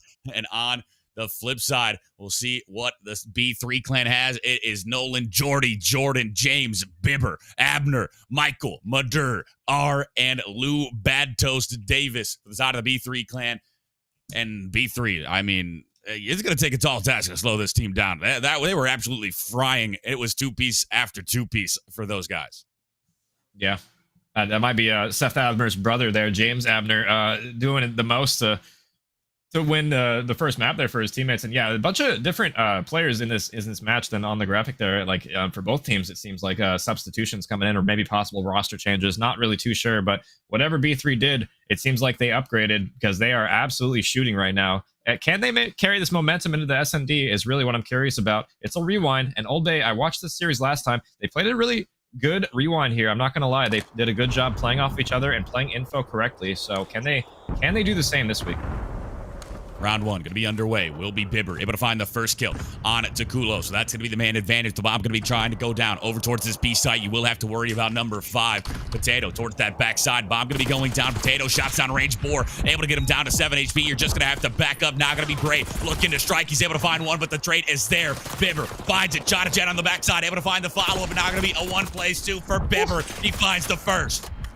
He has plenty of time to work with here, too, and he knows where he's at. Potato. Stun's going to miss. He's going to push up, but he's going to know it now. He's just shouldering the truck. Stun's going to miss. Bibber playing his life here. I kind of like this reposition, but Potato in a decent spot to clutch this. He's in a 1v1. Bibber spots him. He's just shouldering the crate here, and he gets excellent timing. I don't know where Potato thought he went, but he turns around and gets shot in the back. Oh my goodness, the do-si-do from this man just had him lost on it. He was able to just juke him out of his shoes, and then he finds a freebie here on a Potato. You look at Bibber, he had the ace on this round. Absolutely beaming here onto this map number 2. Yeah, excellent start for Bibber. I wouldn't be surprised if we see him play his streaks off the rip here. 4-0 start. He's probably... yeah, as we see, almost halfway there already. But it is early. It's still round 1. You don't want to play too conservative for the streaks this early on, but he's looking good off the start here.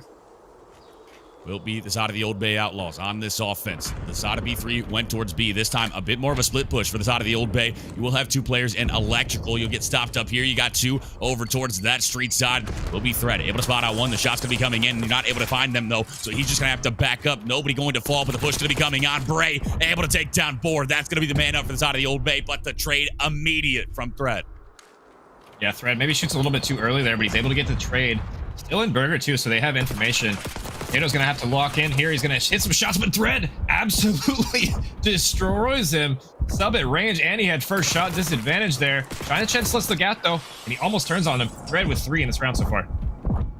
Kulo, a 1v2. He will be over towards this A site. The bomb going to be down. He has to go and try to pick that up. We'll just be playing a credit corner instead. Just going to be waiting to see if anybody OEs for the side of B3 clan. Kulo picks up that bomb. Now he's over towards the B site. Just going to be trying to lay this down, trying to flip that pressure on its head. A 1v2 ahead of you. Can you ice it up in order to tie up this round count? And he's going to have to do something a little bit miraculous here. He does get the bomb down, but he's in a disadvantageous spot behind the tree, but Bibber's missing. He does end up killing him. No problem there. And Bibber 5-0 with a defuse. He's got to be really close to that Hellstorm. And I would say Windy, but he gets the kill anyways. It doesn't matter, and he's sitting at 5. No, wrong. Playing phenomenal so far. Going to be side of the B3 clan.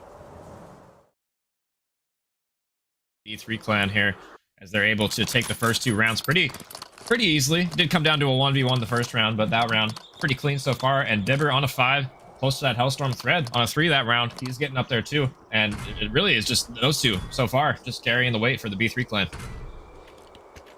The B push going to be coming in for the side of B3. Bibber going to be the front man. 5-0 so far. Can you find a 6th? Thread going to be slowly getting pushed up on the backside. Able to find 1. Almost finds the 2nd. Bray will fall. Bibber hits the go button. He will strike, and it still remains, or still stays true to him. He's able to find another one. Not going to be the man advantage. You spot a potato to the backside, and now just like that, China Chen left in a 1v3 situation. He's spotted out, and he will be shut down. B3 can continue to roll here in this map number 2. Yeah, interesting round there from Old Bay Outlaws. They have one person standing on the ledge close dumpster and nobody watching his mid map behind him. That was an interesting play, kind of maybe a blunder there from Old Bay Outlaws, because they usually on this map from last week they would have a bunch of people watching crosses, and just to see them completely give up sight like that and no one watching his back is just a kind of a blunder for me. And he just gets a free kill for it. Thread, 4-0 or 4-2. Bibber's 6-0 now. 6-0, so close to that Hellstorm. The push going to be coming in from the side of the Old Bay Outlaws onto this offense. It's looking like it's going to be an A push. It's all of them just bang through that elephant board. Jordy going to be the front man, just trying to get pushed up. The shot's going to be coming in shortly, and there they go. Jordy able to find 1. Can you find a 2nd? Will be cut down by China Chen, and just like that, a 3 plays 3. And Bora ends up getting the trade, getting on out there as well. Thread takes down Kulo in the meanwhile, so 2v3 Old Bay Outlaws. Thread watching over Elephant. They have bomb. And it looks like they heard that glass. Bray. Not sure if that was Bray or China Chen, but they're going to break the glass. They're going to get the info now. Bibber watching the pinch, and they're both in Gen. They're trapped now. Like rats in a cage. And yeah, Bibber just takes them both down easy. Bibber a 2-piece to end it off to make him 8-0. And if he didn't have that Hellstorm before, he does now. It's in his back pocket. He can choose to use it whenever he wants, but you're up 4-0. I don't even know if you want it. You see it there. China Chen tries to slide away, but instead Bibber is ready for it, and he just guns him to bed. B3. The momentum was your way after that map number 1, that 100-point club. And you have not slowed down at all. That foot has not come off the gas. In fact, you might be going even faster because you are just flying in this map number 2. Yeah, you can just tell there's clearly a difference here in between these 2 teams. Just like the teamwork and the confidence level is just insane right now for B3. They're just running at them. Really no respect given. And honestly, there's no reason for them to. They're up 4-0 right now. They haven't left off the gas pedal yet. They might as well just keep going until it doesn't work, right? Absolutely. And it's going to be man up for the side of Old Bay. So this is finally a man up situation. Can you capitalize on it? Can you trade effectively? Will be Thread, the man who fell. Boar over towards the outer side, trying to spot him out. The shot's going to be coming in. Won't be able to take down that player in Bray, but will make him back up. And now, how do you hit this if you are the side of the B3 clan? You're all the way backed up in your spawn. You don't have a lot of map presence. You have not a lot of information other than that player towards that outer orange side. A decision has to be made. Yeah, and Bray jump spots, and he still sees 2 there, so they're going to know that they're still in their spawn, wasting a lot of time here. 30 seconds left, and they're going to be watching Jendor, but he looks away. Finacek gets horrible timing, and they get a free pick for it. Looks like they're going to be working B now. Bibber slide chows, absolutely destroys Kulo. Chow's on the bomb, gets him one-shot. Bray free firing, gets the kill, but he's going to get flanked here in the back. He'll get taken down. Potato left in a 1v2 situation, and he gets collapsed on as well. Man up for the side of Old Bay, and it doesn't matter. I mean, Bibber is able to find one. He gets the next one weak. The trade is immediate from Boar. Boar is able to find the kills. The side of B3 Clan can do no wrong. Bibber finds 2 on the round. He goes on a 10 spree before he's finally taken down, and then you just close it out. I mean, you look at these score lines from these players, like Bibber is just popping off for the side of B3. He's just been the difference maker, and the side of Old Bay, you have no answer. Yeah, I'm not really sure what happened that round. They had them all contained, and there was only 30 seconds left. I mean, a bad timing from China Chen there. I mean, I don't really know what he was looking at. All he had to do was pre-in the Gen door there, and just the second he looks away, I feel bad. He gets ripped, but yeah, just bad timings and people not holding their irons in a man-up situation.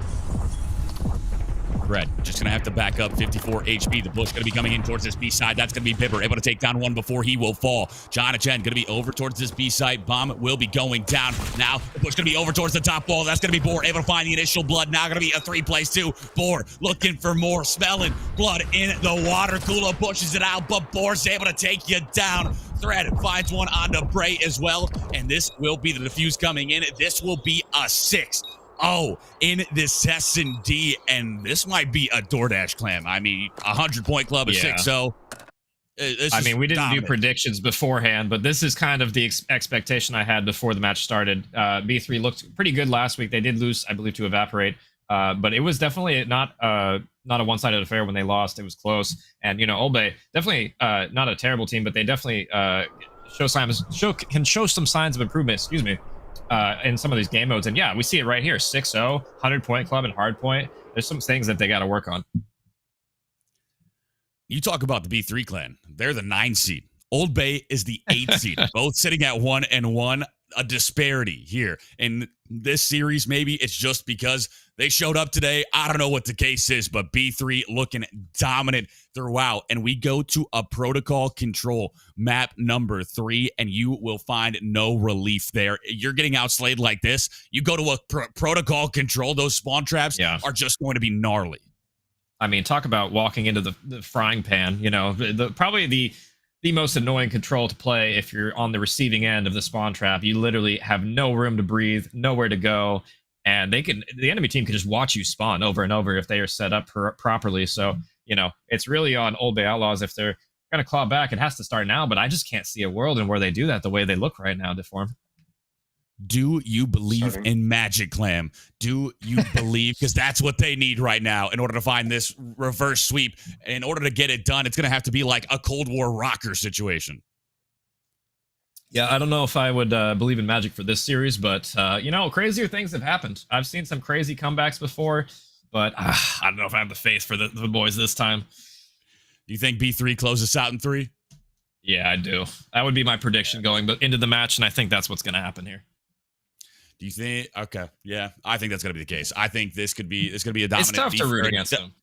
Yeah, it is. They're playing really well. I think the keys to success for the side of Old Bay is really you need to find an answer for Bibber on the B3 side. He's just been able to do whatever he wants. He's been able to find all these kills. If you can, you know, call him out a little bit more, maybe team challenge him every time he comes up. Make sure you get that initial kill. Maybe you can find a way to bounce back here, but you're gonna have to make sure you play together. And Bibber, MVP from last week's match, I believe as well. At least the one series they played. And he's shown up again here today, having a great series, 11-2 or something at the end of that map number 2. And already, it looks like Outlaws have a good start to this series, though. Or this map, I should say. Already forcing B3 back into their spawn. They're going to turtle up and they're going to win some gunfights here, but they have a decent setup here. decent setup indeed. You will have number 8, Bray, pushed up. He'll be taken care of. You got players on both zones. Going to be number 7, pushed up. China Chen able to take down Thread, so that's going to be the man up in this, but that's going to be the trade immediate from the side of Jordy. Potatoes able to take down Jordy. A pinstripe kill feed. Not able to hop on any of these zones if you're the side of the V3 clan quite yet. Biver will finally strike. He's able to get on the board. Boar able to take down China Chen as well. So now with 2 down, do you jump out? You will, but Bray is going to be there lying in wait. You jump into his trap and he's able to take you down. Yeah, Boar able to win a huge gunfight. Bottom P4 rips him off the bottom P4 heady, but it didn't even matter because they just instantly take care of him on the site. That could be a dangerous thing on protocol here. You get funneled into a spawn trap trying to go up P1 steps or grass, and you just have no chance of getting out unless you have really good teamwork and icy shots here. So it's looking really good so far for the side of Obey Outlaws. They take down 3, and yeah, that should just be round here. It's all on board. 4 seconds, you can't touch, you can't get there. And signs of life from the side of Old Bay Outlaws. That was an absolute dominant round at number 1, and I don't know if you can string a couple of those together. We just might see a little bit more of this series. They're looking hot to start this off. I don't know what they just had. Maybe a little bit of like Mike special stuff from Space Jam, but this is a different team that just walked out. They put the shoes on from like Mike and they're soaring. I mean, they need to try and do the same thing. It's going to be hard for them to do on offense. I will say defense definitely favored on this map mode combination, in my opinion. It's hard to get out of the offensive side, so you know, not to shake what Old Bay Outlaws did, but it's definitely not easy. Let's go to a listen-in with Old Bay Outlaws as they try and win their first offense here. Pushing bottom grid, jeez. Holy shit, I'm lying my ball though. I'm weak. There's one top trips. He's far right trips window. Weak on A. 2 and A, 2 and A. One's absolute. One top 3. What is that? There's 2 zip side. What? I got naded. I got godlike naded. Yeah, there's one there's sidewalk and one's on point right now. They're pushing out our mid gun. One's probably gonna be our lockers quick. Oh, top granny. Sidewalk dead. Top granny still. Top grannies and then on point A.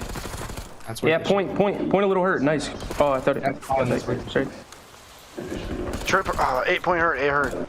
This guy's frying. Yeah, one on point right now. Point weak. You can't chow him. You can't chow my point. Looking over B. He's like outer. Fuck yeah, he's outer. On lip. Yeah. You want to drop? Yeah, he's just trapping me, bro. I think I just fucking got him watched on me ledge. spawn. Nice. Spiral. What do you want to do? One's probably our sidewalk right now, playing the small trap. Yo, someone trying to stop time on B. He's on the trip. Our trips area. Trip's dead. We gotta stop time at B. Behind that little block. One on A hurt. On A hurt. I shot in the back. Top trips. Yeah, another one on A. Alright, it's tough. I think we got more ticks than them there. Oh my god. Freaking need it here on this fucking map. You heard the comms there from the side of the Old Bay Outlaws. They are able to get 2 segments, but it's not going to be enough to get the win, but it is enough to get the segment progression. Will be the kill still coming in. They still got a chance at this. Will be Jordy shutting them down, so not going to be enough. So 2 segments, you get the segment progress going your way, but still defense ratings Rim here, Clem. Yeah, and I mean, that's kind of how this map is usually played out all year. You know, even with the new spawns, they're making it easier for the defense. I mean, you'll take some ticks on here too, maybe not ideal. Usually at least getting the A point is ideal on this map on offense. But, you know, they get 2 ticks. That's more than B3 got their first round. So it depends on what they do this next defense. Are they going to shut them out again, or are they going to let them through? Absolutely. Can you shut them out once more? Can you put up another great showing? Will be the scoreboard. 10 and 8 from Potato, being the difference maker for the side of the Old Bay Outlaws, along with Kulo at 8 and 7. And on the flip side, 13 and 7 from Thread and 10 and 9 from Boar. Push going to be coming in. Jordy going to be over towards the safe side. The shot's going to be going down range. The heat check is in from from Potato, and he will fall. So now going to be one down for each side. I like that route from Thread there. Goes underground. Nobody's watching. He waits for his teammates, and he gets 4 dead there. And that's a clean wipe here. They probably are able to set up on this A point. They know they're spawning P2, and they're just watching the jump up. China Chen, most likely going to get ripped. And yeah, Thread helps him with his teammate. Kulo gets 1. That's a big kill on Thread here as he tries to push into their spawn and force them still in that back P2. But yeah, this is just A done. I love this out of B3 Clan. You get a 4 down and you just hop onto that's going to be Bray able to find a big 2-piece. Hello, everyone back to the spawn. Will be Potato trying to push up over towards this B2 side. Thread going to be able to get through for free, but the rest are trapped back there. Will be 2 big kills. Boar and Bibber able to find the kills. Now you're spawning towards that trip side. You're going to be able to get to that 50-yard line, but can you get towards that B zone? Yeah, Red just staying alive top grandmas. That's a good play. He's probably just waiting for his team to activate, waiting for them to get him some info. He's got to help with Jordy now, as they're a little bit spread out. They're hitting their spawn. A lot of arrows all over the place right now. No real info from either team. They're searching desperately to try and find an angle. 2 kills from Old Bay Outlaws in their base, but Thread still living in the back. He's being a nuisance for Old Bay Outlaws. He's doing so much on the map right now.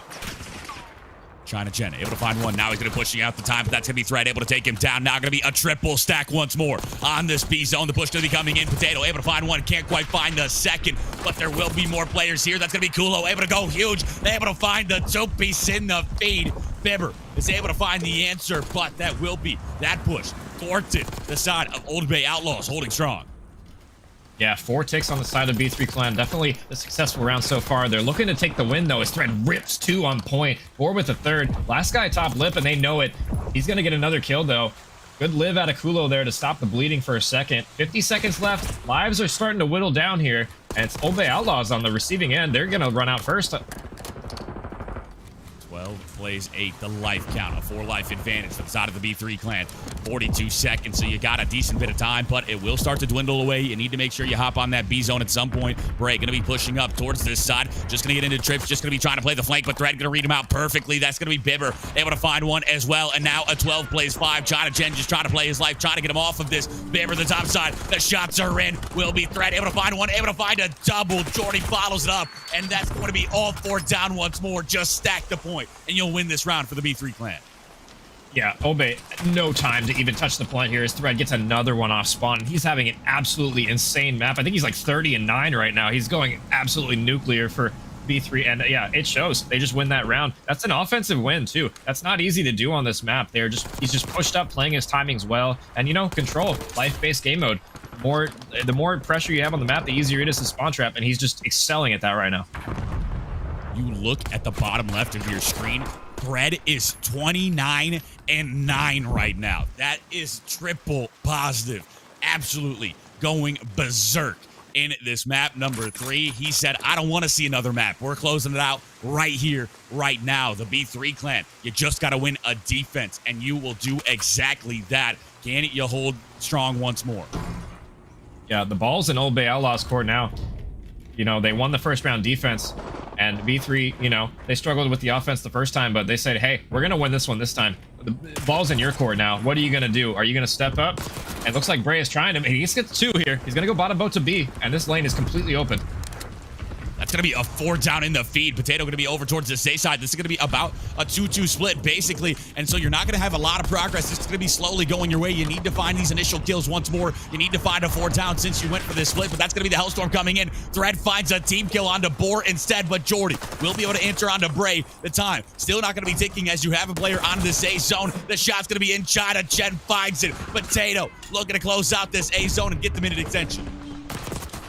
Yeah, that was a great break from Old Bay Outlaws. They needed to win that break off to have a chance in this round, but they've lost control now. They have people in their trips. Number 3, that's going to be Jordy, frying into their spawn. They need to take care of him, and they do now. So now everything's back to parity. Thread, top grandmas, looking for kills mid. He's going to find one, and Potato's looking for an opening to try and get on the A point, but he's going to get shut down. Thread doing everything he can to stop this push.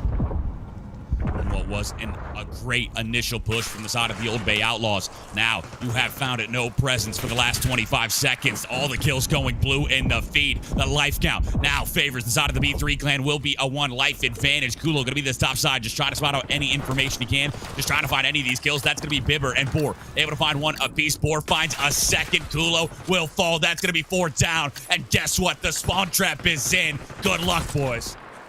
Yeah, they're just getting ripped apart at this point. They only have 20 seconds left. They're getting shot in the back off spawn. Do go down, but I don't know if it's going to matter too much. They only have 15 seconds left. One more to deal with in their base, but they're not even past halfway. They're not even past quarter of the way. But they do run on to A. 9 seconds left.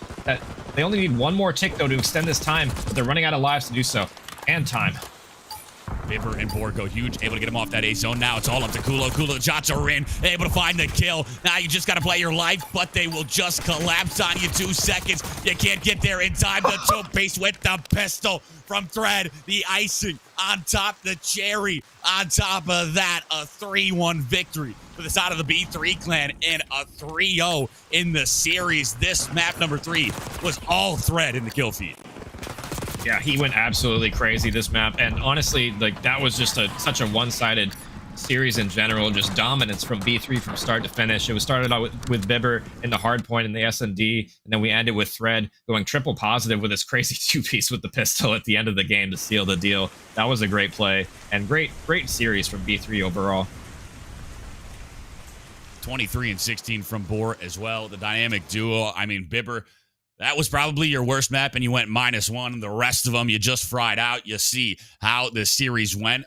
A 100-point club map number 1 on a Hacienda, a 6-0 in the rewind, and a 3-1 in that map number 3 protocol. So, I mean, about as much of a DoorDash as you can get. That was fairly quick, Clam. Yeah, that was a DoorDash through and through. I'm not gonna lie, I've waited on my DoorDash drivers longer than that series has taken place before. So yeah, no, definitely a speedy one. Yeah, B3 looked dominant. Let's bring Bibber in here. I think probably the MVP of that series for, consistently through that 3 maps that we saw. Absolutely, I would agree that he was that MVP. Whoa. In for what? What's up, Bibber? Oh, we're doing cool. a post-game interview. How you feeling after that DoorDash there? We were just talking about being a DoorDash. Great minds, you know. Talk to me about the team, I guess. How you feel? I did the interview, I think, with you last week, right? I believe. Yeah. In one of your matches. How are things clicking with the team going into this week? Obviously, you guys look good. Yeah, I think just adding a couple other people to the group kind of just fixed the small little things that we needed to fix. Yeah, I see you had a new roster with, was it 2 new players this week, right? Yeah, it's 2 new rosters. Yeah, you guys look pretty dominant. I mean, there wasn't a ton to say about that series as a whole. You guys just were kind of slamming. I guess you can talk to me through, you know, maybe the comms difference between the old and new teammates. Are things maybe a little better or worse? Or just talk to me about the new dynamic. I would say it's probably just like the trust of holding certain angles and kind of going through each friggin' rotation, just knowing our teammates where they'll be at that time, or they're just going to call it out. I would say the comms are a lot better as well. Gotcha. And I mean, you know, you absolutely went off in that S&D. You were 10-0 at one point. I think you ended the map with like 11-2. But yeah, you were frying that S&D. I guess talk to me about that. How you were feeling after that map. I'd say, I mean, they were playing pretty basic. I was telling Jordy and the other guys, like they're pushing up, but they're not creating like opportunities for that space that when they push up. And so I'm just like, okay, I'll just hold an angle, because if they're just gonna play like that, you know, I felt like it was pretty good, pretty solid S&D. I mean, if they just play CMGs, they would understand what the hell on that map's gonna happen. Yeah, for sure. I mean, you guys it seemed like all on the same page today, absolutely frying. I guess, Deform, you have any more questions? I do have one for you, Bibber. I got a big question here. Did you know that you are the 9 seed and that's the 8 seed you just faced? Because you were technically the underdogs here and you just DoorDash the series, just take it to oblivion, and you're looking like you're like a 1 seed, a 2 seed in this series. Yeah, I wouldn't say 1 or 2 seed yet. We've got some more scrims to go through to kind of fix the smaller things, but I mean, once we've fixed all the things and the comms are kind of solid and we kind of figure out where we need to be, I feel like we'll probably get there. A team that is looking hot right now. The changes looking like they did great work for you. Looking like they're coming to fruition as you're going to bump up. I believe you guys are 2-1 now. You're going to give Old Bay their 2nd loss on the season. That should put you up to a little bit higher of a seed. Like you said, you got a couple things to iron out here. But, I mean, you're looking good on my end. This is the first time I watched you, and it looks like you got some shooters on the squad. Yeah, that's what I was mainly going for, is shooters and kind of people that kind of just know what lanes to watch, and yeah. That's yeah, gonna well, be GG's today. it That for was a this great series. interview. That's gonna be it for this. Now we appreciate Bibber for hopping in here with us. The side of the B3 clan able to get this done in a 3-0 fashion, Clam. Yeah, that was pretty dominant. And you know, best of luck to you guys in the next series, Bibber. I don't know when you guys play next, but always look forward to watching you guys' matches. Yep, anytime, bud. GG's. Will be it for this series. That will be our third series done and dusted on this night. And guess what? We still got one more to go, Clan. We still got another banger going to be coming at us. We might even have two more. Is there I think 5? we have 2 more. Yeah, I think it's 5 tonight. Yeah, we have 2 more matches. Holy. We got anyway, we're going much going on. Go ahead. Yeah, we're going to next match, 07 Esports against Pobo. I haven't watched 07, but from what everybody has been telling me about this team, they are really good. I know you have experience watching them in a different league. Tell me a little bit about 07 Esports quickly, if you could.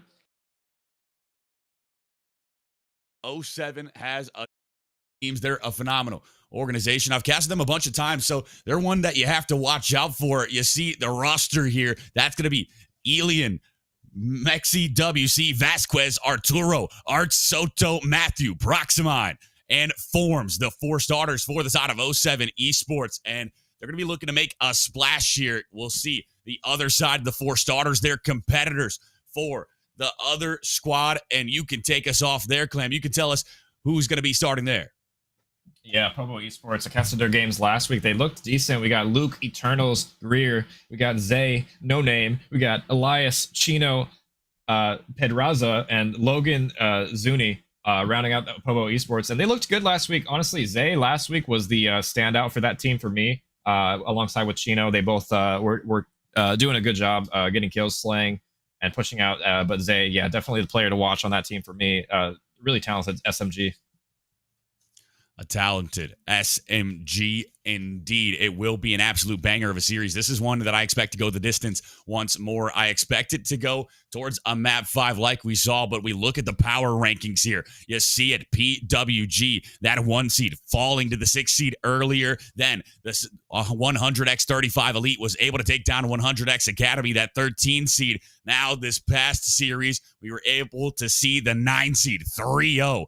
The 8 seed, and now we've got the 3 seed versus the 7. An absolute. I mean, this should just be a banger. I'm extremely excited for it, Clam. Yeah. And if this goes to show anything, is that these seedings don't mean anything. When these teams match up, it's all matchup dependent. Some teams come out hot and frying. You know, sometimes you could see the 1 seed get upset by the 6 seed. It just happens. You know, there's not that many matches played yet. So, you know, the seeding's not really super solidified. Yeah, we can see some shakeup in the power rankings for sure. Absolutely. This is early in the season. It's only been 2 games played and now 3 for those teams that have come on the stream earlier today. So a lot of room to move around in these power rankings, a lot of room to try and move your way up to try to get a top seed for those playoffs. You look at the maps and modes for this next series, 07 versus Pobo. It's a Hacienda HP map number 1. Rewind S&D map number 2, Protocol Control map number 3, Skyline HP the map number 4, and a Hacienda map number 5. So looking like it's going to be the same map set that we had the last time. We only got to see 3 of the maps. Yeah. Tell me, Clam, you think we go the distance this time?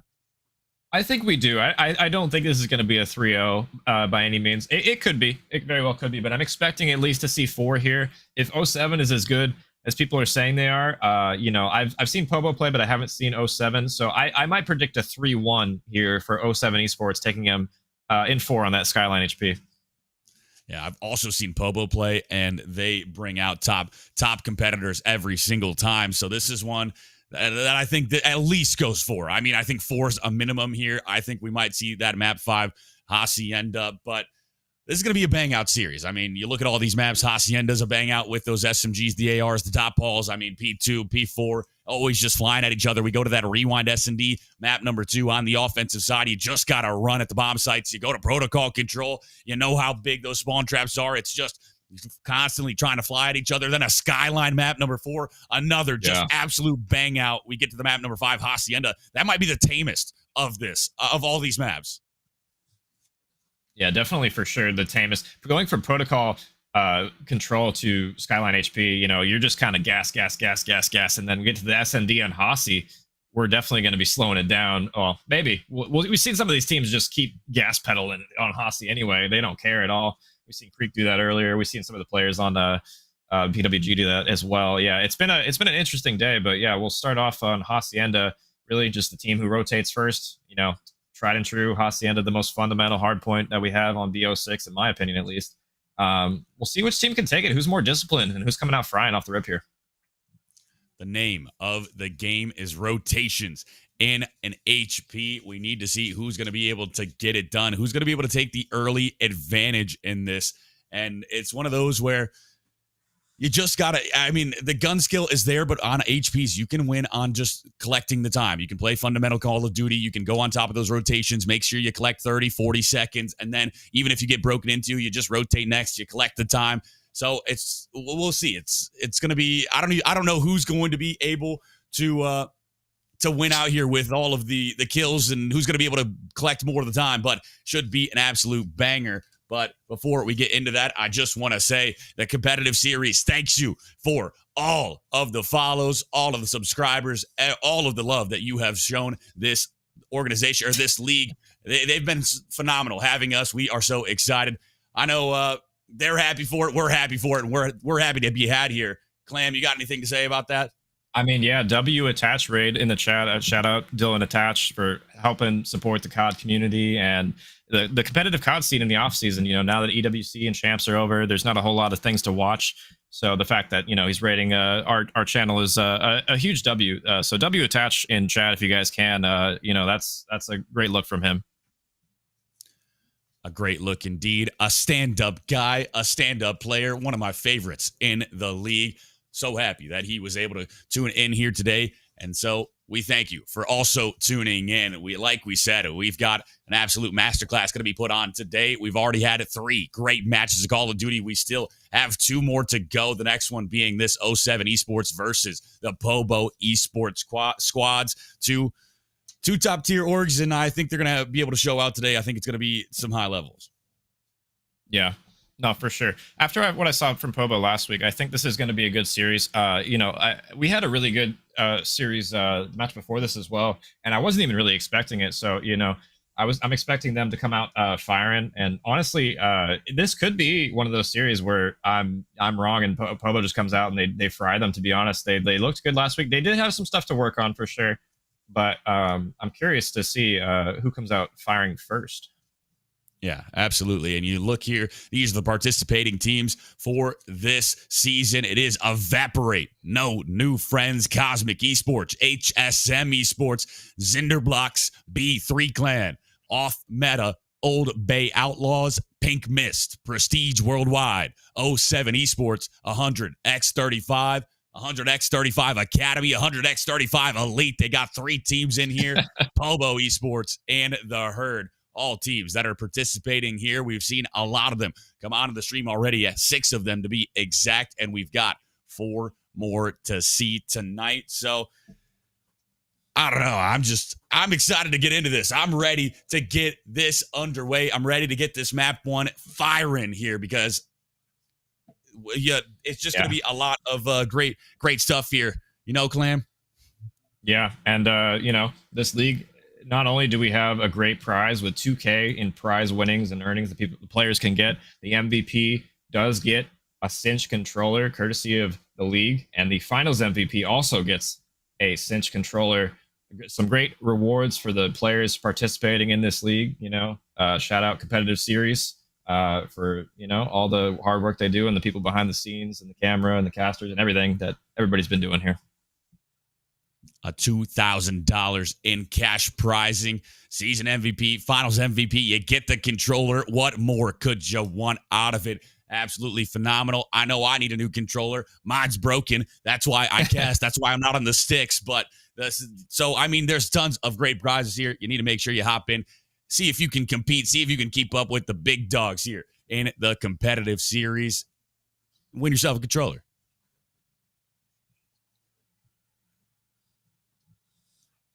Yeah, we apologize for the delay. The teams are almost ready. We're getting right into this here in a minute.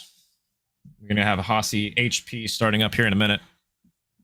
Yeah, we apologize for that delay. Just trying to get the teams ready, trying to get them into the lobby, trying to make sure we are good to go on all regards. And in order to hop into this, make sure everything runs smoothly. It should be very, very soon that we do, in fact, hop in. We should be ready to get into this, get it rolling.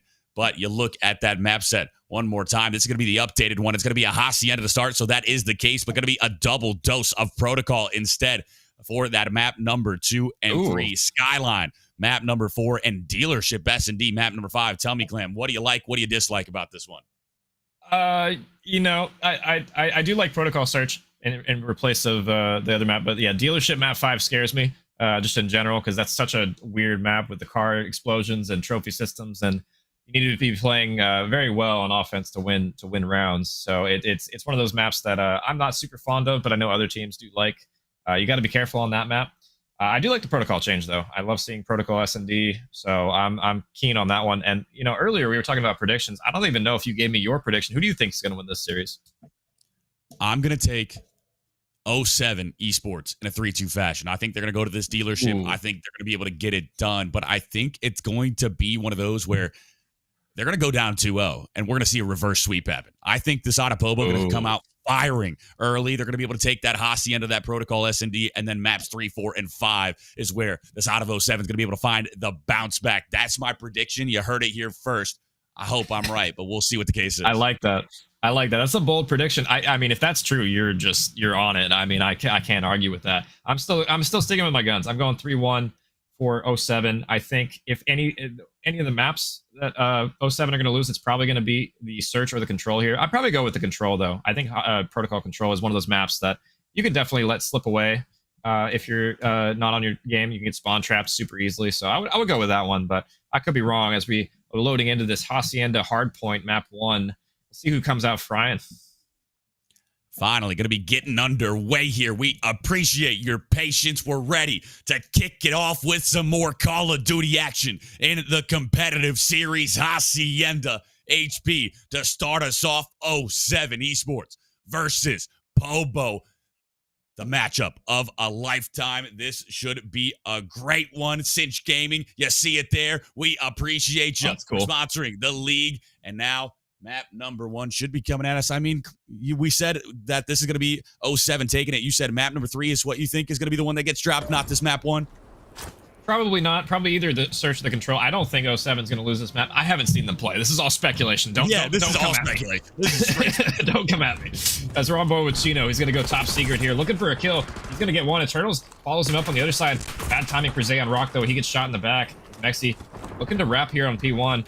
But off the rip here, it looks like 07 soaking time. Going to be Eternals on this P1, just collecting for the Sada Pobo. The shot's going to be coming down range. Mexi WC able to find 1 kill. That's going to be Doopy able to follow it up. But just like that, Zay finds the 2-piece. Doopy, Mexi WC, a trade fest on this P1 time. A pinstripe kill feed will be 07 able to hop on, and now you're starting to rotate over towards that P2 time. You'll send one that way, the rest towards the top balls. Zuni gonna be this top side. He's able to find that kill, and now Zay looking to strike once more towards this top grand. The rotation, his battle is on. Chino won't finish off his food. Doopy finds the double. Yeah, that was a good rotation from 07. Chino should have had that kill, but stopped shooting. Unfortunate for him. That could have been the break here for P2, as 07's going to get an early setup because of that. They're going to be 3 pushing up front here, but they have 3 in tow. Some team shots coming out. Chino rips Zay's head off, and it's just left to Zuni, and he's by himself. Gonna be time. Elected for the side of 07. Doopy gonna be on this, looking towards the front side. That's gonna be 3 pushing towards this checker. Zay going to be the front man. When will you slide in? When will you hit that go button? He will hit it, and he's gonna be looking for the kills. Will be Lin's the backside. Able to find one, but Zay bottles it up with a trade of his own, and now time gonna be going green, but the push is in from the outside. Just like that. Not gonna be the break coming in the side of Pobo. Able to hold strong on this front side. Zuni for 1. Zuni for the 2-piece on a 4 spree right now. Yeah, Pobo doing a great job breaking from front there, and they're going to spawn all of 07 in well here, and they're going to have the rotations for new, but Zay has a big one he's going to win. He's going to win that one. There's one more top office. He's going to sit down, heal, get his time, play for forms here with his teammate. Forms, he's just playing this top office. You know how important it is to have this black control for this P3. He's just going to be trying to see what he can find. Zay going to be on the time. Now going to be sliding out. The kill's going to be coming through the side of 07. Able to find 2 down in the feed. Now going to be the trade happening towards the top side. Eternals from this backside. It's going to be a pit. It's going to be a pinch here. You got the natural pinches spawn towards thin and towards well. Now you're able to find these kills. You're breaking in. Bobo doing a phenomenal job. And this should be time collected for them. Yeah, 07 do flip the spawns in the meantime, though, so they're going to have the closer angle to attack the hill from. But meanwhile, Pobo is just soaking his time. They're laying down outer fence. They have trophies. Chino trying to play his life as best he can. He almost turns on Linz there, but Linz gets killed with a pistol. They're going to be 2 down here. Linz pre-aiming over his teammate, watching his cover. And that's 3 kills here. Last one alive, Zay. And they should be focused on the rotation, but Zay gets 2. 14 seconds of scrap time. Going to be going the way of Pobo. Now we're rotating over towards this P4 time. A 30-point advantage for this squad in green. Forms will be here first. Can you find these initial bloods in order to collect this time? You know how much of a money hill P4 is. Zuni going to be the front man. Try to chow it out. Will be Doopy able to find the kill on Chino. Zuni hits that go button. The shots are in, but he will fall. 07 Esports looking to collect on this P4. Yeah, Zuni a little ahead of his teammates there. Would have liked to see him wait a little bit longer for the pinch to come in. And just like that, yeah, 3 more kills from 07 Esports. Zuni off spawn's going to get 1. But yeah, a little bit more patience out of Zuni maybe there. And they possibly can pinch that or break that hill from the pinch. But just a little eager.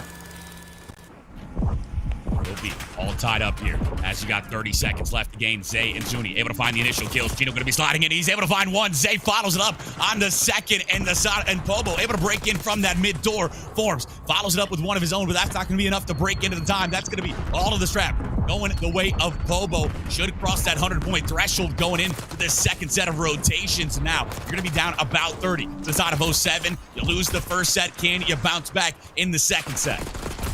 And Zay doing everything he can on this P4. Gets 3 in a row there. Good job from Zay. He's 16 and 7. And yeah, the player to watch from Pobo for me off the start of this round. Doing what he can. Eternals kind of struggling on the other side for Pobo, but Zay making up for it on his end. And they're doing a good job of playing the hop hall control here. Getting all the kills before they touch time. And I like this play from Pobo.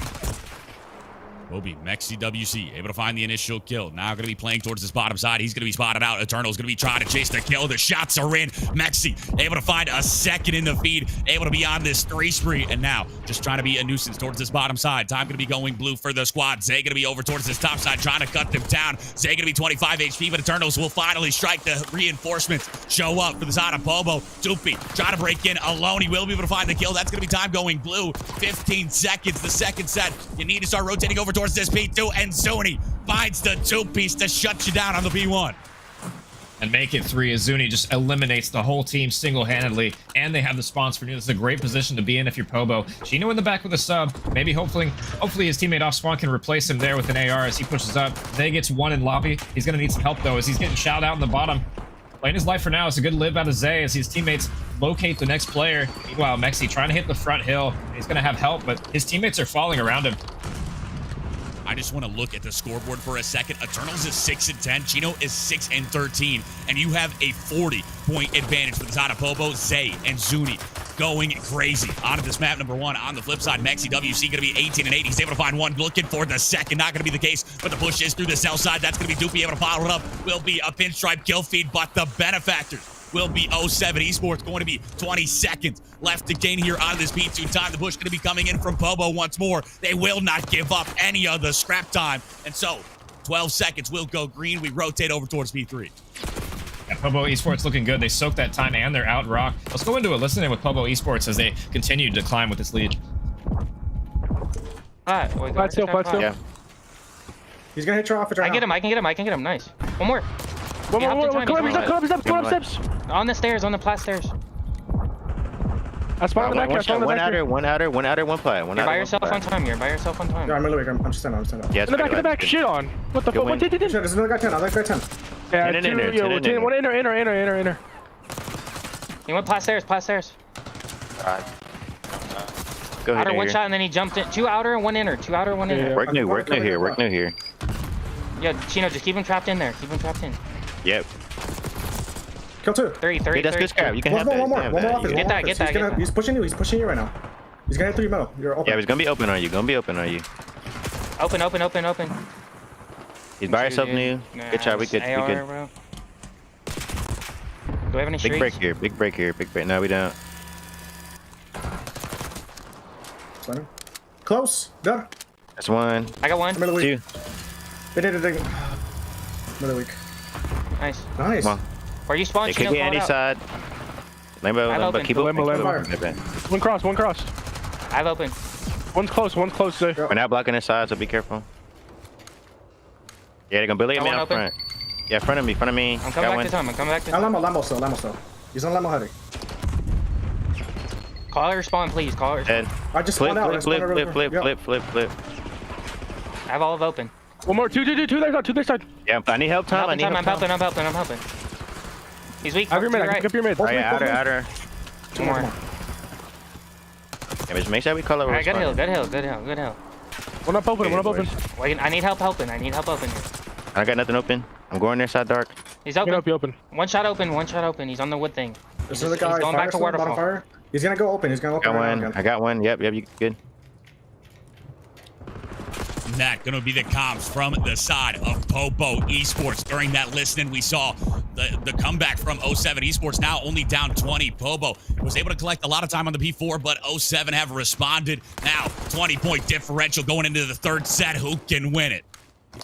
Yeah, good route there from Zay. Flanking through Spiral, pinching the guy top open here. They're going to have more people to deal with here in a second, but he flips the spawns for Pobo Esports. They're not getting any time currently, but that's a huge win if you're Pobo. Now they can fight from the front and get the lanes cleared. Doopy going to be soaking in the meantime, though, as Eternals wins a 1v1 top closed. Zay gets another one. Looks like he's going to be soaking the hill for now. Mexi WC looking to strike here. He's going to slide into the time. The nade going to be coming out. He's just going to try to back up. The kill will come through. Traded himself onto Zay, so a 1-for-1. Chino going to be the top side. Shots onto Doopy. Not going to be enough to get it done, but the nade will come out. Will be Linz able to take down Eternals. Linz with the two-piece, the snapper from Linz. And now the rotation time. There's going to be a player lying in wait, and that is Zay able to find one. Zay finds the double in response, looking for the triple in the feed. Doopy will be able to take him down, and now he's going to be over towards the south side. He's going to be trying to be the difference maker, trying to get lost. 83 HP. He will get into the time. The Chow is there in 07 Esports. The comeback is in. How is he alive right now? Gets shot from every angle conceivable right there as they flip out the spawns and they break. Doopy, I don't know how he lived there. Some excellent teammate support as they flip out Pobo. They're going to have to break from the front. They got 3 people in the hill. Chino gets 1. Chino gets 2 with the help from a teammate. Free fire in the doorway. They don't have spawns for Pobo Esports, but that might not be too bad with 20 seconds left on this hill if they can soak the rest of this time. Scrap time. Looks like it might go the way of 07, but there's going to be one more push from the side of Pobo. Zay able to find a big double. Zay looking for the triple. The push going to be coming in from L. Will be able to take him down. Now, will you hit this one more time? 10 seconds. You just need to back up. Try to go to P3. Linz, dip and dive, and able to find that kill. Shooting straight now. Chino going to be over towards this top secret side. Just going to be trying to play those entry kills as you go, or those exit kills as you go off of that P2 over towards this P3. Chino able to spot him out. The shot's going to be coming in. Not going to be able to find the kill. Mexi WC going to be taken down. Zay goes huge once more for the 2-piece in time. Going the way of Pobo. You'll need 40 points to win it from both sides. Yeah, tied up right now. Zay is going absolutely massive right now with 39 kills right now. And it's amazing that the score is this close with how hard Zay is going for this win, but he's doing everything he can. He needs his teammates' help here for this last couple of hills. This is going to be going to a P4 most likely, barring Pobo getting every single second on this hill. Hellstorm, I'm surprised to see him use this. That's a P4 streak. I don't know why he used it right here. That might be a big blunder from 07, as it looks like Pobo is clearing the point again. May be a big blunder. Eternals will fall, though. That's going to be 2 down in the feed. Going to be all of the forms towards this side, and Zay shows up once more. Another 2-piece under his belt. 6 seconds of scrap time going to go your way, and now you only need 15 seconds in order to get it done over towards this P4. You're going to be early rotated. That's going to be Chino. They're able to find the initial blood. Going to be all up to Doopy. He's able to find one, but can you find a second? The team shots are in. Form shows up. The reinforcements are here for 07. It's all up to Zay once more. He's going to be this front side. He's going to slide right in. The shots will be able to find one, but not enough to take him off. The side of 07, can you hold? And no, it's all on Mexi. Now he has one more teammate in tow, but it's not going to be enough. It looks like Pobo are going to break on in. Only 15 more seconds needed for them to win, and they're 4 on point. All of 07 spawning Lambo. What can they do? I don't know if they have time to pinch this hill. They're just going to have to run straight at it. Forms pre-aim in the rock. What can he do here? Eternals looking like he wants to pre-aim the mid as well. Mexi gets another one too. Almost 3 there as Forms wipes him off the map there. 07 not done quite yet. 07 are able to break in. They're able to hold strong. They're going to send it towards this P1 unless Gino can show up huge here. He's going to be trying to hit it. The pinch is going to be coming in. Gino, the shot's down range, able to take down one. Can you find a second? The pistol out. The shots are down, but Linz will find the kill. Now, the exit kill. Zuni going to be looking for him. He's able to find one. Can you find a second? Will be the case. A two-piece for him. 2 seconds. You got to hop on. 07 will do just that. They're staying alive. But for how long? You just need 3 more seconds. If you're Pobo, you cannot let him hop on. This is coming down to the wire. Yeah, Eternals gets 2. Hops on the point. I don't know if I love that decision, but Zay able to slide on. Next he gets taken out, and that should be it here. 248. Nobody can touch, and Pobo Esports clutch up, and that got absolutely insane toward the end. Nice break from 07, but just not quite enough for them to push over the finish line. Pobo, it got scary there for them toward the end, but they clutch up, and Zay went absolutely off that game. How many kills did he end up with to form? It was insane. It was almost 50 for Zay alone. Yeah. Double positive. He was 2-piece after 2-piece. Whenever you needed a big play, Zay showed up to save the day. You look at it, 45 and 25 from the man. 35 non-traded kills. Everyone else in the squad negative except for Zuni at 32 and 31. On the flip side, he got 2P at 41 and 30, 33 and 27 from XCWC. And how much closer do you want it to be? Hacienda HP will go the way of Pobo. They'll take the initial advantage here. And going into this protocol S&D, what does 07 Esports need to do in order to find this bounce back? I mean, you kept it close, but obviously you still go down 0-1. Yeah, that was the best hard point for sure all day for me. That was insane. Good momentum from Pobo to clutch up there. But yeah, it looked like Zay was just doing it all. He was ice skating on these fools out here. And yeah, if he doesn't go absolutely massive, who knows what happens with 07 there. Doopy doing what he can on the other side. But yeah, just clutching up at the end, some important gunfights. And that was the difference maker. And yeah, in the S&D, yeah, I don't know who wins this form. You got me. Zay dragging his team forward to a map 1 victory. We look at this map number 2. I called it that the side of 07 is going to go down 2-0, and then they're going to find this bounce back. We'll see if that's going to be the case. But this is one that you said you thought Pobo could steal away. You guessed 07. I mean, obviously blind, but you thought Pobo might be able to steal this map number 2 away, a protocol S&D. What are the keys to success here? Whether you go to the A site, the B site, what do you think are the keys to success? I think just playing together. Obviously, it's search and destroy on protocol. There's a lot of plays you can make, but if you're not doing it as a team, it's not going to work out. If you're pushing A, you need to be coordinated, making sure you're not getting, just blind countered or baited, as you say. Somebody's holding your elevator from spiral. You're not just like wide shelling it without teammate support and trophies and whatnot. So I'm just curious to see if they're going to elect to go for a B hit off the rip here, like we saw in the last series, because that can work off the rip, but some teams can read that. It's a pretty, common play. So yeah, success for me, just teamwork and watching each other's crosses really on this map. Absolutely. You see those early rounds, you tend to favor B because no trophies when you drop down to that elevator side. So those nades, those stuns, all of the util going to be tossed at you. Next thing you know, you get double naded. You go down 3 of your players go down and you just lose the round. So if you do drop towards A, you need to make sure you send somebody over towards that P2 side. Make sure you have that big door open in order to get those initial bloods, in order to find those kills. That way you can win the offensive round. We'll see what the case going to be, but the keys to victory for me: shut down Zay. 3 words. And Sim are in the viewers list on Twitch. The side of 07 Esports need to find an answer for that man.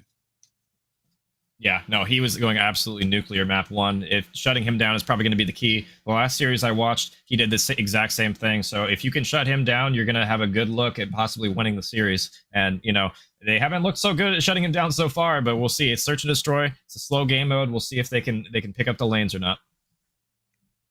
We will see. Indeed, one that you need. If you drop 2 maps in a row, that protocol control going to leave no relief for you. You will be have a mountain in front of you in order to try to get it done. So you need to make sure you answer here. Protocol S&D going to be the difference maker in this series. 07. Do you have an answer for the firepower that is Pobo? Can you find these round wins where it's protocol? It's one of those that's mixy. You drop to the A side, it's just an absolute bang out. There's just going to be 3 plays 3, everybody shouldering everything. You just got to come out on top of the gunnies. Make sure you make effective use of the utility in order to get it done. So we'll see who can win this. Yeah, I will say this is the one game mode I believe Pobo Esports lost last week. It was Rewind S&D. I believe they lost 6-3. So if it, 07s comes out hot, they could definitely win this game mode. As we onboard with Doopy off the rip. Looks like they're going to go for a double P2 hit here. Maybe one watching Big Door, but he's going to get through. Zuni able to find the initial blood. That's going to be Eternals able to follow it up. So that's going to be the two-man advantage for the side of Pobo. Gino going to be towards this bottom side. The two players for 07 Esports just going to be stuck in Grandma's, just trying to figure out where they want to push, what information they can gain. Will be nothing given up for the side of Pobo. No OEs in sight. Zay will be the only player a little bit aggressive, just trying to spot out where they are. Now that go button going to be hit by the side of 07. They're going to be over towards this castle side. They're going to try to hit towards B2, maybe drop down this big door, see if they can get through for free on the A site. Yeah, this is going to be a tough retake if you're 07 here. Already lost 2 members. They only have 40 seconds left. Maybe a desperation play toward B, but one of them has a sub, so this might not be the best play here, but everybody else at A, so what choice do they really have? Nobody on the backside of B for Pobo Esports. They're going to let them plant the bomb. This might be a mistake, but they do have the numbers, so as long as they bait and switch effectively, this should be a round win for Pobo. Zuni sees him and he rips him off the back heady. Just rips him. Mexi WC able to find that one. That's going to be a 1-3. A little bit more manageable, but still a tall task. Now he's going to be trying to dip dive. He's able to find a second, but the kill will come in. Pobo Esports able to close the net, able to find the kill, and they will take round number 1. They will continue their momentum from that map number 1 into this map number 2. 07 going to take an early, or they're going to go down early. Yeah, he just rips him off that back heady there. Mexi did what he could, but yeah, 1v4 situation. I mean, he has to defend the bomb there. He's doing what he can, but yeah, both of his teammates dying off the rip was not a good look. They tried to jump out big door, and they just got shut down. So I'm curious to see if they try that play again, a different round, or if they're going to learn from that mistake and not do it again. I would like to see them at least try it maybe one more time before they abandon it completely. Pobo onto the offense. Going to be pushing towards this side. We'll see what they elect to hit. Will be players towards mid-gun. That's going to be Forms. Able to take down Zuni initially. So the man-up situation for the side of 07 this time. Can you capitalize on it? Lynn's going to be over towards this heli side. Just going to be trying to spot out any information. Bomb going to be going down B, so they got through for free. Once it gets popped, Lynn's going to have to turn his head, and now he will. He'll go, what? How did they get through? Not going to be able to find anything, though. Yeah, I'm not sure how they got through the sidewalk with Lynn's just staring at heli, just looking at the wrong thing, apparently. Not really going back and forth, just staring at one thing the entire time. Can sometimes be the boon. Chino in a dirty cred, gonna get 1 kill. Staying down from the heli guy. Lynn's gonna have help there. Mexi able to shoot him in the back. Eternals get some help here, but Forms behind him as well, and that's a clean retake from 07 there. Clean indeed. The side of 07 answer back with a round of their own, tying it back up 1-1. You look at this replay here. Gino's able to find 1 kill, but then it's Lynn's able to get the final. No, that's just going to be Eternals falling to Forms instead. So all tied up. You only drop 1 player for the side of 07 on this defense. Defense reigning supreme early on this protocol. And you look at the scoreboard for a second, you'll see it here. It's Eternals at 2-1, 2-2 from Zuni. On the flip side, 3-1 from Mexi WC and 2-1 from Forms, the best from the two sides. Yeah, I was curious that Lynn's didn't see them go to B, but it ended up not mattering here in the end. But, stuff like that can cost you down the line if you're not careful. So curious to see if anything else with timing happens this map like that. But for now, looks like we've got pretty much a standoff here. Looks like top mid's going to be the push as Eternals. It's ripped by Lynn's. Nice shots from him. Zuni wondering what he can do. He sees 1 P2. He's not able to close the gap just yet. He's going to let him go around the corner. Not firing. Smart so far as he's not able to get the kill if he would. Will be Forms towards this top mid side. The push going to be over towards Zay. The bomb going to be going down. Zay on the flank. Might be able to spot one out. That's going to be the information gain. The shots are in, and Zay will get gunned to bed. Forms able to find it now. Zuni left it a 1v3. Make it a 1v2 as he finds that one. He's going to be sliding towards Big Door. What will these timings be like? He's not able to spot him out quite yet. Now he will. He's going to be able to spot out Lynn's, but can you get the gun to work? You got 24 seconds. You got to fly. You got to get there. The nade will come out. Zuni checks the wrong corner. And 07 Esports, you tie 2 rounds together. You take the advantage 2-1. Yeah, good round from 07 Esports. Lynn's absolutely, I'm not exactly sure what that play was from Bobo, but like they send one all the way outer sight toward boat, and he just gets ripped from top mid. Kind of an interesting play. I'm not sure exactly why they decided to do that, but yeah, it just gives 07 the opportunity to get into A, plant, and they play their numbers effectively, and they just win the round for free, basically, off of that opening pick. Now, this round flipped on its head, going to be Pobo over towards that offensive side. Which one will you hit? We haven't seen a lot of A pushes here, just dropping down towards elevator. It's been a little bit more try to get the intel, try to figure out where the defense isn't in order to get the push. You will be over towards that top mid side. Zuni going to be trying to spot out that player over towards Helly. The shot's going to be coming in. Will not be able to take down Lin. Still going to be up 4 plays 4. Yeah, Lin's just doing his best to stay alive here. He doesn't need to die. He just needs to scout for information, making sure his teammates are in decent spots, and making sure that the enemies don't cross through P1 without anybody seeing them this time. Hopefully he sees them this time.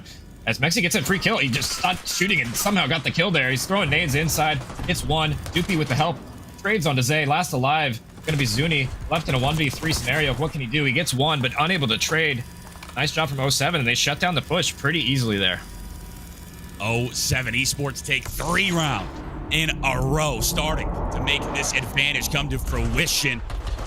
Mexi able to find a big 2-piece in order to secure this round number 4 for the side of 07. Forms sitting at 4-2. 07, you dropped map number 1. Now you're looking to take this map number 2. You're looking to even up this series. It's only 3-1. You can't let off the gas quite yet. You need to make sure you're able to keep continuing this, keep that momentum your way, shut down anything that Pobo had in that map number 1. Yeah. 07 back on the offense. Mexi having a good game so far, 7-2. And they're going to go right back into A4 hitting it too. They have a trophy and they have the numbers here. They need to be careful. He has a sub in a horrible position here. He has his teammate Chino big door, but they're not exactly in a position to crossfire. Yeah, Chino just gets ripped here. Doopy on the top of the bomb site kills Zay. And yeah, just like that, 07 just flooding the site just without even a problem. Pure aggression from 07 Esports, able to get it done, but you got to worry about Eternals. A 1v4. He's able to take down one. The shot's going to be coming in, and Forms will gun him to sleep. Able to take him down. 4-1. The score line. The side of 07, you may have dropped round 1. We may have thought this momentum was going to go the way of Bobo, but since then, it's been all 07 in the feed. They just have not slowed down after that round number 2. Yeah, the good thing about Search is it's 1 round at a time. You know, you can kind of relock in between rounds. You got a decent amount of time to communicate. And it seemed to have helped 07. You know, they came out, they lost the first round, and they won 4 straight, and they seem pretty calm, cool, and collected about it, too. They're winning these rounds pretty handedly, I must say. So, you know, good to see them lock back in. They're up 4-1 now. I don't know. This might just be a 6-1.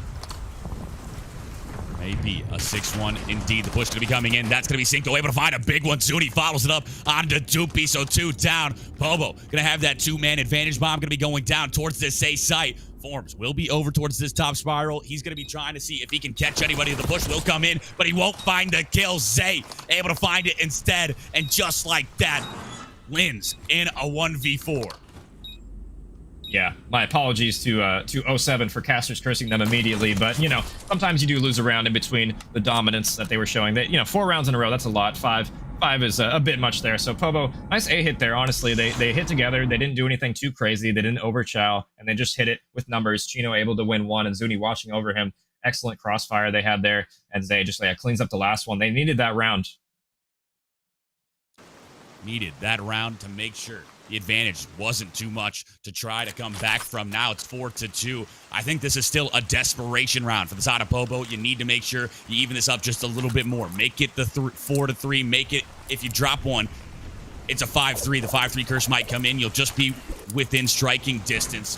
Offense side going to be for 07 Esports. The push going to be coming in towards this P1. Zay going to be here. Can you find the kill? No. Zay will fall. That's going to be a 2-for-2 exchange. Now Eternals. Chino, the last 2 up. Chino, the last one up versus Lins and Forms. He'll be over towards this castle side. Bomb, not in. They might have saw him here, but I don't know. The way they're playing, it doesn't look like it. It looks like Chino's going to shoot him in the back, and he will. Yeah, now it's a 1v1. They have bombed down mid-map, but I don't know if Chino is aware of that. And now it's anybody's guess as where people are. A sub versus AR, I believe, and they have no idea where each other are.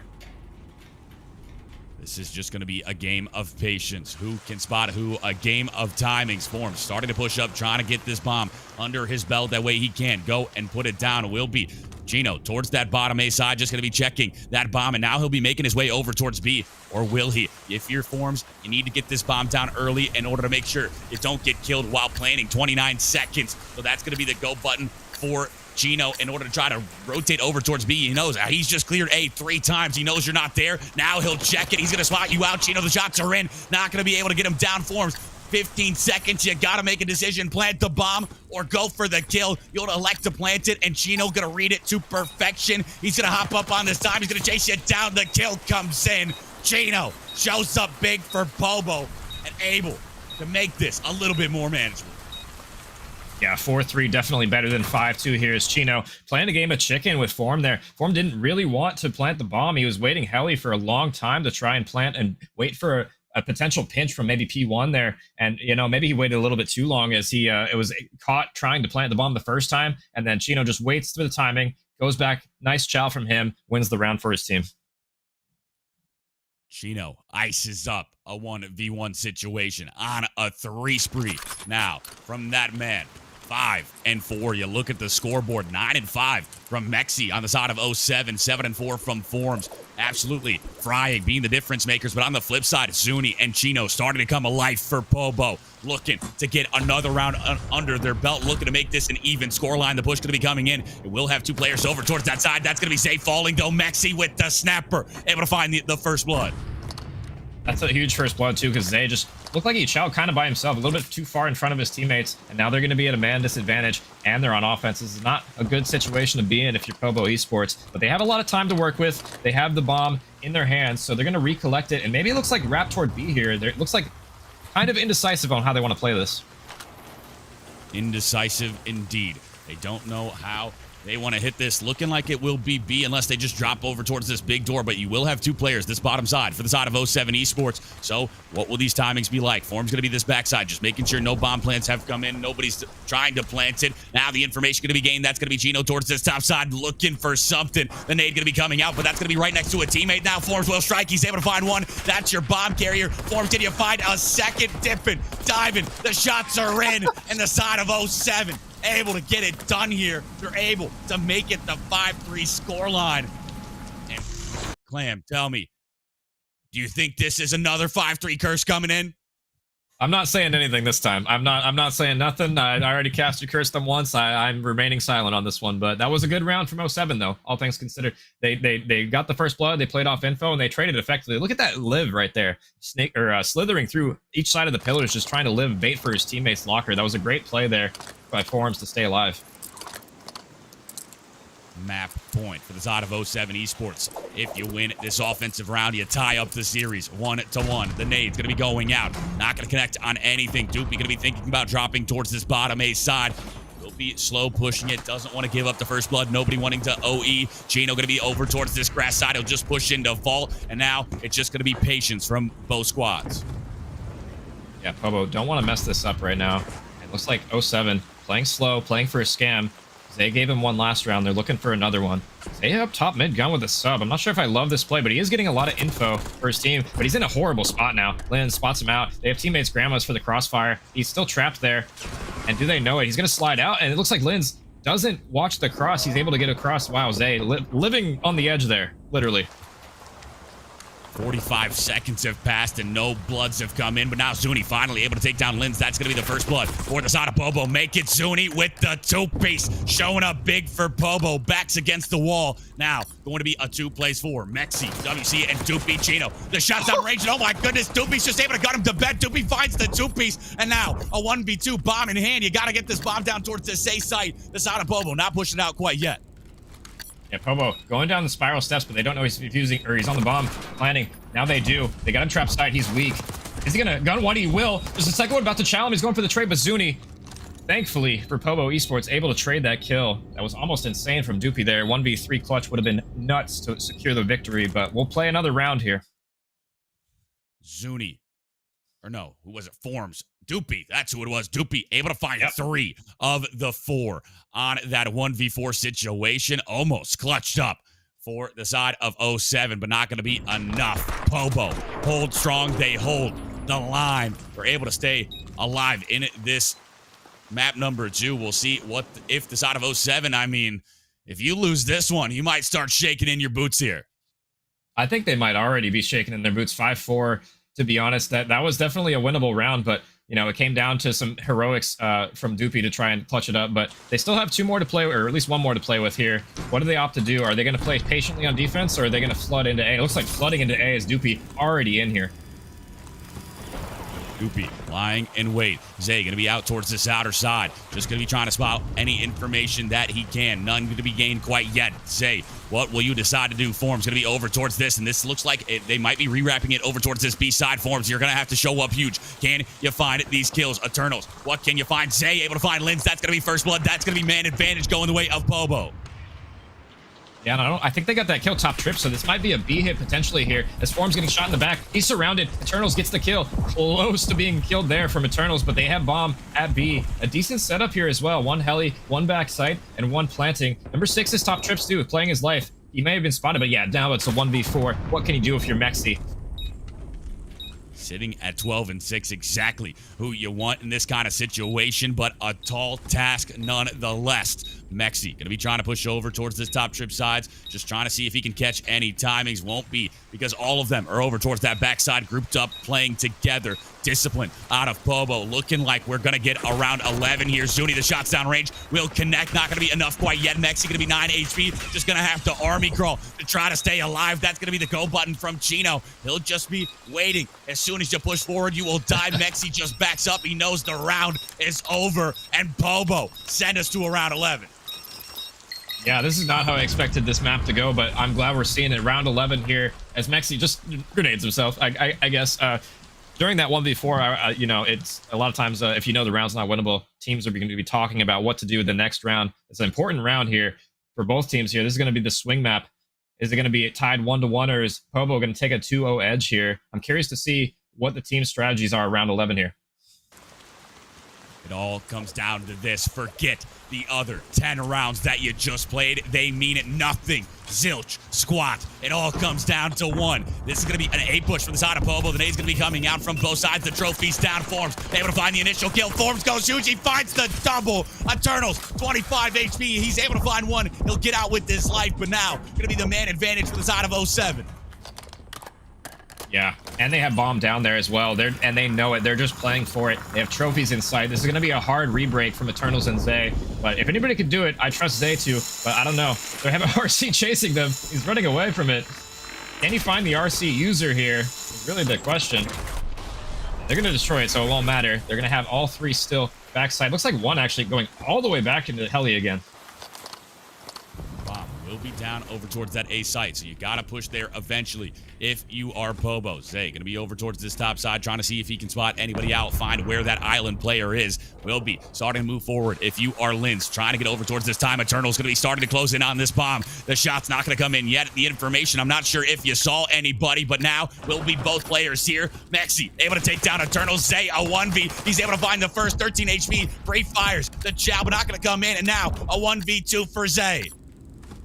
Yeah, and he's going to have the world to do here. 10 seconds, has to either kill both or plant bomb, and he's not able to do so. They're going to watch the cross. 07 in a scary round of 11 there. Clutch up by the skin of their teeth.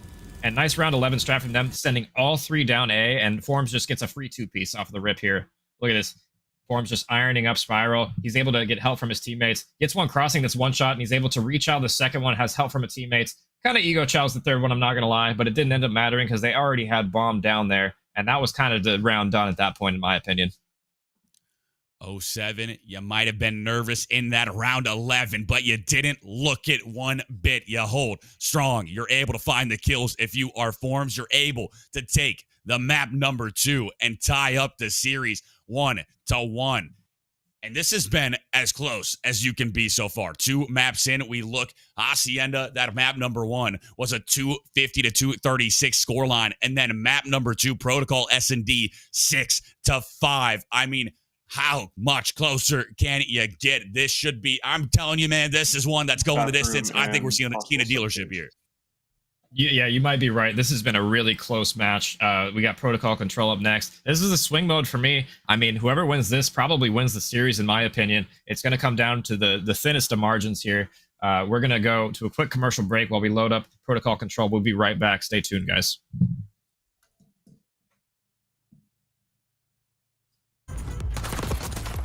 Opposite sides of the maps, DJ versus Sovereign. And I mean, just like I said, it's a blinked, and I think I missed that whole round. Sovereign in a Freddy spot, though. Is he going to read it? He's not going to read it. Oh, my. See him here. He's not going to live. Unable to wall bang him. He's looking for another one. Unable to. Honey gets another one, and that's bomb down. B-zone drafting going to be on the rock. He's going to try to push it out. All up to Saloxides on this backside. It's going to be... Read this right and hit all of his shots, but Honey reposition. Get the kill. Honey thinking about trying to check it now. Honey, SMG information. Can you get the initial kill? The shots will be going down. Steve, and you win them. Sovereign, this might be the timing of a lifetime. You're going to be able to spot him out. The chase going to be on. Honey's able to take down Zalak. Seconds, you got to hit that go button. You got to find down range, 84 HP. Good shots, but not enough to take anybody down. And now Sovereign going to hit that go button, but... Yeah, Steez just gets picked for free there. No teammates around him, but CJ gets an answer back through the bomb. Big setup. Sovereign with that backside. But follow it up, but just like that, Zay finds the two-piece Doopy Mexi WC on that. They're going to be 3 pushing up front here, but they have 3 in tow. Some team shots coming out. Chino rips Zay's head off, and it's just left to Zuni, and he's by himself. Just like that. Not going to be the break coming in the side of Bobo. Able to hold strong on this front side. Zuni for 1. Zuni for the two-piece. And they're going to have the rotations for new, but Zay has a big one. He's 30 seconds left to gain. Zay and Zuni able to find the initial kills. Chino going to be sliding in. He's out, and Bobo able to break in from that mid door. Forms. Follows it up with one of his own, but that's not going to be enough to break point threshold going in to this second set of rotations. Now, you're going to be down about 30 to the side of 07. You lose the first free spree, and now just trying to be a nuisance towards this bottom side. Time going to be going blue for the squad. Zay going to be over towards this top side, trying to cut them down. Zay going to be 25 HP, but Eternals will finally strike the side of Bobo. Doopy trying to break in alone. He will be able to find the kill. That's going to be time going blue. 15 seconds, the second set. You need to start rotating. Going crazy. Onto this map, number 1. On the flip side, Mexi WC going to be 18 and 8. He's able to find one. Looking for the second. Not going to be. One cross. I have open. One's close, Zay. We're not blocking this. All open. One more. Two their side. Yeah, I need help, Tom. I'm helping. No. One up open. Wait, I need help open. I got nothing open. Himself onto Zay, so a 1-for-1. Chino going to be the top side. Shots onto Doopy. Not going to be enough to get it done, but the nade will come out. Will be Linz able to take down Eternals. Linz with the two-piece, the snapper. The rotation time. There's going to be a player lying in wait, and that is Zay able to find one. Zay finds the double in response, looking for the triple in the... Going to be one more push from the side. One more time, 10 seconds. You just need to back up. Try to go to B3. Linz bottom out. The shot's going to be coming in. Not going to be able to find the kill. Mexi WC going to be taken down. Zay goes huge once more for the two-piece in time. Going the way up. 4th most likely, barring Kobo getting every single second on this hill. Hellstorm, I'm surprised to see him use this. That's a P4 streak. I don't know why he used... Maybe a big blunder. Eternals will follow. That's going to be 2 down in the V. Going to be all up the forms towards this side, and Zay shows up once more. He's going to be this front side. He's going to slide right in. The shots will be able to find one. Him in the rock. What can he do here? Eternals looking like he wants to pre-em the mid as well. Mexi gets another one too. He's going to be trying to hit it. The pinch going to be coming in. Chino, the shot's down range, able to take down one. Can you find a second? The pistol out. The shots are down, but Linz will find the kill. Cannot let him hop on. This is coming down to the one. Be it here. 248. Nobody can touch, and Pobo Esports clutch up, and that got... He's gonna get one here. Jordy able to slide in, gets a second one. A pinstripe kill feed. Potato towards the front side. Shots down range. Just gonna have to back up. I'm right away. One front on me. Oh my god. Front. Weak. Pushing through. Gonna follow it. Switch effectively. This should be a round win for Pobo. Johnny sees that caddy. Just still a tall task. Now he's going to be trying to dip dive. He's able to find a second, but the kill. Back and forth, just staring at one thing the entire time. Lynn's gonna have help there. Mexi able to shoot him in the back. Eternals gets help here, but Forms behind him as well, and that's a clean retake. 07 there, without anybody seeing them this time. Hopefully he sees them this time. Inside, it's one. Doopy with the help. Dooney left in a 1v3 scenario. What can he do? He gets one, but here he has his teammate Chino big door. They're not pure aggression from 07 Esports, able to get it. It'd be a 6-1 indeed. The push to be coming in. That's gonna be Cinco able to find him. 07 for casters cursing them immediately, but you know, coming in towards this B1. Say gonna be here. Can you find? They might have saw him here, but I don't know. The way they're playing, it doesn't look like it. It looks like you're not there. Now he'll check it. He's going to spot you out, Chino. And Chino going to read it to perfection. He's going to hop up on this time. He's going to chase you down. The kill comes in. Chino shows up big for push going to be coming in. It will have two players over towards that side. That's something. The nade going to be coming out, but that's going to be right next to a teammate now. Forms will strike. He's able to find one. That's your bomb carrier. Forms, can you find a second? Dipping, diving. The shots are in.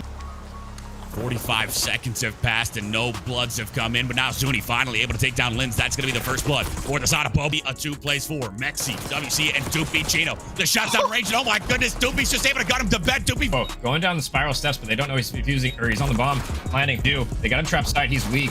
Is he gonna gun one? This might be a B hit potentially here. As Form's getting shot in the back. He's surrounded. Bobo looking like we're gonna get around 11 here. Zuni, the shot's down range. It all comes down to 1. This is gonna be an A push from the side of Bobo. The nade's gonna be coming out from both sides. The trophy's down. Forms able to find the initial kill. Forms goes huge. He finds the double. Eternals 20. RC user here.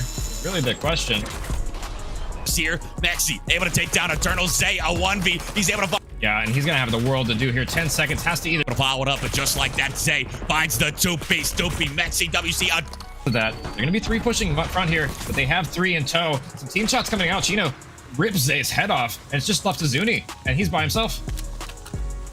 Just like that, not gonna be the break coming in the side of Bobo. Able to hold strong on this front side. Zuni for 1, Zuni for the 2-piece. And they're gonna have the rotations for new, but Zay has a big one. He's 30 seconds left to gain. Zay and Zuni able to find the initial kills. Chino gonna be sliding in. He's out, and Bobo able to break in from that mid door. Forms follows it up with one of his own, but that's not gonna be enough to break point threshold going in this second set of rotations now.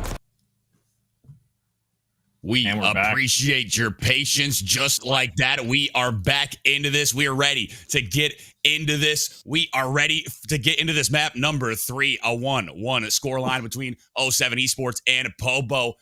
I am Deform, accompanied by the magnificent Clam. How you feeling today, brother?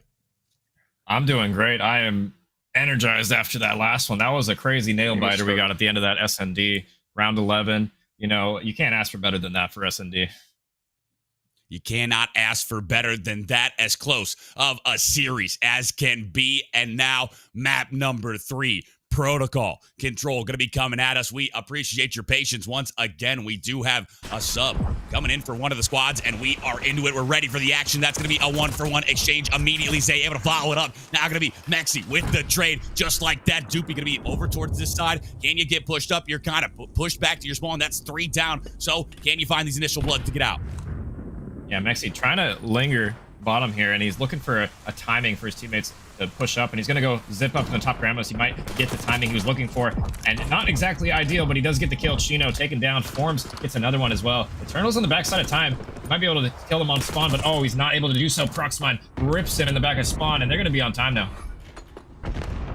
The A zone being captured. Chino going to be trying to push it out towards this outer street side. Starts to creep up, just trying to look where this player is. Now the pistol going to be out. He's trying to challenge. The shots are down range, but the kill will come through. Mexi able to find the double. Eternals follows it up on a Mexi. Eternals looking for the 2-piece. Shut down. Forms able to find it instead, and Forms will find the double. And now you're onto this safe zone. It's going to be contested by Chino. You just got to find the kill. Forms shows up once more. A triple for Forms, and he hops on the A zone. Yeah, Form's doing it all right now for 07 Esports. 5-1, or excuse me, 5-2 start along with Mexi here. They do get 3 down here. Pobo do regain here. They finally kill Forms on the point. They're going to stop the tick, or excuse me, they got tick goes through, so they don't stop the tick, and time is extended now. They have a ton of time to work with on this offense if you're 07. And yeah, they're looking like they're doing a decent job here on this opening break here.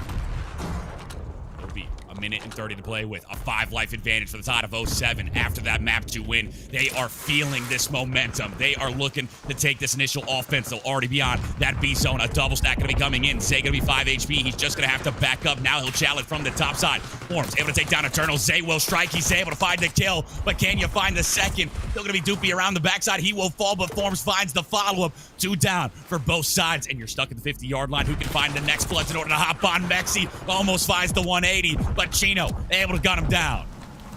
Yeah, mid-map control for 07 is going to be a big problem here for Pobo Esports. They're trapped back in their spawn. They have to cross all the way across mid to get to this P2 to stop the point. Any reinforcements from 07 from the outer is going to be tough, with Forms looking like he's beaming, washing over them at the moment. But they do stabilize here. They get a couple of kills. Looks like Mexi is taking another route, though. He's top grandma's just waiting for another opportunity to pinch again. 4 life advantage for the side of 07. 42 seconds. Mexi able to get into grandma's. He's able to find a big kill. That's going to be 3 down just like that. No respawns remaining for the side of Bobo. You got to play perfect Call of Duty. Eternals able to find the first one, but now going to be a triple stack over towards this B zone. Zay, what can you find? You'll slide onto the dime. You will be shut down. Doopy finds one. Eternals finds the trade. Proximine able to find the kill, and Proximine goes huge. He finds the double. 07 Esports take round number 1 on the offense, no less. Yeah, that was a clean round at 07. They just look so composed after clutching up in that S&D round 11. That's got to be so much dopamine flowing through their veins right now. They are just frying on all cylinders. Forms doing a decent job with the AR, watching over his teammates. And yeah, Mexi hitting those underground routes multiple times. Pobo not really picking up on that. And that was 2 times in a row he was able to flank their top grandmas and get an important kill and collapse on the time there. Big out of 07 to continue that momentum into this map number 3. Pobo, do you have an answer for that aggression? Can you find an offensive round of your own? We look at the scoreboard. 9 and 6 from Form, 7 and 6 from Proximine. On the flip side, everyone negative except for Zuni. Looking to be the difference maker. Will be Eternals able to take down Doopy. Mexi takes down Eternals. Proximine takes down Chino. That's 2 down in the feed for the side of the Pobo. You gotta play your life here if you are Zuni. Make sure you don't get put in too much of a spawn trap.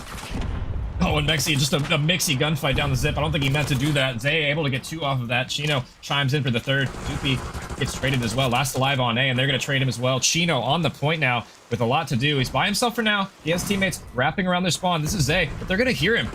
He made tower, and he didn't pick up on it. Number 2 doesn't turn, doesn't hear the audio cue. So Zay gets a free kill.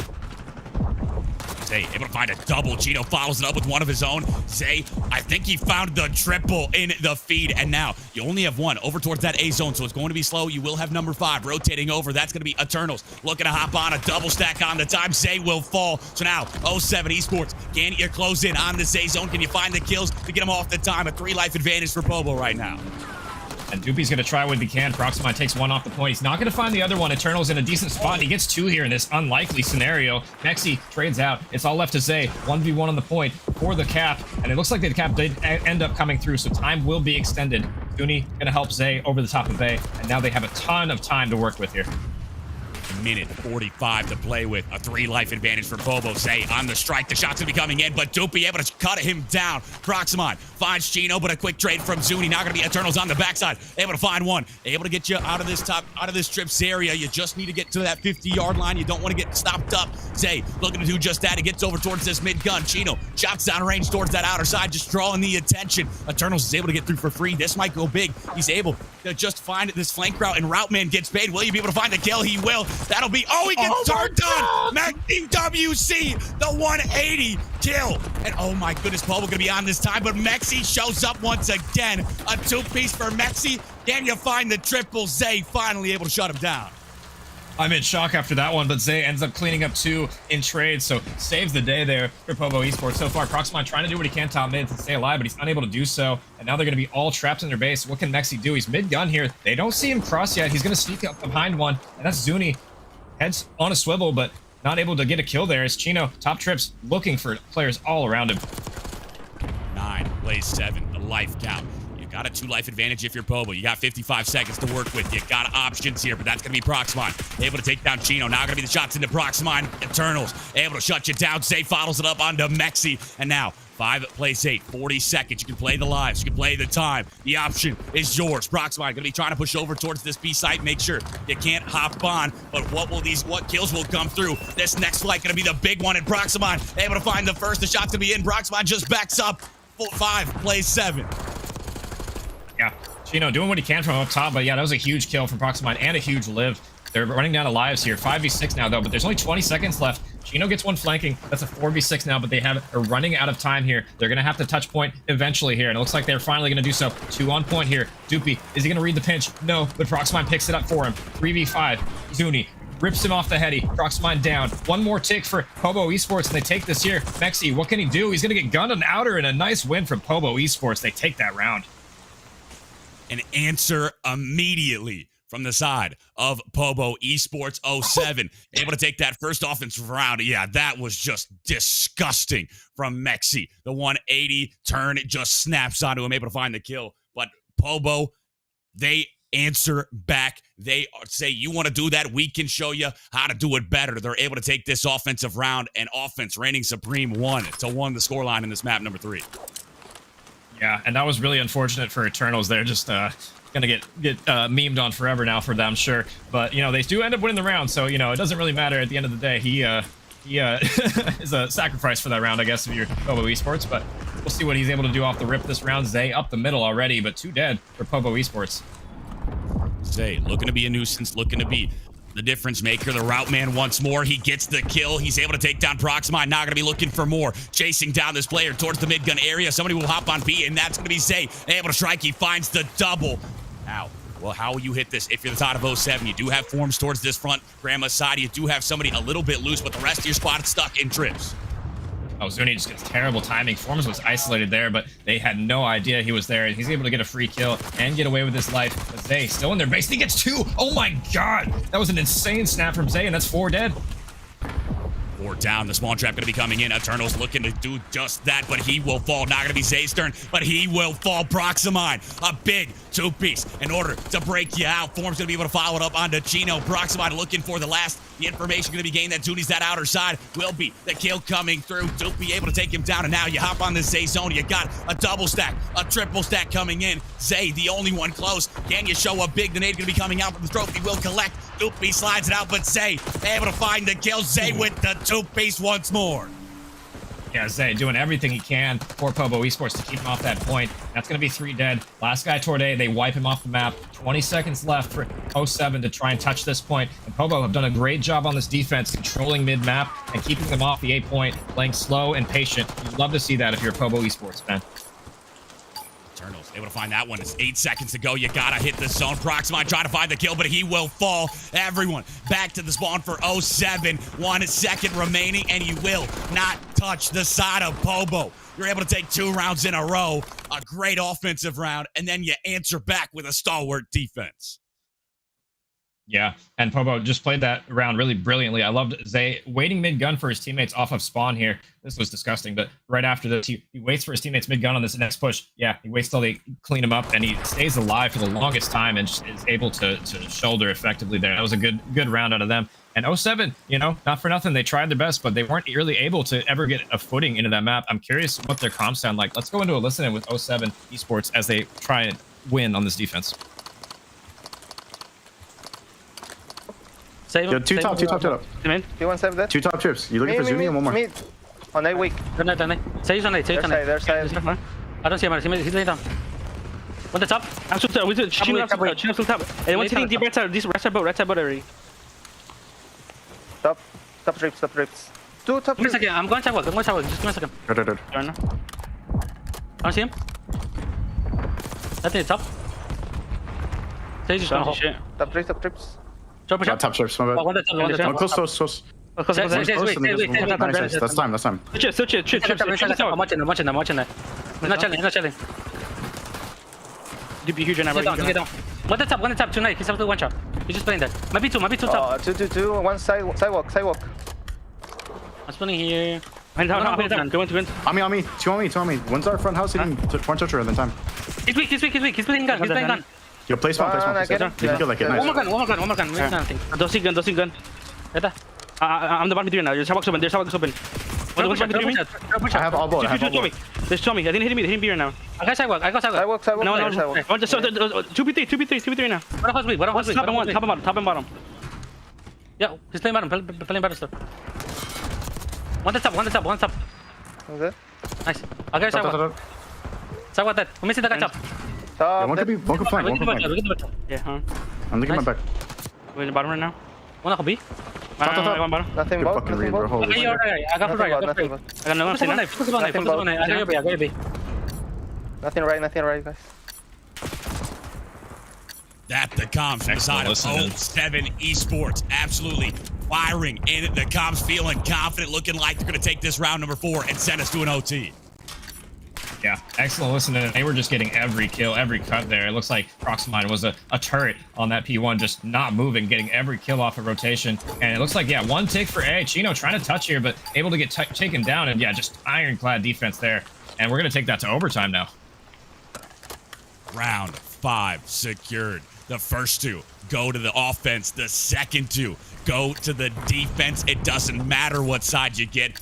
It feels like you're favored. You just need to fry. You need to find the kills. Mexi has been a difference maker for this 07 Esports squad. He has been frying out for them. You see him here onto that 3 spree, was able to just dip dive, play his life, and find the 4th. Has been a nuisance, a pain in their side. For the side of Pobo, that's a player you need to make sure you keep track of. And now, round 5 kicking off. Yeah, excellent point there. Mexi has been a thorn in their side on offense for them, getting into their grandmas consistently. I want to see Pobo Esports try and play a little bit more carefully toward their grandmas and keep control of their bottom side as well. They've done a poor job of that so far, and it's allowed Mexi to just roam free in their base. Will be the side of Bobo on this defense. Proximine going to be taken down. Great shots there from Zuni. Going to be Forms able to take down Zay. So a 1-for-1 exchange, but you got to get pushed up. You got to hop on one of these zones. The time going to be ticking away. Eternals looking to push forward. The stun's going to be coming out. It will not connect, but Mexi going to be over towards this top side. Going to be looking for what he can find, but this is just scattered. Nobody able to find anything quite yet, and this favors the defense as the time just ticks away. Yeah, Eternals pushed up really far on their side. Has to back all the way up with a sub here, and they're going to spot him out. Yeah, he's in a tough position here now because does he choose to hit the time or does he wrap all the way around? Zay looking for one, but he's going to get traded out immediately. Eternals for the refrag. Going to get help from Zuni to clean up that kill. Naded on point, though, but that's 3 dead. Zuni for 2, and it's all up to Proximine off spawn. He's trying to live in their top grandmas, and he does a good job trading out Zuni, but he's going to have a lot to do here. A 2 life advantage for the side of Pobo. 28 seconds if you are 07 Esports. Can you find something out of nothing? Will be hopping on the B zone. The shot's going to be in. Eternal's going to be 48 HP, but that's going to be Doopy able to take him down. Doopy finds 2. Zuni will be able to find the trade as well as Zay takes down Mexi, but that's going to be Proximine showing up big for the side of 07. He hops on the B zone. Stop the time. 18 seconds, a 3 life advantage for the side of Bobo. Eternal's gonna be around the corner, able to spot him out. The shots are in. Eternal shuts him down, but now they're over on the A zone. Yeah, this gives an opportunity for 07 to get toward A, but yeah, they wipe him off B, and they're gonna have numbers as here as well. It's just Mexi left alive on P1, 14 seconds left. He wins a huge 1v1 to buy his team time, but his teammates, they're spawning all B side, and he's gonna get overwhelmed here. Looks like Proximine is gonna take that initiative, take a route into their top grandmas, but you're running out of time. 10 seconds left, and they have to stop this clock. Doopy will be on it. That's going to be 2 kills in the feed. 3 down, actually. Now, all up to Zay onto that backside. The rest of 07 just going to be hopping onto this Zay zone. Just trying to get the minute extension. Zay going to be taken care of. Big for the side of 07. 10 seconds to go. Zuni and Chino able to find one apiece, but that's going to be Doopy's. And Forms able to find the kills. The minute extension looking like it's going to come in, and it will. 1 minute and 9 seconds, and the life count basically even. Yeah, they don't have a ton of time, though. 1 minute left, but it's probably going to come down to lives here. We're running out of time, and we're running out of lives to get to the point here. Zay gets a huge one on the point. He's able to stay alive. His teammates are falling around him. What can he do? He has to finesse. Everybody dead around him, and Zay going to live just for now, but he's going to fall eventually, too, and that's everybody off of spawn for Pobo Esports. Can they even touch in time as Forms is cutting the back spawn?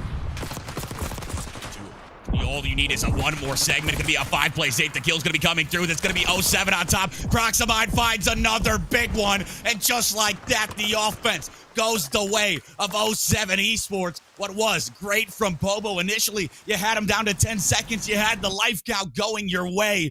07 Esports in low time situation, backs against the wall. They're able to get it done.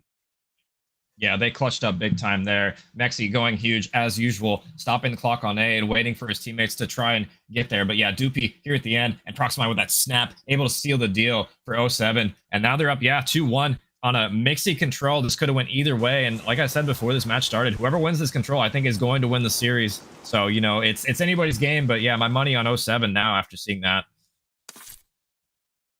07 looking like a different animal today. The side of Pobo. Will you have a response in a Skyline HP map number 4? You see how it's went down so far. The HP Hacienda map number 1, 250 to 236. The side of Pobo able to get it done. We go to that map number 2, a 6-5 score line. The side of 07 able to get it done. And then we go to map number 3, stamp it up there. 07 are able to clutch up in a round number 5. Will be a 3-2 score line. And now we go to a map 4, Skyline Clam.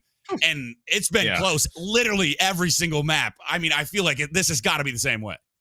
Yeah, I would imagine it's probably going to be a nail biter going down to the wire here. Skyline HP, definitely one of the craziest maps we have in the CDL right now. Just in general, like a bang out. After the first map, Hardpoint, Pobo came out strong, but yeah, it's been 07 by narrowest of margins the last 2 maps. Do they carry that momentum forward? into the Skyline. I called, obviously, whoever wins the control wins the series. I don't know if 07 are going to win this Skyline, but I would love to see a map number 5. I don't know about you.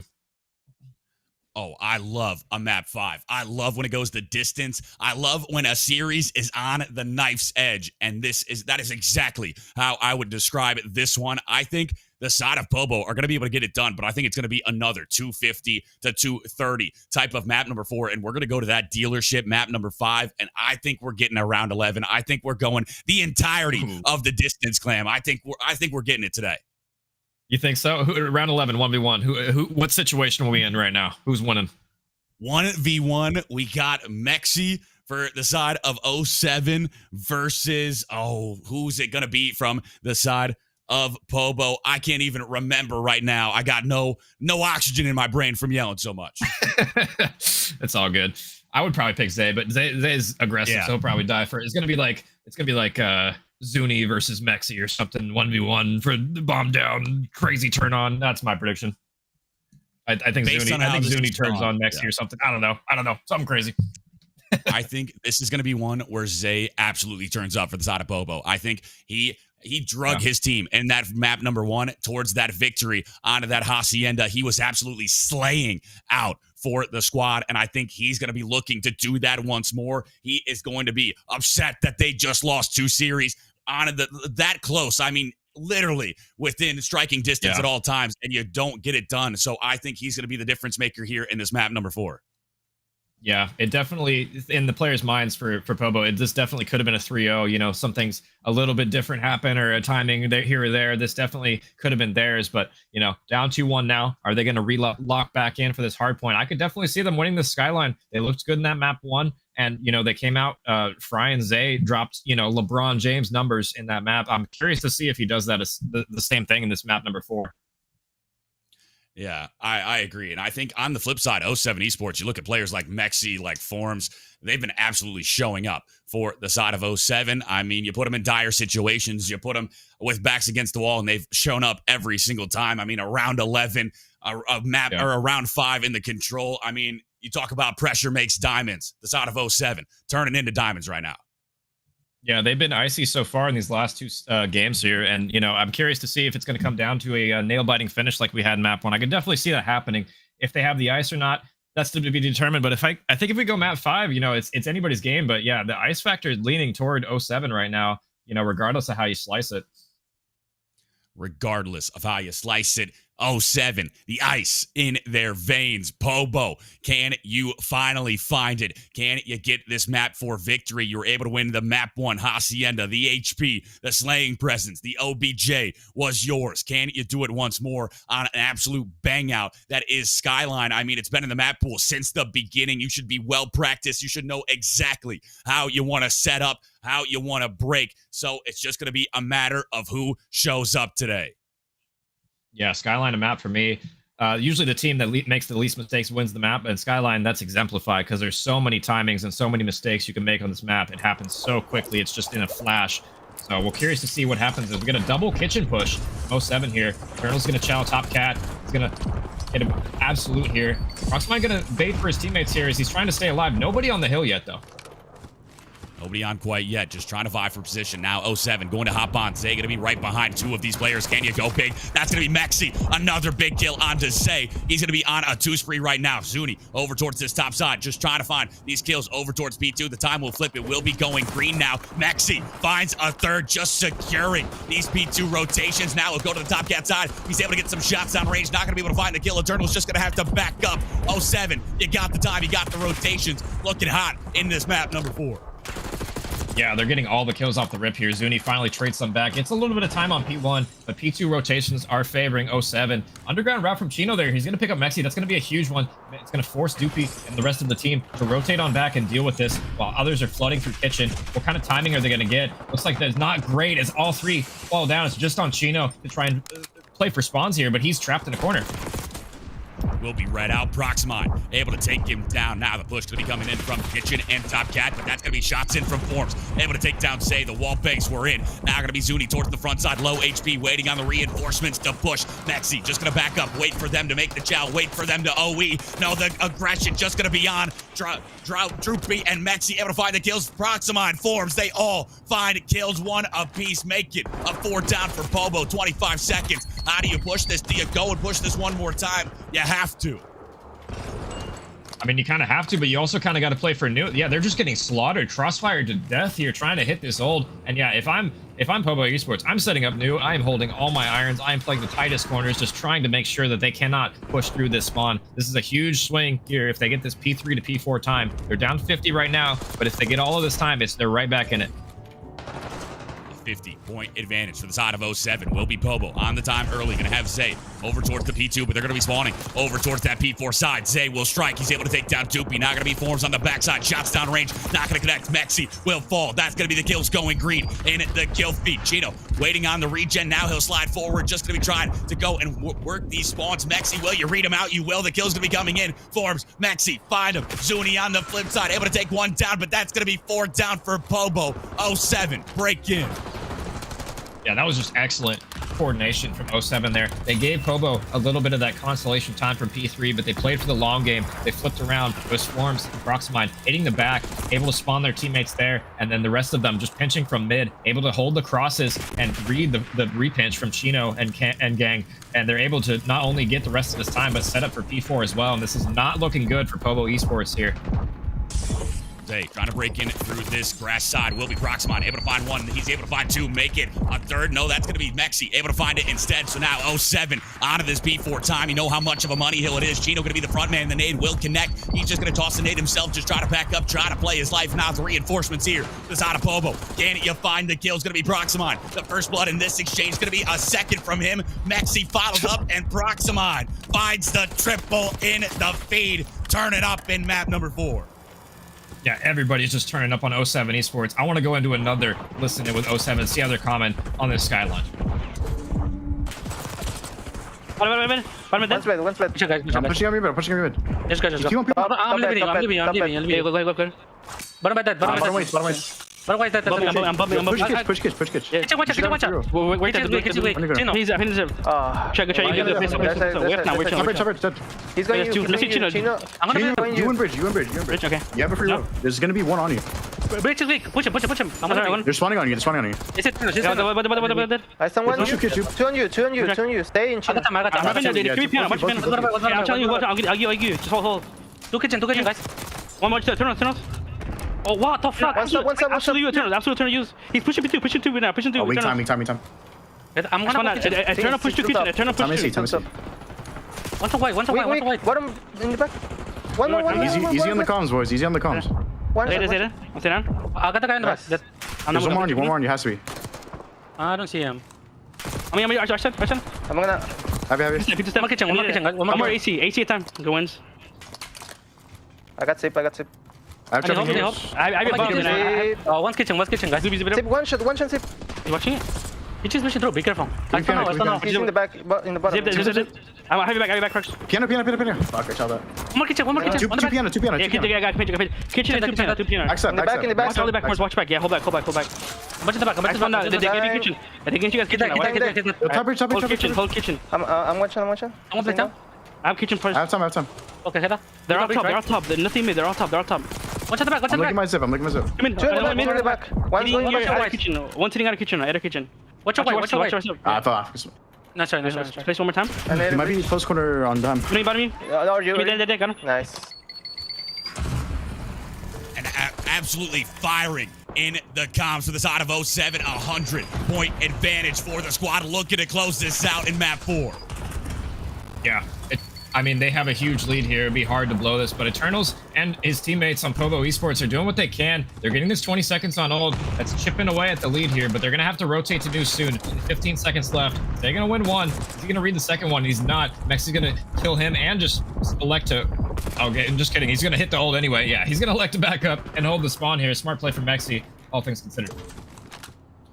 Will be a P3 popping for the side. You need, if you're Pobo, you need to find this response. You need to find 60, 70 seconds in order to get back into this. Will be Proximine on the time early. He snaps around. He's able to find Zay. Just snaps on him. The beamer is in, and now Proximine looking for more. What can you find? Gonna be the push coming in from Pobo, the front side. It will be Proximine able to find a third in a row. Zay will finally strike. He's able to find one. Can you find the second? No, Mexi will shut you down. The nade gonna be coming out. The push gonna be having to come in from the front side. If you are Pobo, the 200-point threshold may be crossed for 07. Yeah, and all of 07 is firing on all cylinders right now. Pobo all double negative, just trying to win some gunfights, but all of the gunfights they're taking are into the spawns of 07. 07 doing a great job rotating and holding their setup that they've had. They haven't really been broken a whole lot this entire game, and it's showing right now. They're getting all of the kills. They looking to push the back. He has some teammate support, so they might flip out here. He's got to play his life, though, with his teammate here in the back.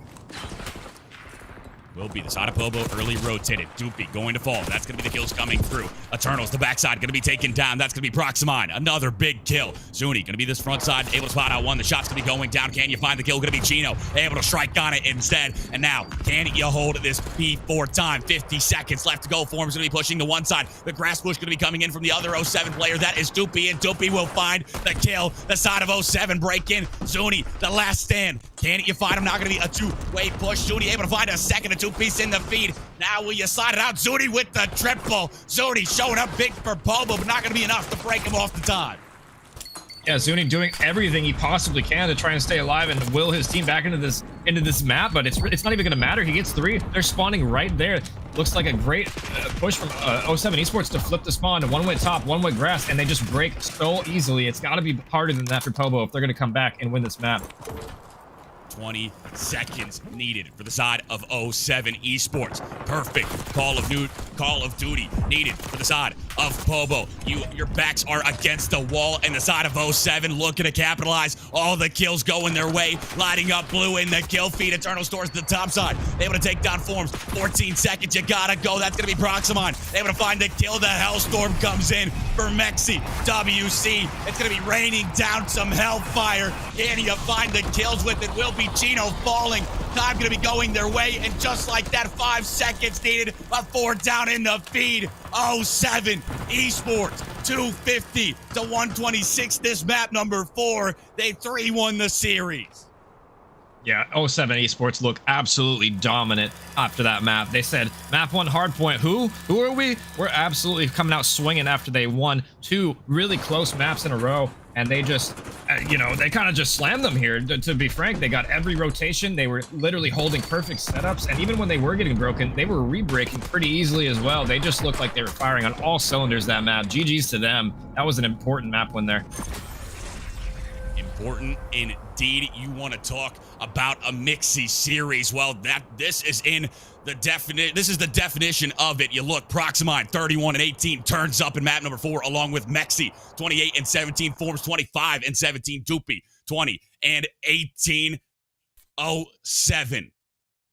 Yeah, got into these backs against the wall situations in maps 2, maps 3, and finally, and map number 4, you just show up from the get-go. That momentum all your way. Pobo, you put up a good fight throughout all of this. It seemed like you were going to be the one that was going to come out on top after you won that map number 1. Not the case. The response is in 3 maps in a row for 07. Yeah, and I mean, 07 played even great that map 1. If it wasn't for like a Herculean effort from Zay, they could have potentially 3-0'd here. Honestly, it could have been a 3-0 either way. It was very close, but yeah, 07 looked absolutely locked that map number 4, and that was kind of a statement map there. They did not want to go to dealership. They wanted to end it right there, and they did in dramatic fashion. Dramatic fashion indeed. 07.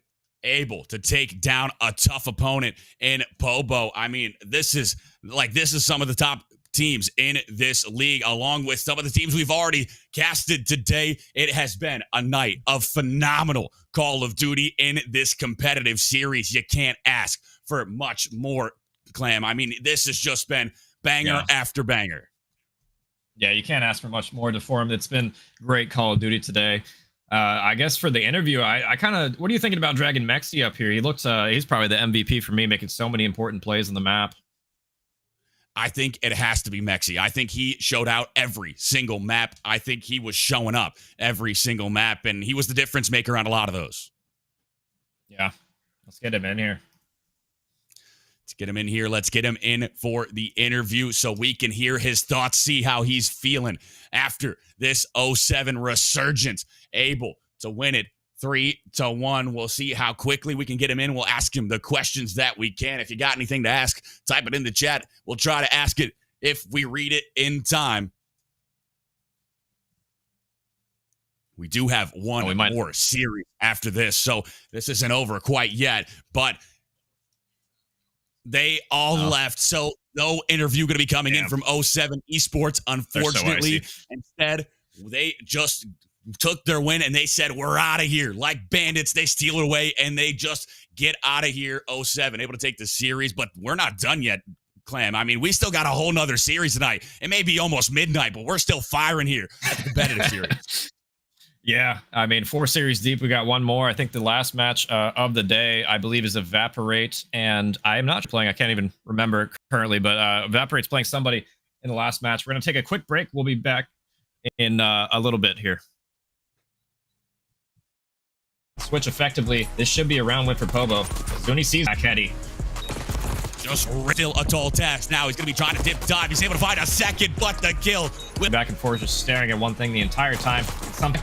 Lynn's gonna have help there. Nexi able to shoot him in the back. Eternals get some help here, but Forms behind him as well, and that's a clean retake from 07 there without anybody seeing them this time. Hopefully he sees them this time. Inside, hits one. Doopy with the help. Dooney left in a 1v3 scenario. What can he do? He gets one, but here he has his teammate Chino Big Door. They're not pure aggression from 07 Esports, able to get it. AP a 6-1 indeed. The push to be coming in. That's gonna be Cinco able to find him. 07 for casters cursing them immediately, but you know, coming in towards this P1, they gonna be here. Can you find?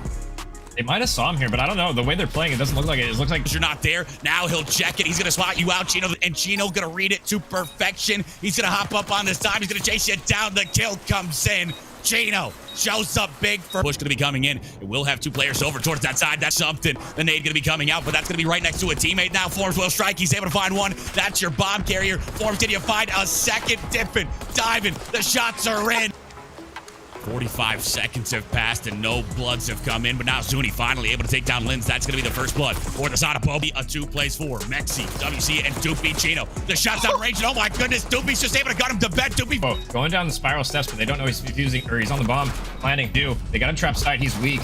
Is he gonna gun one? This might be a B hit potentially here. As Form's getting shot in the back. He's surrounded. Bobo looking like we're gonna get around 11 here. Zuni, the shot's down range. It all comes down to 1. This is gonna be an A push for the side of Bobo. The nade's gonna be coming out from both sides. The trophy's down. Forms able to find the initial kill. Forms goes huge. He finds the double. Eternals 20. RC user here. Really the question. Here, Mexi able to take down Eternals. Zay a 1v. He's able to. Yeah, and he's gonna have the world to do here. 10 seconds, has to either follow it up, but just like that, Zay finds the 2-piece. Doopy, Mexi, WC. That they're gonna be 3 pushing up front here, but they have 3 in tow. Some team shots coming out. Chino rips Zay's head off, and it's just left to Zuni, and he's by himself. Just like that, not going to be for the action. 2 of these players, can you go big? That's going to be Mexi. Another big kill onto Zay. He's going to be on a 2 spree right now. Zuni over towards this top side, just trying to find these kills over towards B2. The time will flip. It will be going green now. Reinforcements to push. Mexi just going to back up, wait for them to make the chow, wait for them to OE. No, a 4 down for Pobo, 25 seconds. How do you push them in? Forms, Mexi, find him. Zuni on the flip side, able to take 1 down, but that's going to be 4 down for reinforcements here. This out of Pobo. Can you find the kill? Is going to be Proximon. The first blood in this exchange is going to be a second from him. Mexi follows up, and Proximon finds the triple in the feed. Turn it up in map number 4. So, one's away. What am in the back? Easy on the comms, boys. Easy on the comms. Totally back, watch back. Yeah, hold back. I'm in the back. They're getting kitchen. I think you guys kitchen. Hold kitchen. I'm watching. Doopy and Doopy will find the kill. The side of 07 break in. Zuni, the last stand. Behind 2 of these players, can you go big? That's going to be Mexi. Behind 2 of these players, can you go big? That's going to be Mexi. Another big kill onto Zay. He's going to be on a 2 spree right now. Zuni over towards this top side, just trying to find these kills over towards B2. The time will flip. It will be going green now. Reinforcements to push. Mexi just going to back up, wait for them to make the chow, wait for them them to OE. No, a 4 down for Pobo, 25 seconds. How do you push them in? Forms, Mexi, find him. Zuni on the flip side, able to take 1 down, but that's going to be 4 down for reinforcements here. This out of Pobo. Can you find the kill? It's going to be Proximon. The first blood in this exchange is going to be a second from him. Mexi follows up, and Proximon finds the triple in the feed. Turn it up in map number 4. One's away, one's away, one's away. Bottom in the back. One, easy on the comms, boys. Easy on the comms. Hold back, watch back. Yeah, hold back. I'm in the back. They're getting kitchen. I think you guys kitchen. Hold kitchen. I'm watching. I want to be, and Dopey will find the kill. The side of 07 break in. Zuni, the last stand. Can you find him? Not going to be a 2-way push. Zuni able to find a second and 2 sports. Perfect. Call of Duty needed for the side of Pobo. Your backs are a go. That's going to be Proximon. Able to find the kill. The Hellstorm comes in for Mexi. WC. It's going to be raining down some hellfire. Can you find the kills with it? Will be Chino falling. Time going to be going their way. And for the action, that's going to be a 1-for-1 exchange immediately. Zay able to follow. Pistol going to be out. He's trying to challenge. The shots are down range, but the kill will come through. Mexi able to find the double. Eternals follows it up on a Mexi. It's going to be contested by Chino. You just got to find the kill. Forms shows up once more. A triple from the top side. Forms able to take down Eternals. Zay will strike. He's able to find the kill, but can you find the second?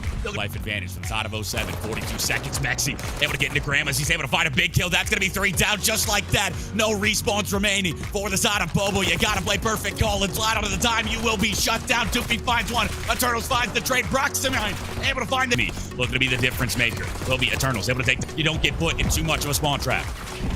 Oh, and Mexi just he made tower, and he didn't pick up on it. Number 2 doesn't hear the audio cue, so Zay gets a free kill. Zay able to find a double. Chino follows it up with one of the trades out. It's all left to Zay. 1v1 on the point for the cap, and it looks like the cap did end up coming through, so time will. Man gets paid. Will you be able to find the kill? He will. That'll be. Oh, he gets turned on. Maxi WC. The kills will come through. This next flight gonna be the big one in Proximon.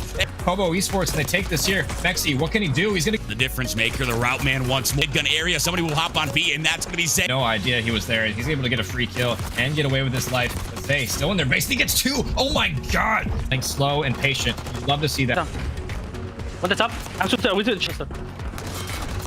One that's up. Okay. Nice. Looking like they're gonna take this round number 4 and send us to an OT. Yeah, excellent listening. They were just getting every kill, every cut there. It looks like, does he choose to hit the time, or does he wrap all the way around? Zay looking for 1, but he's going to get... Extension, Zay going to be taken care of. Big for the side of 07. 10 seconds to go. Zuni and Chino able to find one apiece, but that's going to... All you need is a 1 more segment. It's going to be a 5-play 8. The kill's going to be coming through. That's going to be 07 on top. Proximon finds another big one, and just... Switch effectively. This should be a round win for Pobo. Zuni sees that caddy. Just still a tall task. Now he's going to be trying to dip dive. He's able to find a second, but the kill. Back and forth, just staring at one thing the entire time. Lynn's going to have help there. Mexi able to shoot him in the back. Eternals gets some help here, but Forms behind him as well, and that's a clean retake. 07 there. Without anybody seeing them this time. Hopefully he sees them this time. Inside, it's 1. Doopy with the help. Dooney left in a 1v3 scenario. What can he do? He gets 1, but here he has his teammate Chino big door. They're not pure aggression from 07 Esports, able to get it. AP a 6-1 indeed. The push going to be coming in. That's going to be Cinco able to find him. 07 for casters cursing them immediately, but you know, coming in towards this B1. Zay going to be here. Can you find? They might have saw him here, but I don't know. The way they're playing, it doesn't look like it. It looks like you're not there. Now he'll check it. He's going to spot you out, Chino, and Chino going to read it to perfection. He's going to hop up on this time. He's going to chase you down. The kill comes in. Chino shows up big for push going to be coming in. And we'll have 2 players over towards that side. That's something. The nade going to be coming out, but that's going to be right next to a teammate now. Forms will strike. He's able to find 1. That's your bomb carrier. Forms, can you find a second? Dipping, diving. The shots are in. 45 seconds have passed and no bloods have come in, but now Zuni finally able to take down Lins. That's going to be the first blood for the side of Poby. A 2 plays 4. Mexi, WC, and Doopy Chino. The shot's out range, and oh my goodness, Doopy's just able to gut him to bed. Doopy. Oh, going down the spiral steps, but they don't know he's defusing, or he's on the bomb planning too. They got him trapped side. He's weak. Is he gonna gun 1? This might be a B hit potentially here. As Form's getting shot in the back. He's surrounded. Bobo looking like we're gonna get around 11 here. Zuni, the shot's down range. It all comes down to 1. This is gonna be an A push from the side of Bobo. The nade's gonna be coming out from both sides. The trophy's down. Forms able to find the initial kill. Forms goes huge. He finds the double. Eternals 20. RC user here. Really the question. Here, Mexi able to take down Eternal. Zay a 1v. He's able to find. Yeah, and he's gonna have the world to do here. 10 seconds has to either follow it up, but just like that, Zay finds the 2-piece. Doopy, Mexi, WC. that. They're going to be 3 pushing up front here, but they have 3 in tow. Some team shots coming out. Chino rips Zay's head off, and it's just left to Zuni, and he's by himself. Just like that, not going to be the break coming in the side of Bobo. Able to hold strong on this front side. Zuni for 1, Zuni for the 2 piece. And they're going to have the rotations for New, but Zay has a big one. He's 30 seconds left to gain. Zay and Zuni able to find the initial kills. Chino going to be sliding in. He's out, and Bobo able to break in from that mid door. Forms, follows it up with one of his own, but that's not going to be enough to break point threshold going in to this second set of rotations. Now, you're going to be down about 30 to the side of 07. You lose the first free spree, and now just trying to be a nuisance towards this bottom side. Time going to be going blue for the squad. Zay going to be over towards this top side, trying to cut them down. Zay gonna be 25 HP, but Eternals will finally strike the side of Poe. And just like that, we are back with our final series of the day. Evaporate versus Cinder Blocks. Tell me how you're feeling, Clam. It's midnight here. We're excited still. Yeah, no, I'm having a great time. This has been a great day of COD. Honestly, probably the best one I've casted in a while. Shout out to our sponsor, Cinch Gaming, and the prizes that you guys can earn. $2,000 in cash prizes for this league. A controller for the season and finals MVP, custom controller sponsored by Cinch Gaming. Shout out to them, and shout out to the league for putting on such a great tournament here. You know, I'm looking forward to this next match. Looking forward to it indeed. And guess what we got as a map number 1? Once again, a skyline going to be coming at us here very shortly. Who would have guessed? And we're right into it. We're getting underway here, Clam. Yeah, Evaporate. Looks like EZAP gets 3 off the rip here, and that's a nice start for them. Illis with 2. They're going to be soaking time off the rip. Fish doing what he can, but he gets traded again. EZAP with another one. Top cat, and he's off to a great start here. Off to a great start indeed. Going to be Evaporate on at the time. That's going to be 3 down in the feed. Nino able to find a big 2-piece. Sushi was able to find one before he fell, but not going to be a back and forth. A pinstripe kill feed. Nino finds another. A 4-spree for Nino. Illis able to find one, and this is the side of Evaporate. Starting to heat up here in this map 1 skyline. If you would have told me different, you would have. I wouldn't have put it past you to say Evaporate have shot thousands of bots going into that. They look so turned. If you looked at Illis's cam right there, he was turning, just looking to snap on the next player. And they're starting out hot, getting all the kills. Meanwhile, Zenderblocks, what are they going to do to break this? They have no kills so far, but they have a decent amount of map pressure here. Dub trying to pick up the OE as teammates are just funneling in, but it doesn't matter because Evaporate are just wiping them off the map. 3 down in the feed. That's going to be Sushi. Able to find one. He just has to back up. He's not going to wait for the reinforcement to show up. There will be a pinch coming in from Fish. Fish, can you find the kill? The snapper's in. Fish finds it. Now going to be looking for a second. The 2-piece from Fish. Showing up big for the side of the Zinder Blocks. And finally, some time. Going to go green. Yeah, and they're going to flip the spawns as well. So this last 30 should be theirs, barring another insane break from Evaporate. But Evaporate probably not going to want to push this too hard here on the last little 20 seconds of the hill. They're going to probably set up for New. And just as I say that, Illis just runs to the front and just kills 2 by himself. He doesn't even need any help. The aggression is there from the side of Evaporate. We rotate over towards this P3 time. Going to be an absolute bang out. Illis able to find another on a 3-spree, sitting at 10 and 3. Looking to be the difference maker for this Evaporate squad. It's going to be 64th knock side on the backside. Able to take down Illis. That's going to be a big kill there. The side of Cinder Blocks will break in. You will have the bird side spawn. So now you're going to have to hit this from the front side. And Soshi reads it to perfection. One man was on the flank, and he will be cut down and get nothing. Yeah, Sushi gets 3 here, and he's on another little spree here. He's looking for the 4th player there and not able to get it, but his teammate will pick him up. Nino gets 1, and he's looking for the flip here. Are Zinder Blocks going to read this? There's 3 on point right now. They're not going to turn around for him. It looks like he's not going to elect to go all the way around. I'm not sure I agree with that play, but it doesn't matter. They flip the spawns anyway as Evaporate, looking like they're trying to maintain the spawn control for P4 here. Cinder Blocks, you're able to bounce back after what was a dominant P1, P2 from the side of Evaporate. Now you're starting to show signs of life. They're starting to warm up here. You're all evened up. In fact, you take the advantage. Sushi is able to get a knife kill. Now he's the backside, the AR in hand. He's able to find it. That's going to be 2 in the feed. Looking for the triple. Will it come through? You're just going to have to run away if you are Illis, and he will be cut down anyway. 64th knock side. Able to find the kill. Now you'll be able to break in if you're Evaporate, but you got to worry about that player on the backside and Sushi. Yeah, Sushi's going to spawn his teammate there. And as hard a work as Evaporate we're trying to do to break the spawns, it's going to be Zinder Blocks breaking on through. They're going to be able to hold this for now, but they're pushing through grass. Illis just absolutely kills him, guns him on Tub there, and they're going to flip the spawns back just like that. McD on this initial P4, but the side of Evaporate finally set up. And now, can you break in if you're the Cinder Block? It's going to be Nino the backside, able to read one. He's able to find the kill. Can you find a second? Going to be 64th knockside. Able to break in. He's able to go on the tub. Now the shots are in. He's able to find a double, make it a triple in the feed. Knockside showing up huge for the side of the Cinder Blocks. Cinder Blocks look good off the rip here. Is Evaporate at the hottest start you could have asked for Illust and Nino, 17-9. It's tied. It's a tie game we have right now. And if you looked at the scoreboard, and I would have asked you what the score was without seeing it, like it would probably be a crazy lead for Evaporate. But that just shows you Cinder Blocks are playing fundamentally correct. They're getting the important kills on the map.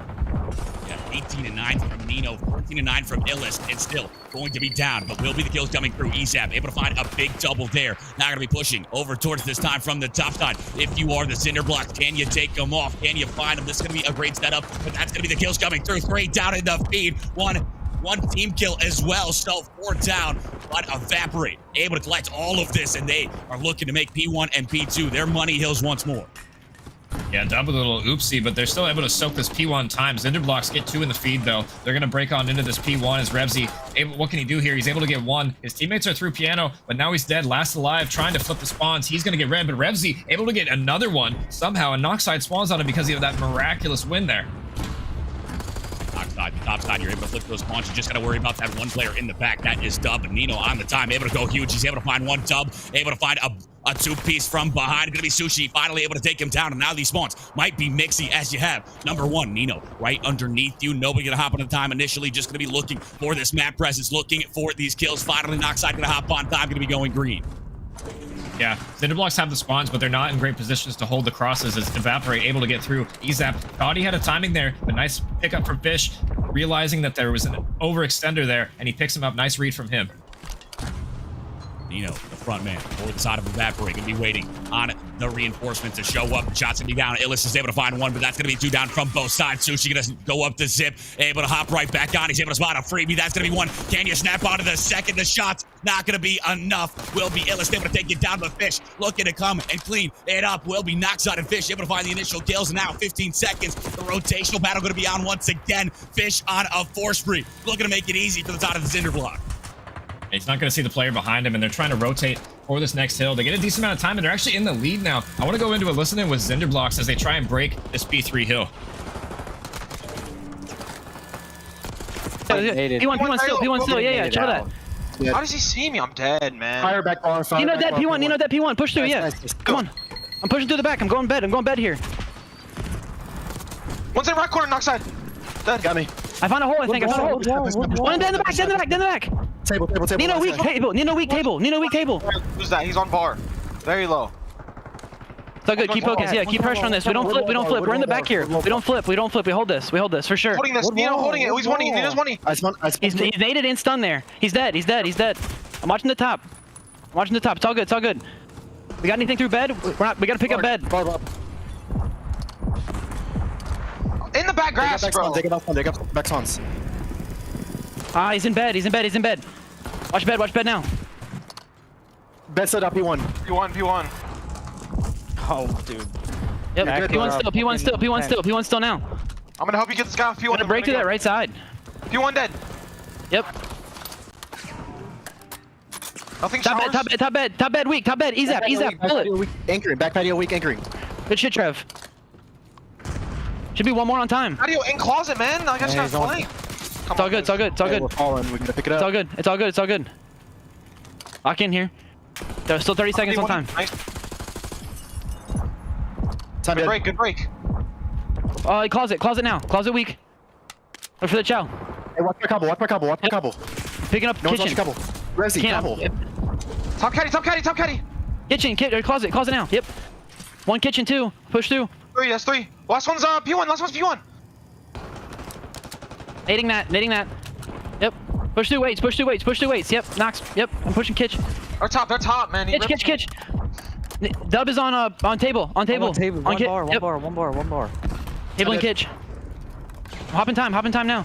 I'm watching kitchen rotate. Dead. Where are they spawning? They spawn in bed, I think. Can someone watch top bed? Watch your catwalk. Go right now. I need someone to watch catwalk. I need someone to pick up that catwalk. I can't cover catwalk too. Couple. Dub is in the closet or bedroom now. Yep. Top weight. I got 2 on me, man. That time, yep. Wait's just hopped on time. Waits piano. Go under. Knockside, go under. Go get spawns Knockside. There's 2 on. One's on time and one's on catwalk.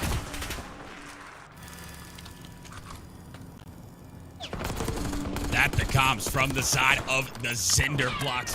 They may be down in this map number 1, but you wouldn't know it from those comms absolutely firing in them. Yeah, those were great comms, honestly, and I'm surprised that they're calming as well when they were losing a lot of that map control. They did a good job breaking into P4 though. P1's not been so lucky for them though, as they're losing spawns. Evaporate, able to get all the kills, and Illa's just frying right now. They're getting all the time. They have the rotations. It's Zinderblocks this play now. What can they do? Can they break on in? They're gonna have to break this P2 or the game is over. 200-point threshold cross, but that's going to be a big kill from Revsy and Fish. That's going to be 2 in the feed. You're going to be able to hop on the time. Everyone going to be here for the side of the Cinder Blocks. Nino going to be the front side, trying to find one. He able to break through. He finds a double. Solo breaks this P2 time. Hops right back on. The kill will come in from 64th Knockside, but he's going to be left alone, and he can't find the double in response. So Illis, the jumping Chow, able to get it done there. Yeah, and after all the effort that Zinderblocks do to try and break that hill, Knockside, and they just get rebroken instantly. But just like that, Sushi gets 3 on the point. How does that even happen? He breaks through the front. There's only 18 seconds left, and they got to be worried about this new spawns here. 223 for Evaporate. They can win it on this new hill. They have to break on in and take a route here. Nino with 2 from Top Cat's going to shut that down now. And it looks like they're trying to even break in through ult. Illis hitting ult for nothing. 4 seconds, but he'll spawn new.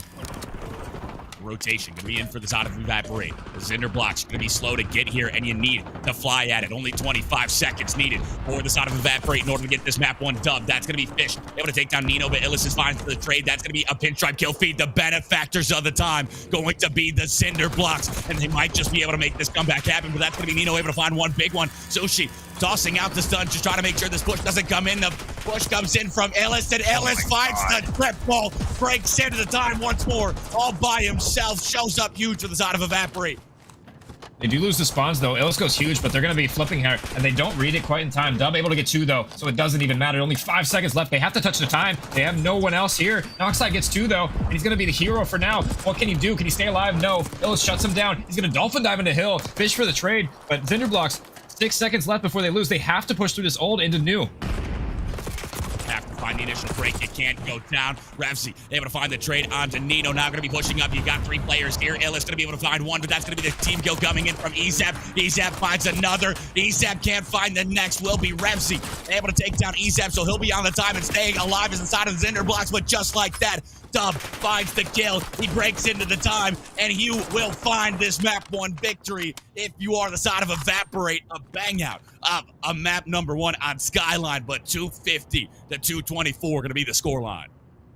Yeah, and honestly, if you looked at the scoreboard, that map should not have been that close. It was really just, I mean, a team effort, obviously, from Evaporate to win that, but, like, they were outslaying them heavy-handedly, and the map was still very competitive, all things considered. And, you know, Illis, you know, dropping like 47 kills or something in the map 1.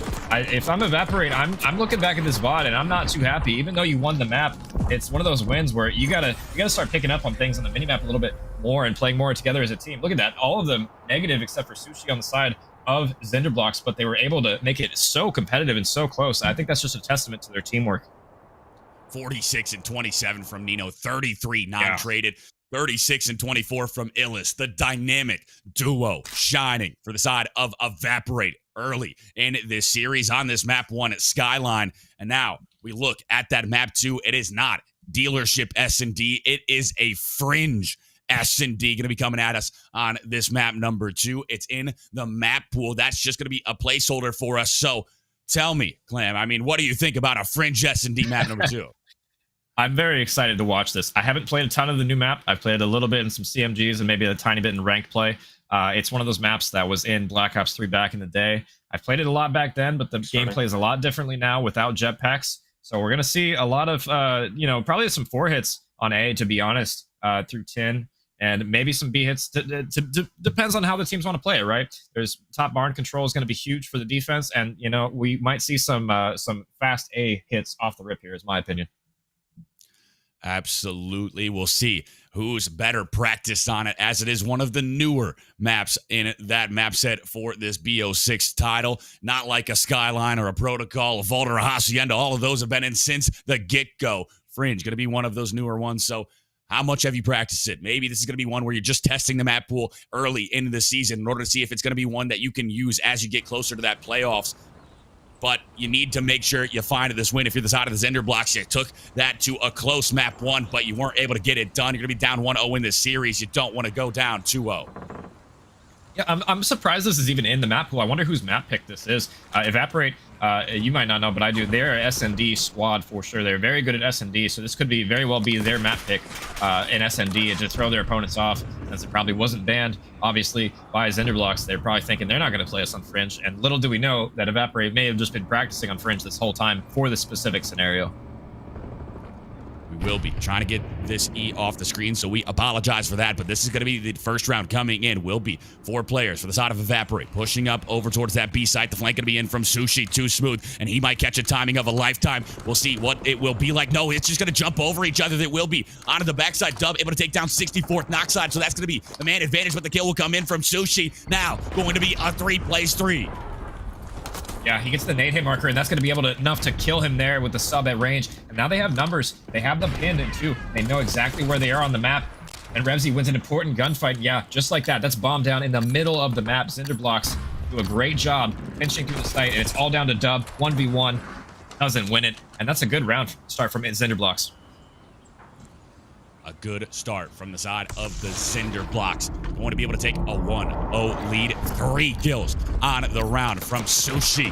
Too smooth, looking to show up in this map number 2, looking to be the difference maker. He said, we were this close to that map 1 victory, and now we need to bounce back into this map number 2. Yo, Crip, you got to get that Evaporate wins thing off the screen, brother. If you can get it done, if you can win both 2 rounds in a row. Yeah, no, I think Zinderblocks, they know that they could have won that map 1. Definitely. Got to get that Evaporate win. Right here. Like you're going to hit find one A here. It's going to be a fast one. Knocked on. Going to be able to find the trade, so that's going to be a 3 plays 3 in the feed, and now the bomb going to be trying to go down over towards this A site, but you don't have the map presence in order to find it, so EZAP just going to be lying in wait. Yeah, and they saw him here. He shouldered in the bomb. He's going to try and get across, and he's able to get out with his life. 3v3 scenario. I wouldn't be surprised if we see them play retake, but A is one of those bombs on Fringe. If you know, back in the day, you could plant it for mid and you could plant it for back 10, and it's really hard to defuse the bomb if multiple people are up, even in a 1v1 scenario, because you don't know which side he's going to check from. You could check from 10, you could check from port, you could check from mid. So denying the A plant is going to be very important on the defensive side for both teams. And I don't know if Noxide might have heard that reload, but Nino's going to pick off Sushi mid-map. That's going to be 2 down in the feed. Now going to be a 1 plays 3 for Revsy. He's going to have to go and try to collect that bomb. It will be over towards that cellar side. Can you go and find it? Going to be 22 seconds. The go button going to be hit. You're trying to push up. Can you find some timings? Can you find some information? It's a tall task ahead of you. You spot out 1. The shot's going to be going down. EZAP just going to back up, play his life. He knows that it has to come in for the side of Revsy. You have to push. You have to find something, but they're just going to be holding it down. Nino, 24 HP, dipping, diving. The pistol shots are out, and Evaporate able to respond with a round win of their own, tied up 1-1. Yeah, good defense there from Evaporate to read the A pressure right away and then not scam their lives away. They're shouldering the bomb. They know it's bombs down. They know they're playing the angles correctly. They're just playing time, making sure that no funny business happens. Zinderblocks can't plant and get away doing anything crazy. So yeah, nice discipline out of them. Discipline, indeed. Who can take the advantage in this round number 3? We'll be back on that offense for the side of Evaporate. The push could be coming in, posturing. A 2-2 split, actually. Maybe a little bit more towards that A site. We'll see what the case going to be. Going to be Sushi trying to push up so far. He's going to be the island player, just trying to find the initial kill, but going to be Dub able to spot him out. The shot's going to be going down. That's going to be EZAP able to find 1. Revsy follows it up, but Illest takes down Sushi too smooth, and just like that, the man advantage for the side of Evaporate. Yeah, and even EZAP on an island is going to get a timing. He's going to get 1. Going to get traded out and almost gets 2 there. Fish last alive in a 1v2. But yeah, good initial break there from Evaporate. They hit the double nades on court, spot out 1, and they're able to trade efficiently, get the bomb down right away. That's typically what you see on Fringe. A mid to A push with a help from 10 as they crossfire the guys in court. Excellent play from them so far. Going to be all up to Fish in this 1v2. Bomb going to be going down. Or bomb is down. Fish, can you find the kill? The shots are in. Fish will fall. Evaporate. Able to take 2 rounds in a row. Able to take the advantage here on this map number 2. Yeah, and that looked like just a reps difference, honestly. Typically, you see a couple players play A on defense on Fringe, because you can just hit it right away through mid. If you have somebody watching over you, you can run straight into the bomb site, and you have people running from 10 as well. You can get shot in the back so easily. So the fact that Zinderblox caught off guard by that shows their lack of preparation for this map. Lack of preparation going to be a big deal indeed, but luckily this is just the qualifiers. It's not playoffs, so you're trying to get this in the map pool. It's trying to be one that you are able to play later down the line. Will be the push coming in. 3 players over towards that B site. Going to be knock side. Can you spot off this player? No, you're not going to. The shot's going to be going down now. No trade's going to be coming in. Now Fish takes down Dub. Ezap finds a big toe base. And just like that, Evaporate have the man up, but Revzy able to find the follow-up to make it a 2 plays too. Yeah, Revzy saves Fish's life there for sure. 2v2 scenario now, but they do have bomb down on the site, and it looks like Evaporate know it. They're playing close together, looking for a trade potentially. They spot out Fish mid-map. They're going to wrap all the way through their spawn as Fish. I'm not sure if I love this play, but you do have a ton of time to work with. But they're going to read this. Looks like Illis sees one wrap back. I'm not sure if he's going to move off this Heglitch, though. They still have bomb down right in front of them. No reason for them to move.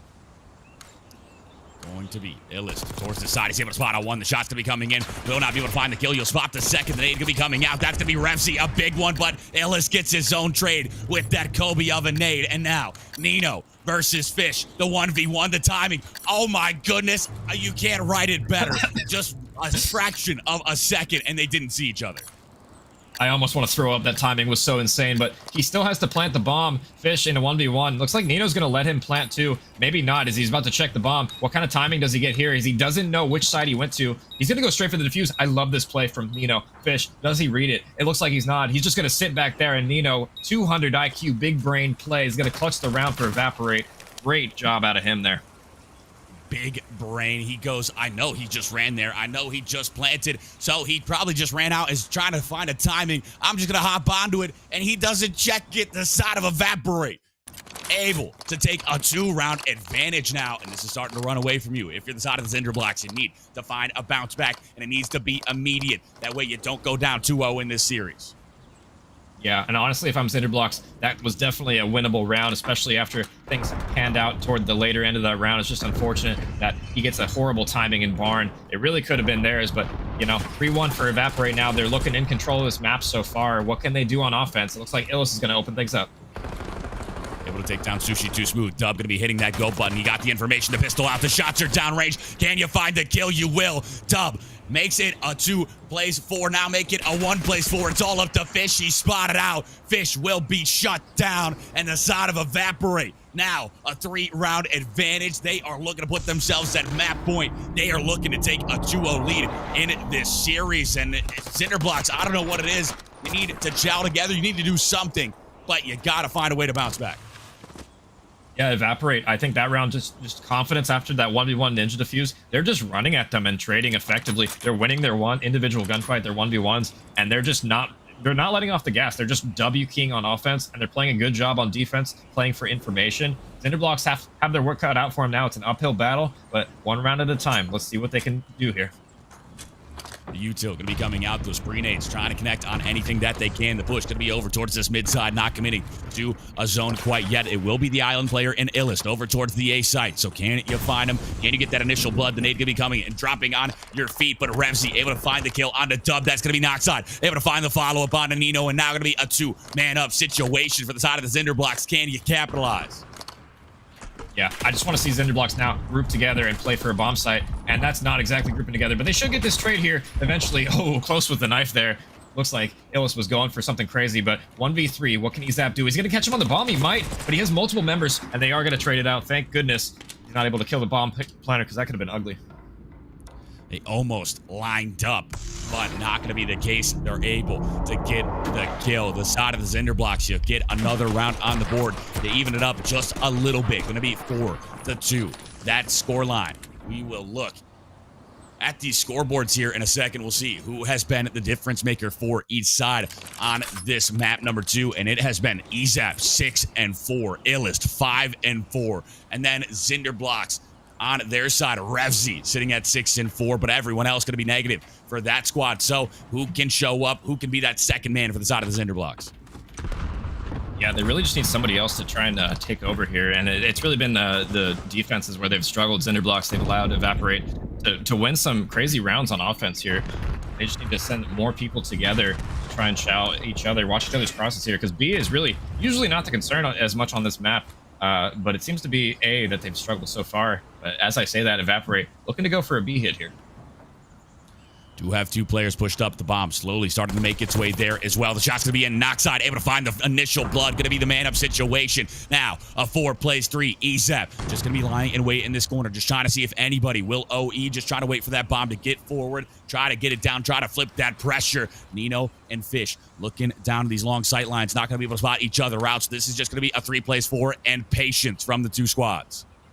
Yeah, Sushi in an incredibly interesting spot here. Whoa, nice angle there from Nino as he gets another one barn. I didn't even know that existed, that window there. He's teaching me things on the map right now. Sushi does get a kill in that interesting spot he was. Trades on Nino. Knockside for Illest, and now it's EZAP 1v2. What can he do? Make it a 1v1. 1v1, EZAP versus Sushi Too Smooth. Going to be the bomb down. You got to go collect. 10 seconds to go. Just going to be lying and wait. If you are Sushi, what will the timing be like? You're starting to push foot forward. EZAP able to spot you out. The shots are in, and EZAP's able to get it done. Oh my goodness, the 1v3 comes through for the side of Evaporate, and you threw your life away. He didn't have time to plan. You elect to throw the nade instead, and Sushi Too Smooth gets taken down. EZAP icing out. That's insane. He shot the nade in midair, and I think that is what killed him so fast there. That's actually crazy clutch there from EZAP. I mean, you know, that's unfortunate if you're Zinderblocks, right? Like that was that didn't need to happen. They just threw their lives away there, and yeah, all they had to do was run away. But they just, I mean, they tried to get the trade, unable to do so, and then yeah, instead of playing in life, he just runs at him with a nade. It's taken down. Evaporate now hit map point 5-2. The score line. The shot's going to be coming in. That's going to be who else but EZAP. Able to find the initial blood. Now going to be the man-up situation. A 4 spree for EZAP. Illa's going to be over towards the safe site. And you do not know where you want to push. If you are the side of the Zinderblocks, just a little bit split here. You got Knockside just lying in wait, just trying to play a credit angle. The other 2 all the way back towards that spawn. Yeah, and Evaporate have a good setup. They got the pick. They know they don't need the chow. They have 2 and A watching each other's backs, and they have 2 and B also doing the same thing, getting all the info. So no matter where they push, they're going to have the read before it happens. Yeah, and Zinderblocks just sitting on their hands and spawn, waiting for somebody to scan, but there's not seeing any. Shots down range from Knockside. Not going to be able to find anything. Starting to hit that go button. 35 seconds. Now going to be spotted out. Illa's going to be looking to take him down. The shots are in. Not going to be enough. 64 HP. EZAP going to hit that go. Instead, the SMG in hand. He finds one. He finds the toke base. EZAP on the 6th spree, but it doesn't matter. Evaporate. Able to take this map number 2. 6-2 on the back of a masterclass from EZAP on this fringe. Yeah, and I think production was teasing it with the E on our screen the whole time. They knew they were going to win before the map even started. But yeah, no, good looks out of Evaporate. They clutch up the rounds, and it didn't even really look that close. Maybe at the start, but yeah, EZAP just went absolutely off that map, carrying them to victory in that nice 1v3 to seal the deal, shooting them in the back. Yeah, that was a great map from Evaporate. 12-4 from EZAP. 5-5 from Illest. 5-4 from Doopy, I believe. That was phenomenal from the side of Evaporate, and now you have taken a 2-0 lead in this series. We look at that map number 3, a protocol control going to be coming at us, and that's one where I don't know. You didn't really get outslayed in that map number 1, Clam. I mean, I feel like you kept up for the side of the Zinderblocks, but you go to a protocol control, you don't have that momentum. This is going to be a tough one to bounce back on. Yeah, I'm predicting another Evaporate W after the last 2 maps. You know, the first map may have been close, and you know, not for lack of trying for Zinderblocks. They had a great teamwork, but they were just getting outslayed. And unfortunately, protocol control, or control in general, it requires all the kills. So I mean, if they're not going to get their kills, I don't think they're going to win this map.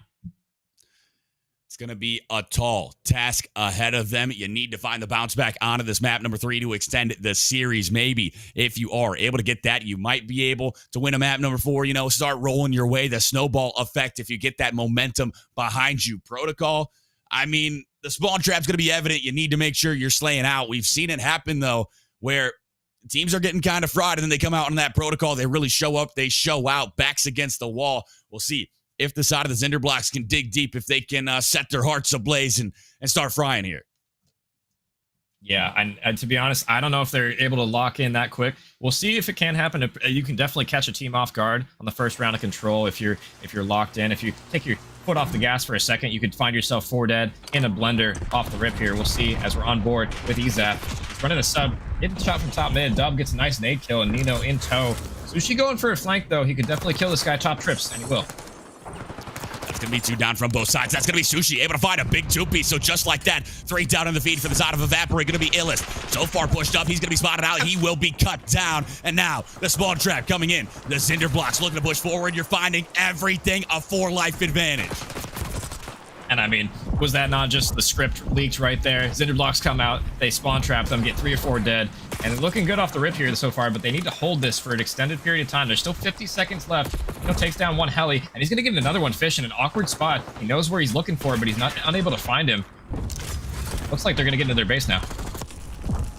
Be on this A zone. If you are the side of Evaporate, Nino going to be great shots there. Illest able to take down Knockside. Fish able to find the response, though. That's going to be Revsy able to find another. Now going to be 3 down in the feed for the side of Evaporate. The only one you got to worry about is Illest on the backside. He was spotted out. You know exactly where he is. You can just ignore him. Play for the spawn trap instead, but that's going to be a big 2. Nino and Ezap able to find 1 apiece. Fish just going to be trying to hold it down from this B site, but the push is in. The B zone going to be hopped on by the side of Evaporate. They're staying alive here. The life count only 2 away from them. Yeah, and Revsy wins an important 1v1 on A, and he wins another one. They're going to be on B, though, so they have the chance, the opportunity to push through mid and pinch here, but it looks like the gunfights are going all of Evaporate's way. Fish has a lot to work here, and he's going to get 1. Going to slow them down for now, but they're still on the B point. Time is stopped, and they're going to have to keep winning some more gunfights. Illest going wild in their spawn. He's going to die, though. That's 3 dead on the side of Evaporate. What can Ezap do? Not a whole lot. He's off spawn. It's a foot race to A.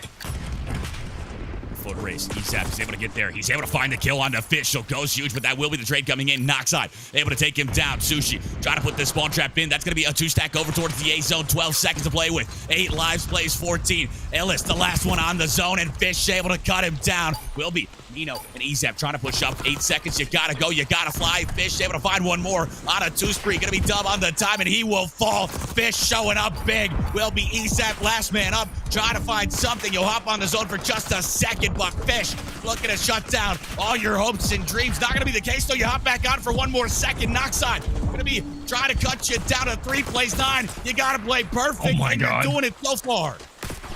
And Illest doing everything he possibly can. It extends the time. There's only 2 lives left, though. It has to be Illest. It has to be Ezap closing this map out. And he's done everything he can. He's absolutely frying them, but it's a 1v5. What can he do here? He's pushed up sidewalk, completely surrounded, but he's doing everything he can. He's won so many gunfights in a row. He's going to have to win all of them here.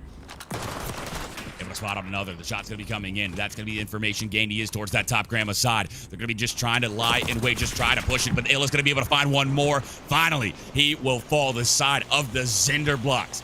Able to take this round number 1 and what looked like it was going to be a dominant round from the side of the Cinder Blocks. You had him in the spawn trap for a majority of it. The side of Evaporate, you are able to get, I think, 3 segments at least, possibly even 4. So a great consolation prize there. Yeah, they were able to get A there, I believe, at the very end with the help of Illest just going absolutely massive. He gets like 5 kills on the point on A while getting stunned, while getting naded, fighting multiple people. He just went absolutely off, was able to clutch up that A point for them, and that'll help them going into this round 5 if it goes the distance here. He's been absolutely frying, so I'm down to keep on board with Illest here. Over towards this side. The defense going to be coming in for the side of Evaporate. The shot's going to be going down. Sushi able to find 1 kill. That's going to be Knockside. Able to follow it up. Going to be a pinstripe kill feed. Nino was able to find the double. Dub going to be this top side, just making sure nobody pushing that bottom vault, that bottom grandma side. The shot's in. Dub rips him off of top trips. And just like that, you're stopped up at your 25-yard line for the side of the Cinder Blocks. Yeah, and they're all in P3 right now. I guess they're just waiting for each other. I'm curious what the play is here. Fish does get one. Noxide goes down mid undetected. He's going to flank this player. Top Grandma's. He gets unfortunate timing, but he's able to win the gunfight anyway. Nino back Heli, though, meanwhile, spawn trapping the rest of the remaining Zenderblox players. And kind of a mess of players on the minimap right now. No real control except for Noxide, but he's taken down as well. You'll be on this A zone if you are Revzy. Just going to be trying to play your life. EZAP on it. The flip side going to be taken down. That's going to be 3 down in the feed. Sushi too smooth. Able to find a big double. And Noxide able to find the follow-up. Not going to be a trip stack out of the A zone. Nino trying to put it to bed, but not going to be the case as Sushi finds another on it to EZAP. And just like that, 2 segments are in. The third might come through, and that's going to be another 2 down. Noxide looking to go huge. The shots are in. He runs out of bullets, but it doesn't matter. An extra 60 seconds to play with for the side of the Zenderblox. Yeah, Nino plays his life there, but yeah, all of Zenderblox get all of their kills there. They're able to get A, and they have a decent amount of lives to work with here, decent amount of time. They don't need to play this too fast. They just need to play for control of the map. But meanwhile, number 1, that's Nino. He's flanking the top trips right now. He might be able to get a timing here. He gets one on Fish on B. Illis gets another one, and that's 3 dead. Number 6, Revzy, who is out. The rest are going to be starting to be put in that spawn trap. Revzy going to hop on the B zone, try to draw some of this pressure back. The shots down range. Able to take down EZAP, a big kill there, but he will be traded out immediately from Dub. Dub finds a second on a 3 spree. That's going to be 3 down in the feed. 14 plays, 14 the life count, 1 minute and 12 seconds. And now you're put all the way back to your spawn. This is looking like Evaporate. He might just be able to put the spawn trap in. They might be able to close out this map too, or this round too. Yeah, Zenderblox off that beautiful opening push have just been got beaten back into their spawn, and they haven't really been able to trade as well. They finally get 1 kill here, but they're just being battered in their spawn, and that's another kill from Illis. He's going absolutely nuclear this game, and they're still just so far back in their spawn. They have no map control to work with at all. No map control. Down 5 lives.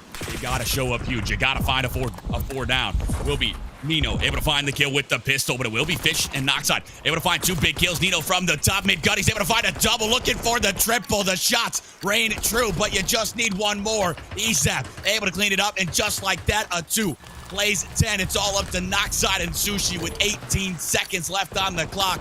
Looking like it's going to be an Evaporate response in this round number 2. All up to Sushi too smooth. The chase gonna be on Sushi. The diving chow takes him down. Evaporate.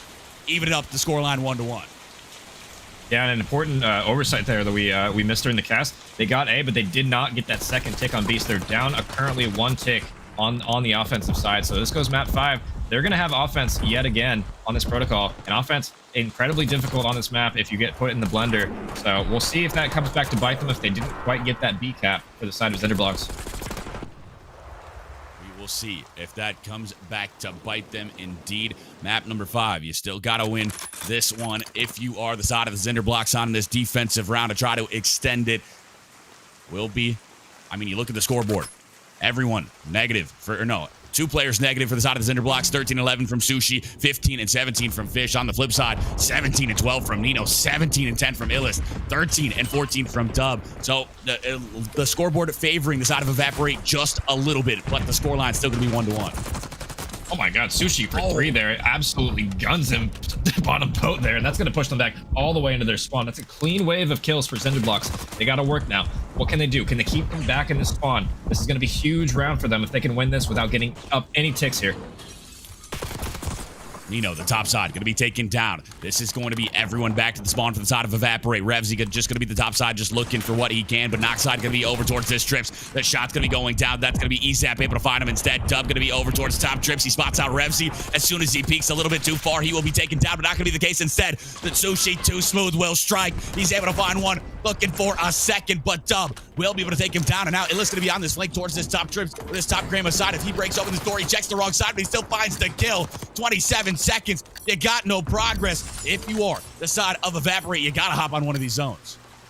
Yeah, and Illis gets into the spawn, but his teammates are forced back a little bit. Fish is going to top trips to try and help his teammates here. And there's going to be 2 on A. They're going to shut him down, both of them here. And it's just up to Illis really now. Can he make a play on the flank? He's just kind of inactive in the Grandma so far. He does take down 1, and he'll get onto the point. no time the last time, and they were able to get the minute extension. We'll see if they can do it once more. The kill's going to be Pinstripe for now. Going to be Fish able to take down one, and Nino was able to find the trade onto Fish. Now Illa's going to be looking to strike. He's able to spot out one. The shots are good. He's able to find the kill. Dub takes down Knockside, and now 2 segments might come in. You're on the A zone and the B zone. You just got to worry about Sushi too smooth. Sushi able to take down one. 11.9 seconds. You're still on both zones, but this is going to be one where you're kind of putting the spawn trap on from the offensive side. Yeah, and they do touch B, but that's going to be quickly expunged. And it's similar to the first round, Deform, where they get to A with like 10 seconds left, and they don't seem to be able to fucking stop them here. But it looks like we crashed. Unfortunate. We crashed indeed. That is so unfortunate for the side, or for us, absolutely. For everybody, that was I guess. A banger of a series that we were into, the side of Evaporate, looking to close it out in a 3-0 fashion, but Cinderblocks looked like they had some fight left in them, looking to try to extend it. We look at the power rankings here. You see where they rank up Evaporate, the 4 seed. On the flip side, the Cinderblocks, the 10 seed. Evaporate, showing us how they got to one of those high-seeded spots. They've been playing phenomenal throughout maps 1 and 2, and kind of continuing it onto this map number 3. Yeah, if that game didn't crash, it could have been even another offensive victory for Evaporate there. It's unfortunate the lobby crash says that they were about to get A, but we'll get that reset and situated here in a minute. We're going to throw it to a quick break while we get the lobby reset up, and we will be right back with map number 3.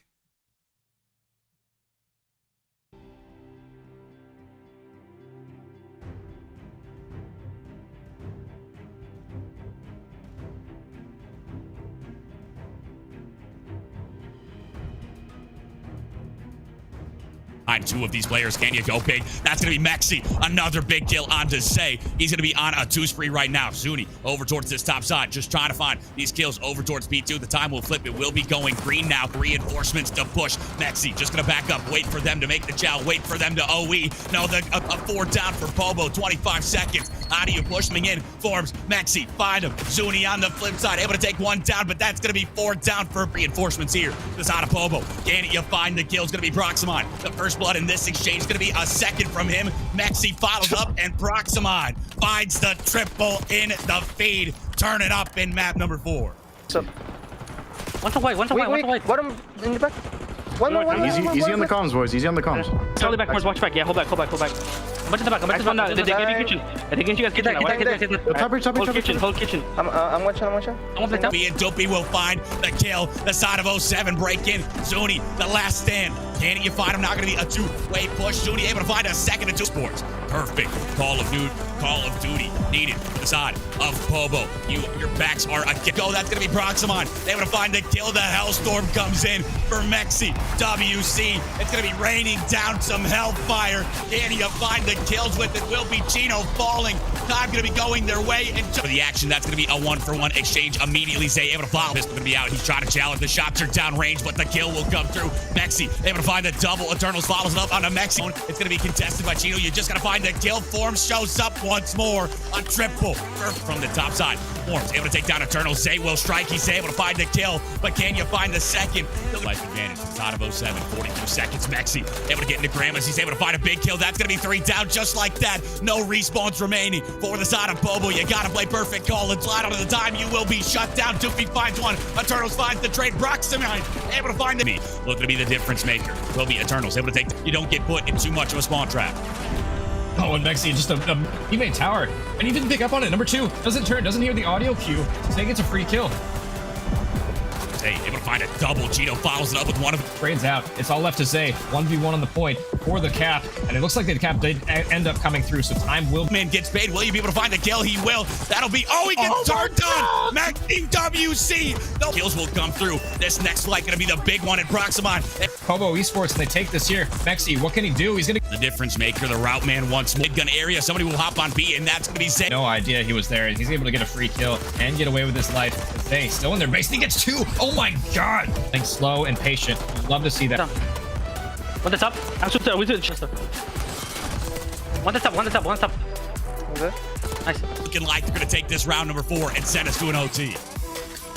Yeah. Excellent listening. They were just getting every kill, every cut there. It looks like, does he choose to hit the time or does he wrap all the way around? Zay looking for one, but he's going to get extension. Zay going to be taken care of. Big for the side of 07. 10 seconds to go. Zuni and Chino able to find one apiece, but that's going to... All you need is one more segment. It's going to be a 5-play-8. The kill's going to be coming through. That's going to be 07 on top. Proximide finds another big one and just... Switch effectively. This should be a round win for Pobo.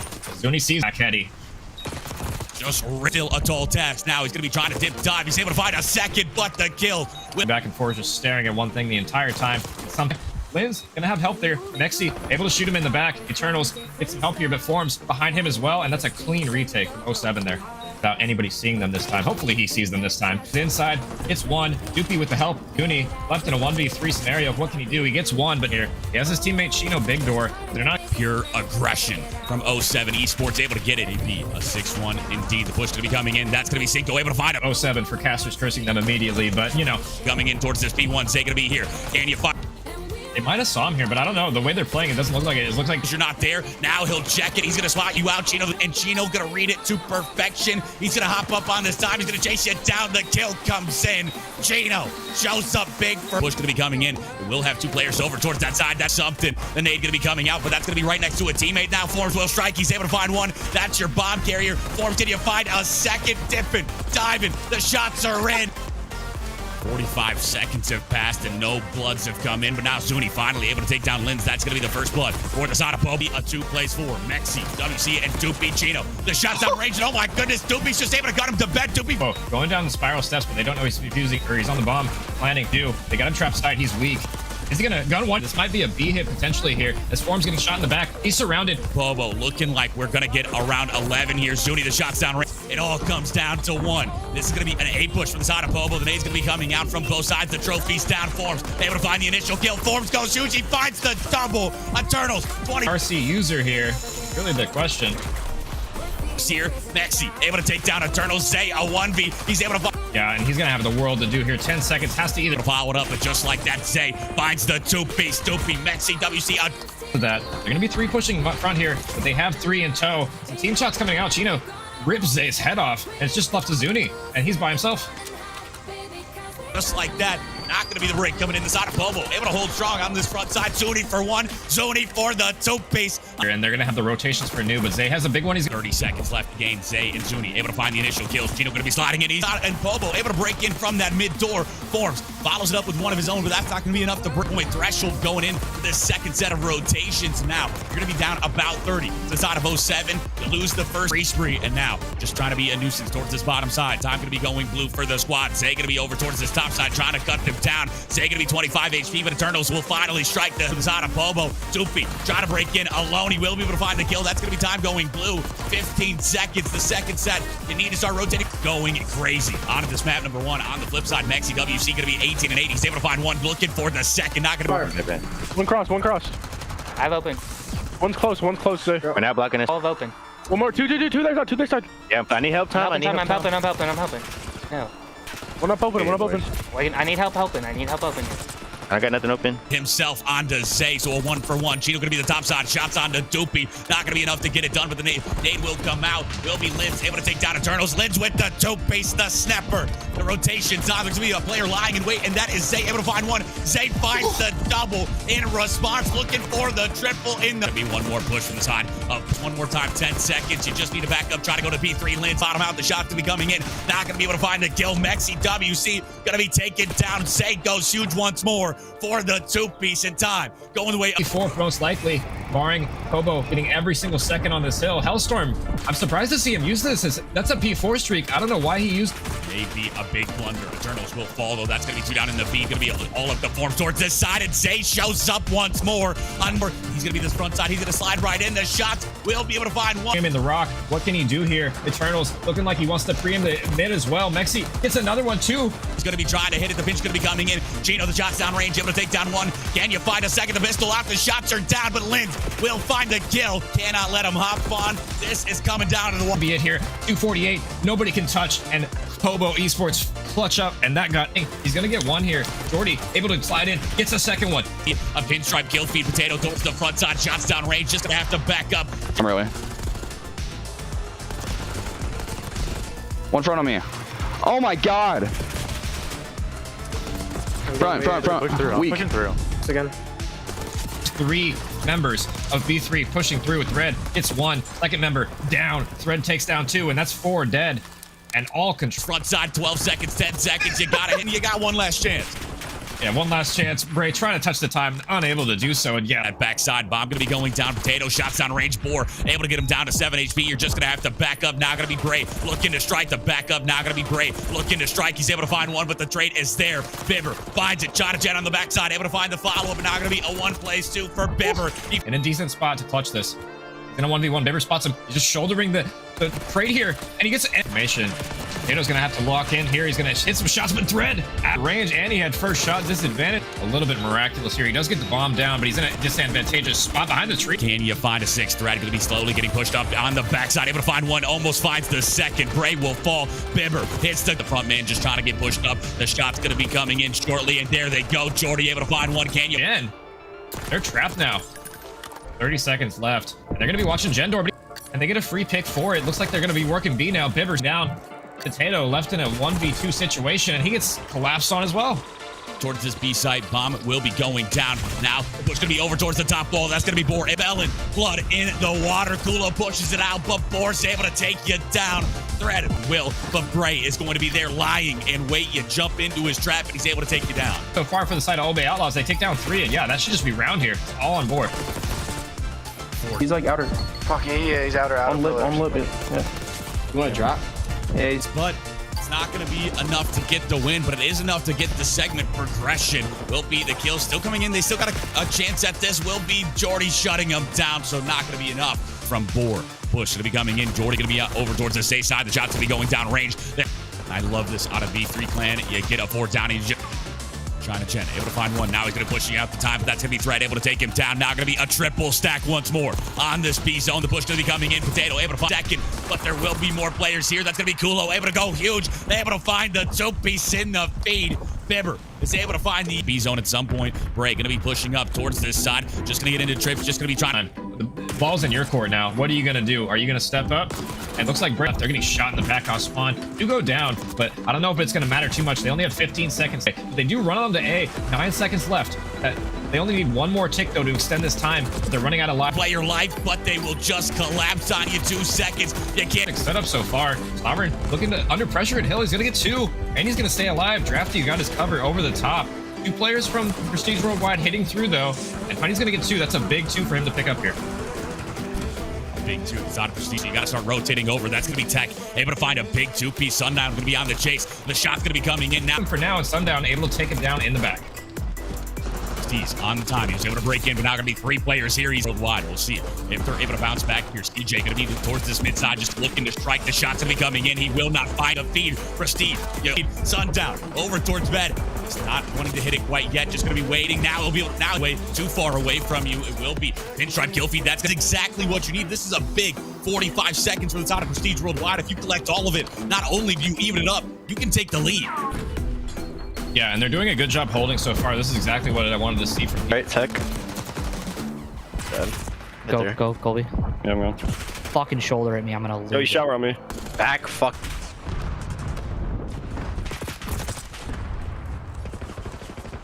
So first to 2, Evaporate will be up 4-2 on the ticks to start it off. It will be Evaporate onto this offensive side. Going to be trying to push it out. Fish going to be over towards this mid gun. The shot's not going to be coming in quite yet. Just going to be trying to spot out the information. You're able to find one. That's going to be a big kill from Fish on the dub. So 2 down for Evaporate. Illis going to be able to get over towards this top grandma side. And now got some map presence here from Illis, but that's it. Everyone else back to the spawn. Oh, and Illis stops shooting. He runs out of ammo there. Unfortunate break for him. He had a free kill there potentially if he just reloaded his gun. Not able to realize that. And now, yeah, Evaporate in a tough spot. All the way back into their spawn. Fish gets another kill here, and they're going to have to break out of this scrap, and 3 more go down for Evaporate. Tough start for them. 8 life advantage for the side of the Zinder blocks off of this break, playing phenomenally. On this defensive side, going to be Noxide. Not able to find anything. He will fall. Ezap and Dub able to find the kills instead. Now 27 seconds. The time dwindling away. Dub able to find one. Nino's able to find one. Low time situations. You know how good the side of Evaporate is in them. And now they're going to be on this A zone. They're going to be on the B zone. A 2-front war from the side of the Zinder blocks. Yeah, Sushi's on the pinch here. I'm not sure if they're going to read it, but they're going to have 2 players watching the angles here. Fish is able to get one, but Dub gets another one. That's 3 dead, and it's all up to Illust again. Just trying to do what he can, but he's just not able to do a whole lot. He's that pushed up. They're going to clear him off the point. They didn't even get a tick so far. It's up to Illust. He's shooting bodies, it looked like. I'm not sure what's going on. Nino doing circles and spawn. We might have another tech issue. I'm not sure what's happening here, but it looks like Cinderblock's able to hold them on this first round so far. I take that back. They touch B. We'll be able to hop onto the B zone. 0.7 seconds. The time going to be dwindling. They just hop off. I don't know what the case is. They're on the time. You see it there. And the time will just dwindle away. The side of the Cinderblocks able to get this defensive round win. Able to go up 2-1 on this map number 3. They're down 2-0. Their backs against the wall. They're starting to show up here in this control. Yeah, and that was a clean defense. They didn't allow Evaporate to get any ticks right there. So they have a chance on this offense if they win this. Well, just obviously win the game, but if they get enough ticks, they could be on map or round 5 defense here as well. As remind the audience that it's tied currently. Well, it was going into this 1-1 now. Cinderblock's up 2-1 in this control after the reset here. Ezap going to be pushing out this side. Just going to be trying to push over towards this top sidewalk. The shot's going to be coming in. Ezap's able to find the first blood. Now going to be trying to go into this bottom trip side. Can you find the double? You will on a 3 spree. The 2-piece in the feed. Ezap looking to turn up on this defense. Yeah, Dub already back heli. He's probably going to spot Noxide going to A here, and he's going to shoot him in the back. Yeah, nice setup from Dub, just playing his life back heli, making life difficult for Cinderblocks. Looks like number 5, that's Sushi. Getting into the Grandmas, though. Shoot somebody in the back, and yeah, split map control here. 1 on each side for each team, just trying to kill them off of spawn. Number 5, Sushi, the player you got to watch out for in your top Grandmas. The rest for Evaporate are just putting a net around this map, just making sure they have every angle covered. Will be the kill coming in for Fish, but Ezap able to find the follow-up. That's going to be a 1-for-1 exchange to start it off. Now Ezap looking for more, finds the 2-piece once again. Finally, Noxide able to take him down, and now it's going to be a double stack on it. This safe zone. You take down Dub as well. The side of the Cinderblocks might be able to close it out here, but that's going to be a big 2-piece from Nino. Make it a triple from Nino. And Nino just gets 3 absolutely insane kills from their window. They're not looking at it at all. No trades from them. They get every other kill, but Nino stays alive and gets a 4th there.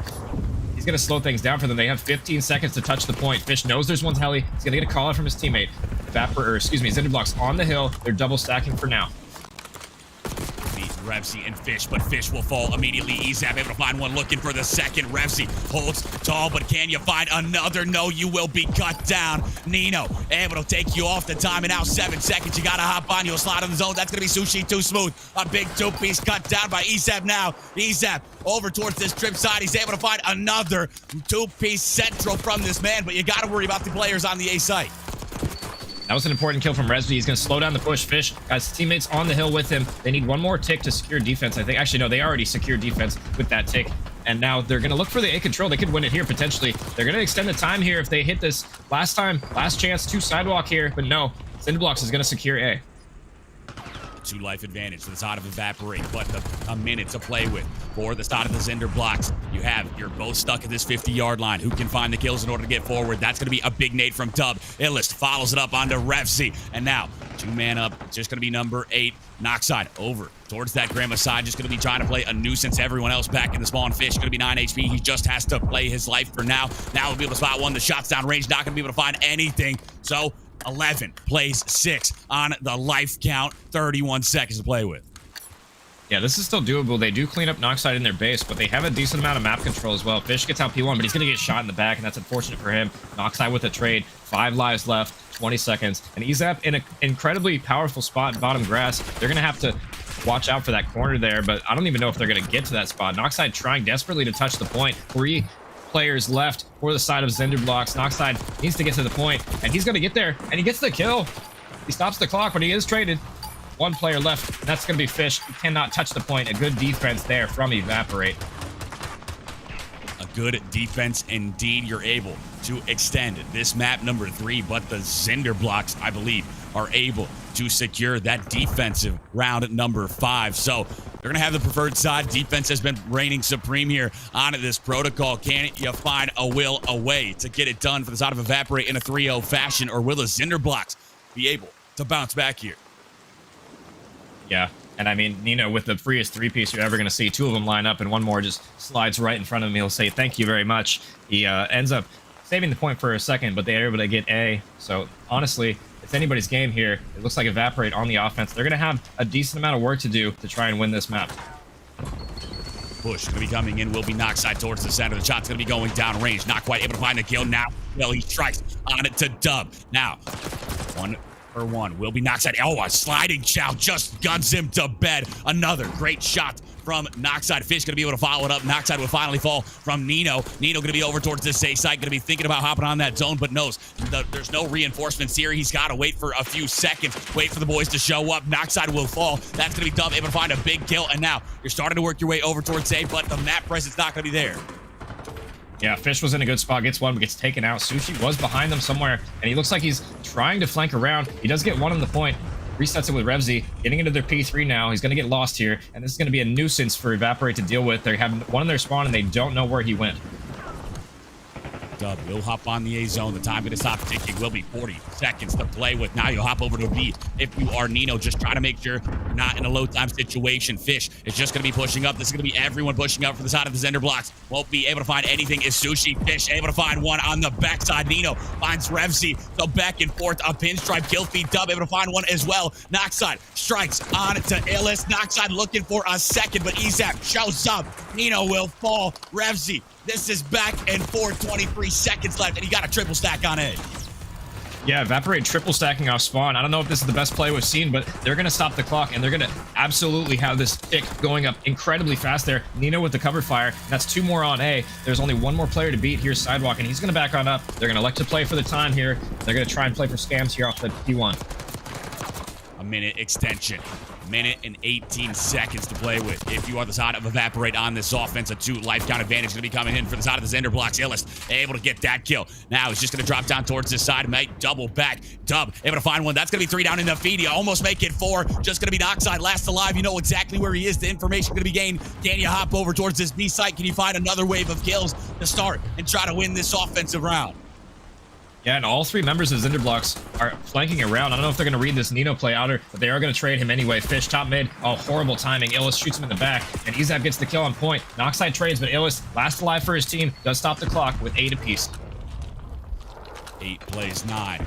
47 seconds. You got some presence on the B zone. Going to be the push coming in from the mid gun side. Will be 2 down in the feed. That's going to be Nino. Able to find Rezi. Sushi will fall. Knockside will fall. All the kills coming in. It's just up to Fish towards this front side. He's able to take down Ezap. That information going to be gained, but this is 2 segments. It's almost 3. You got to hop on. You got to go, and you won't get there in time.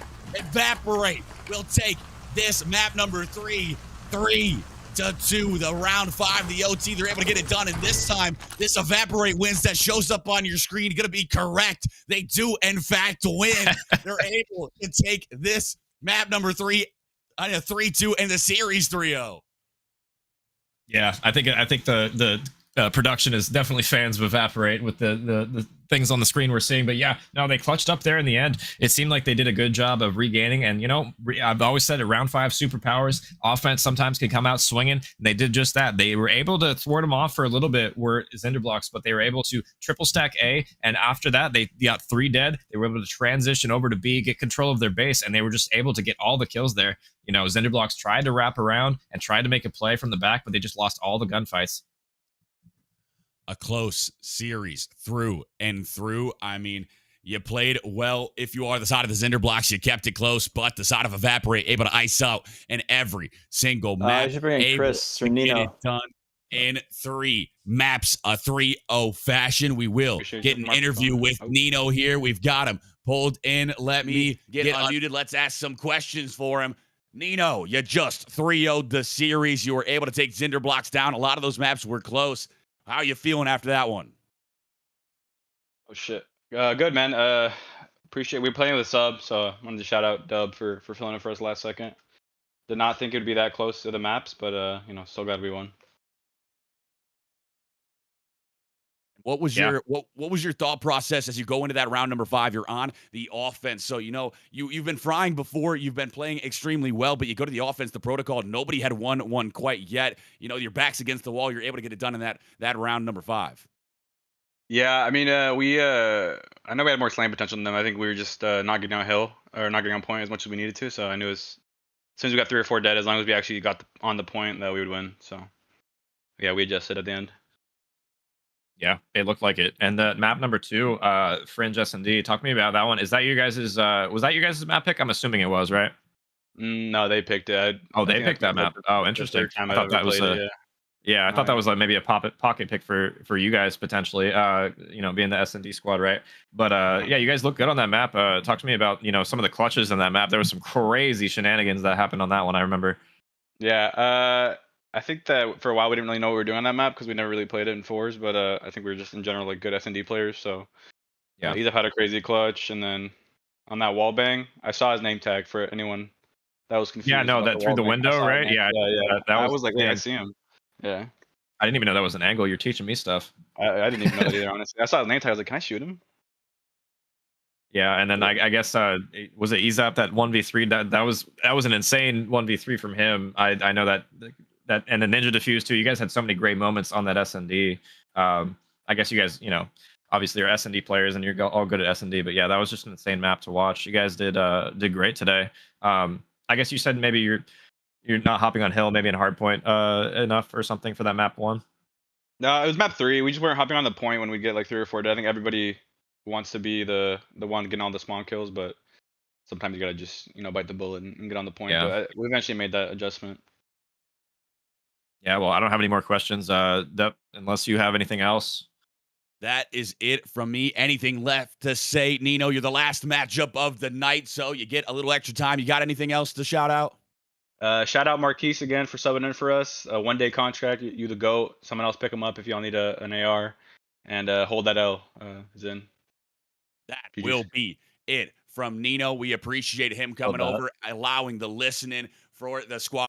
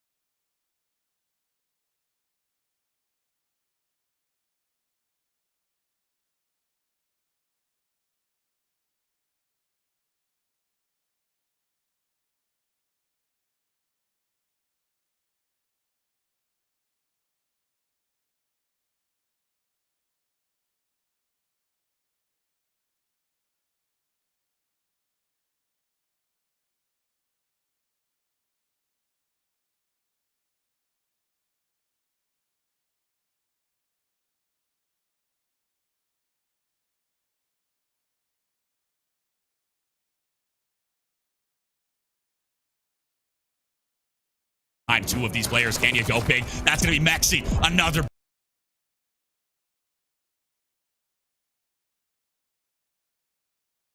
Find 2 of these players. Can you go big? That's going to be Mexi. Another big kill on Zay. He's going to be on a 2 spree right now. Zuni over towards this top side. Just trying to find these kills over towards B2. The time will flip. It will be going green now. Reinforcements to push. Mexi just going to back up. Wait for them to make the chow. Wait.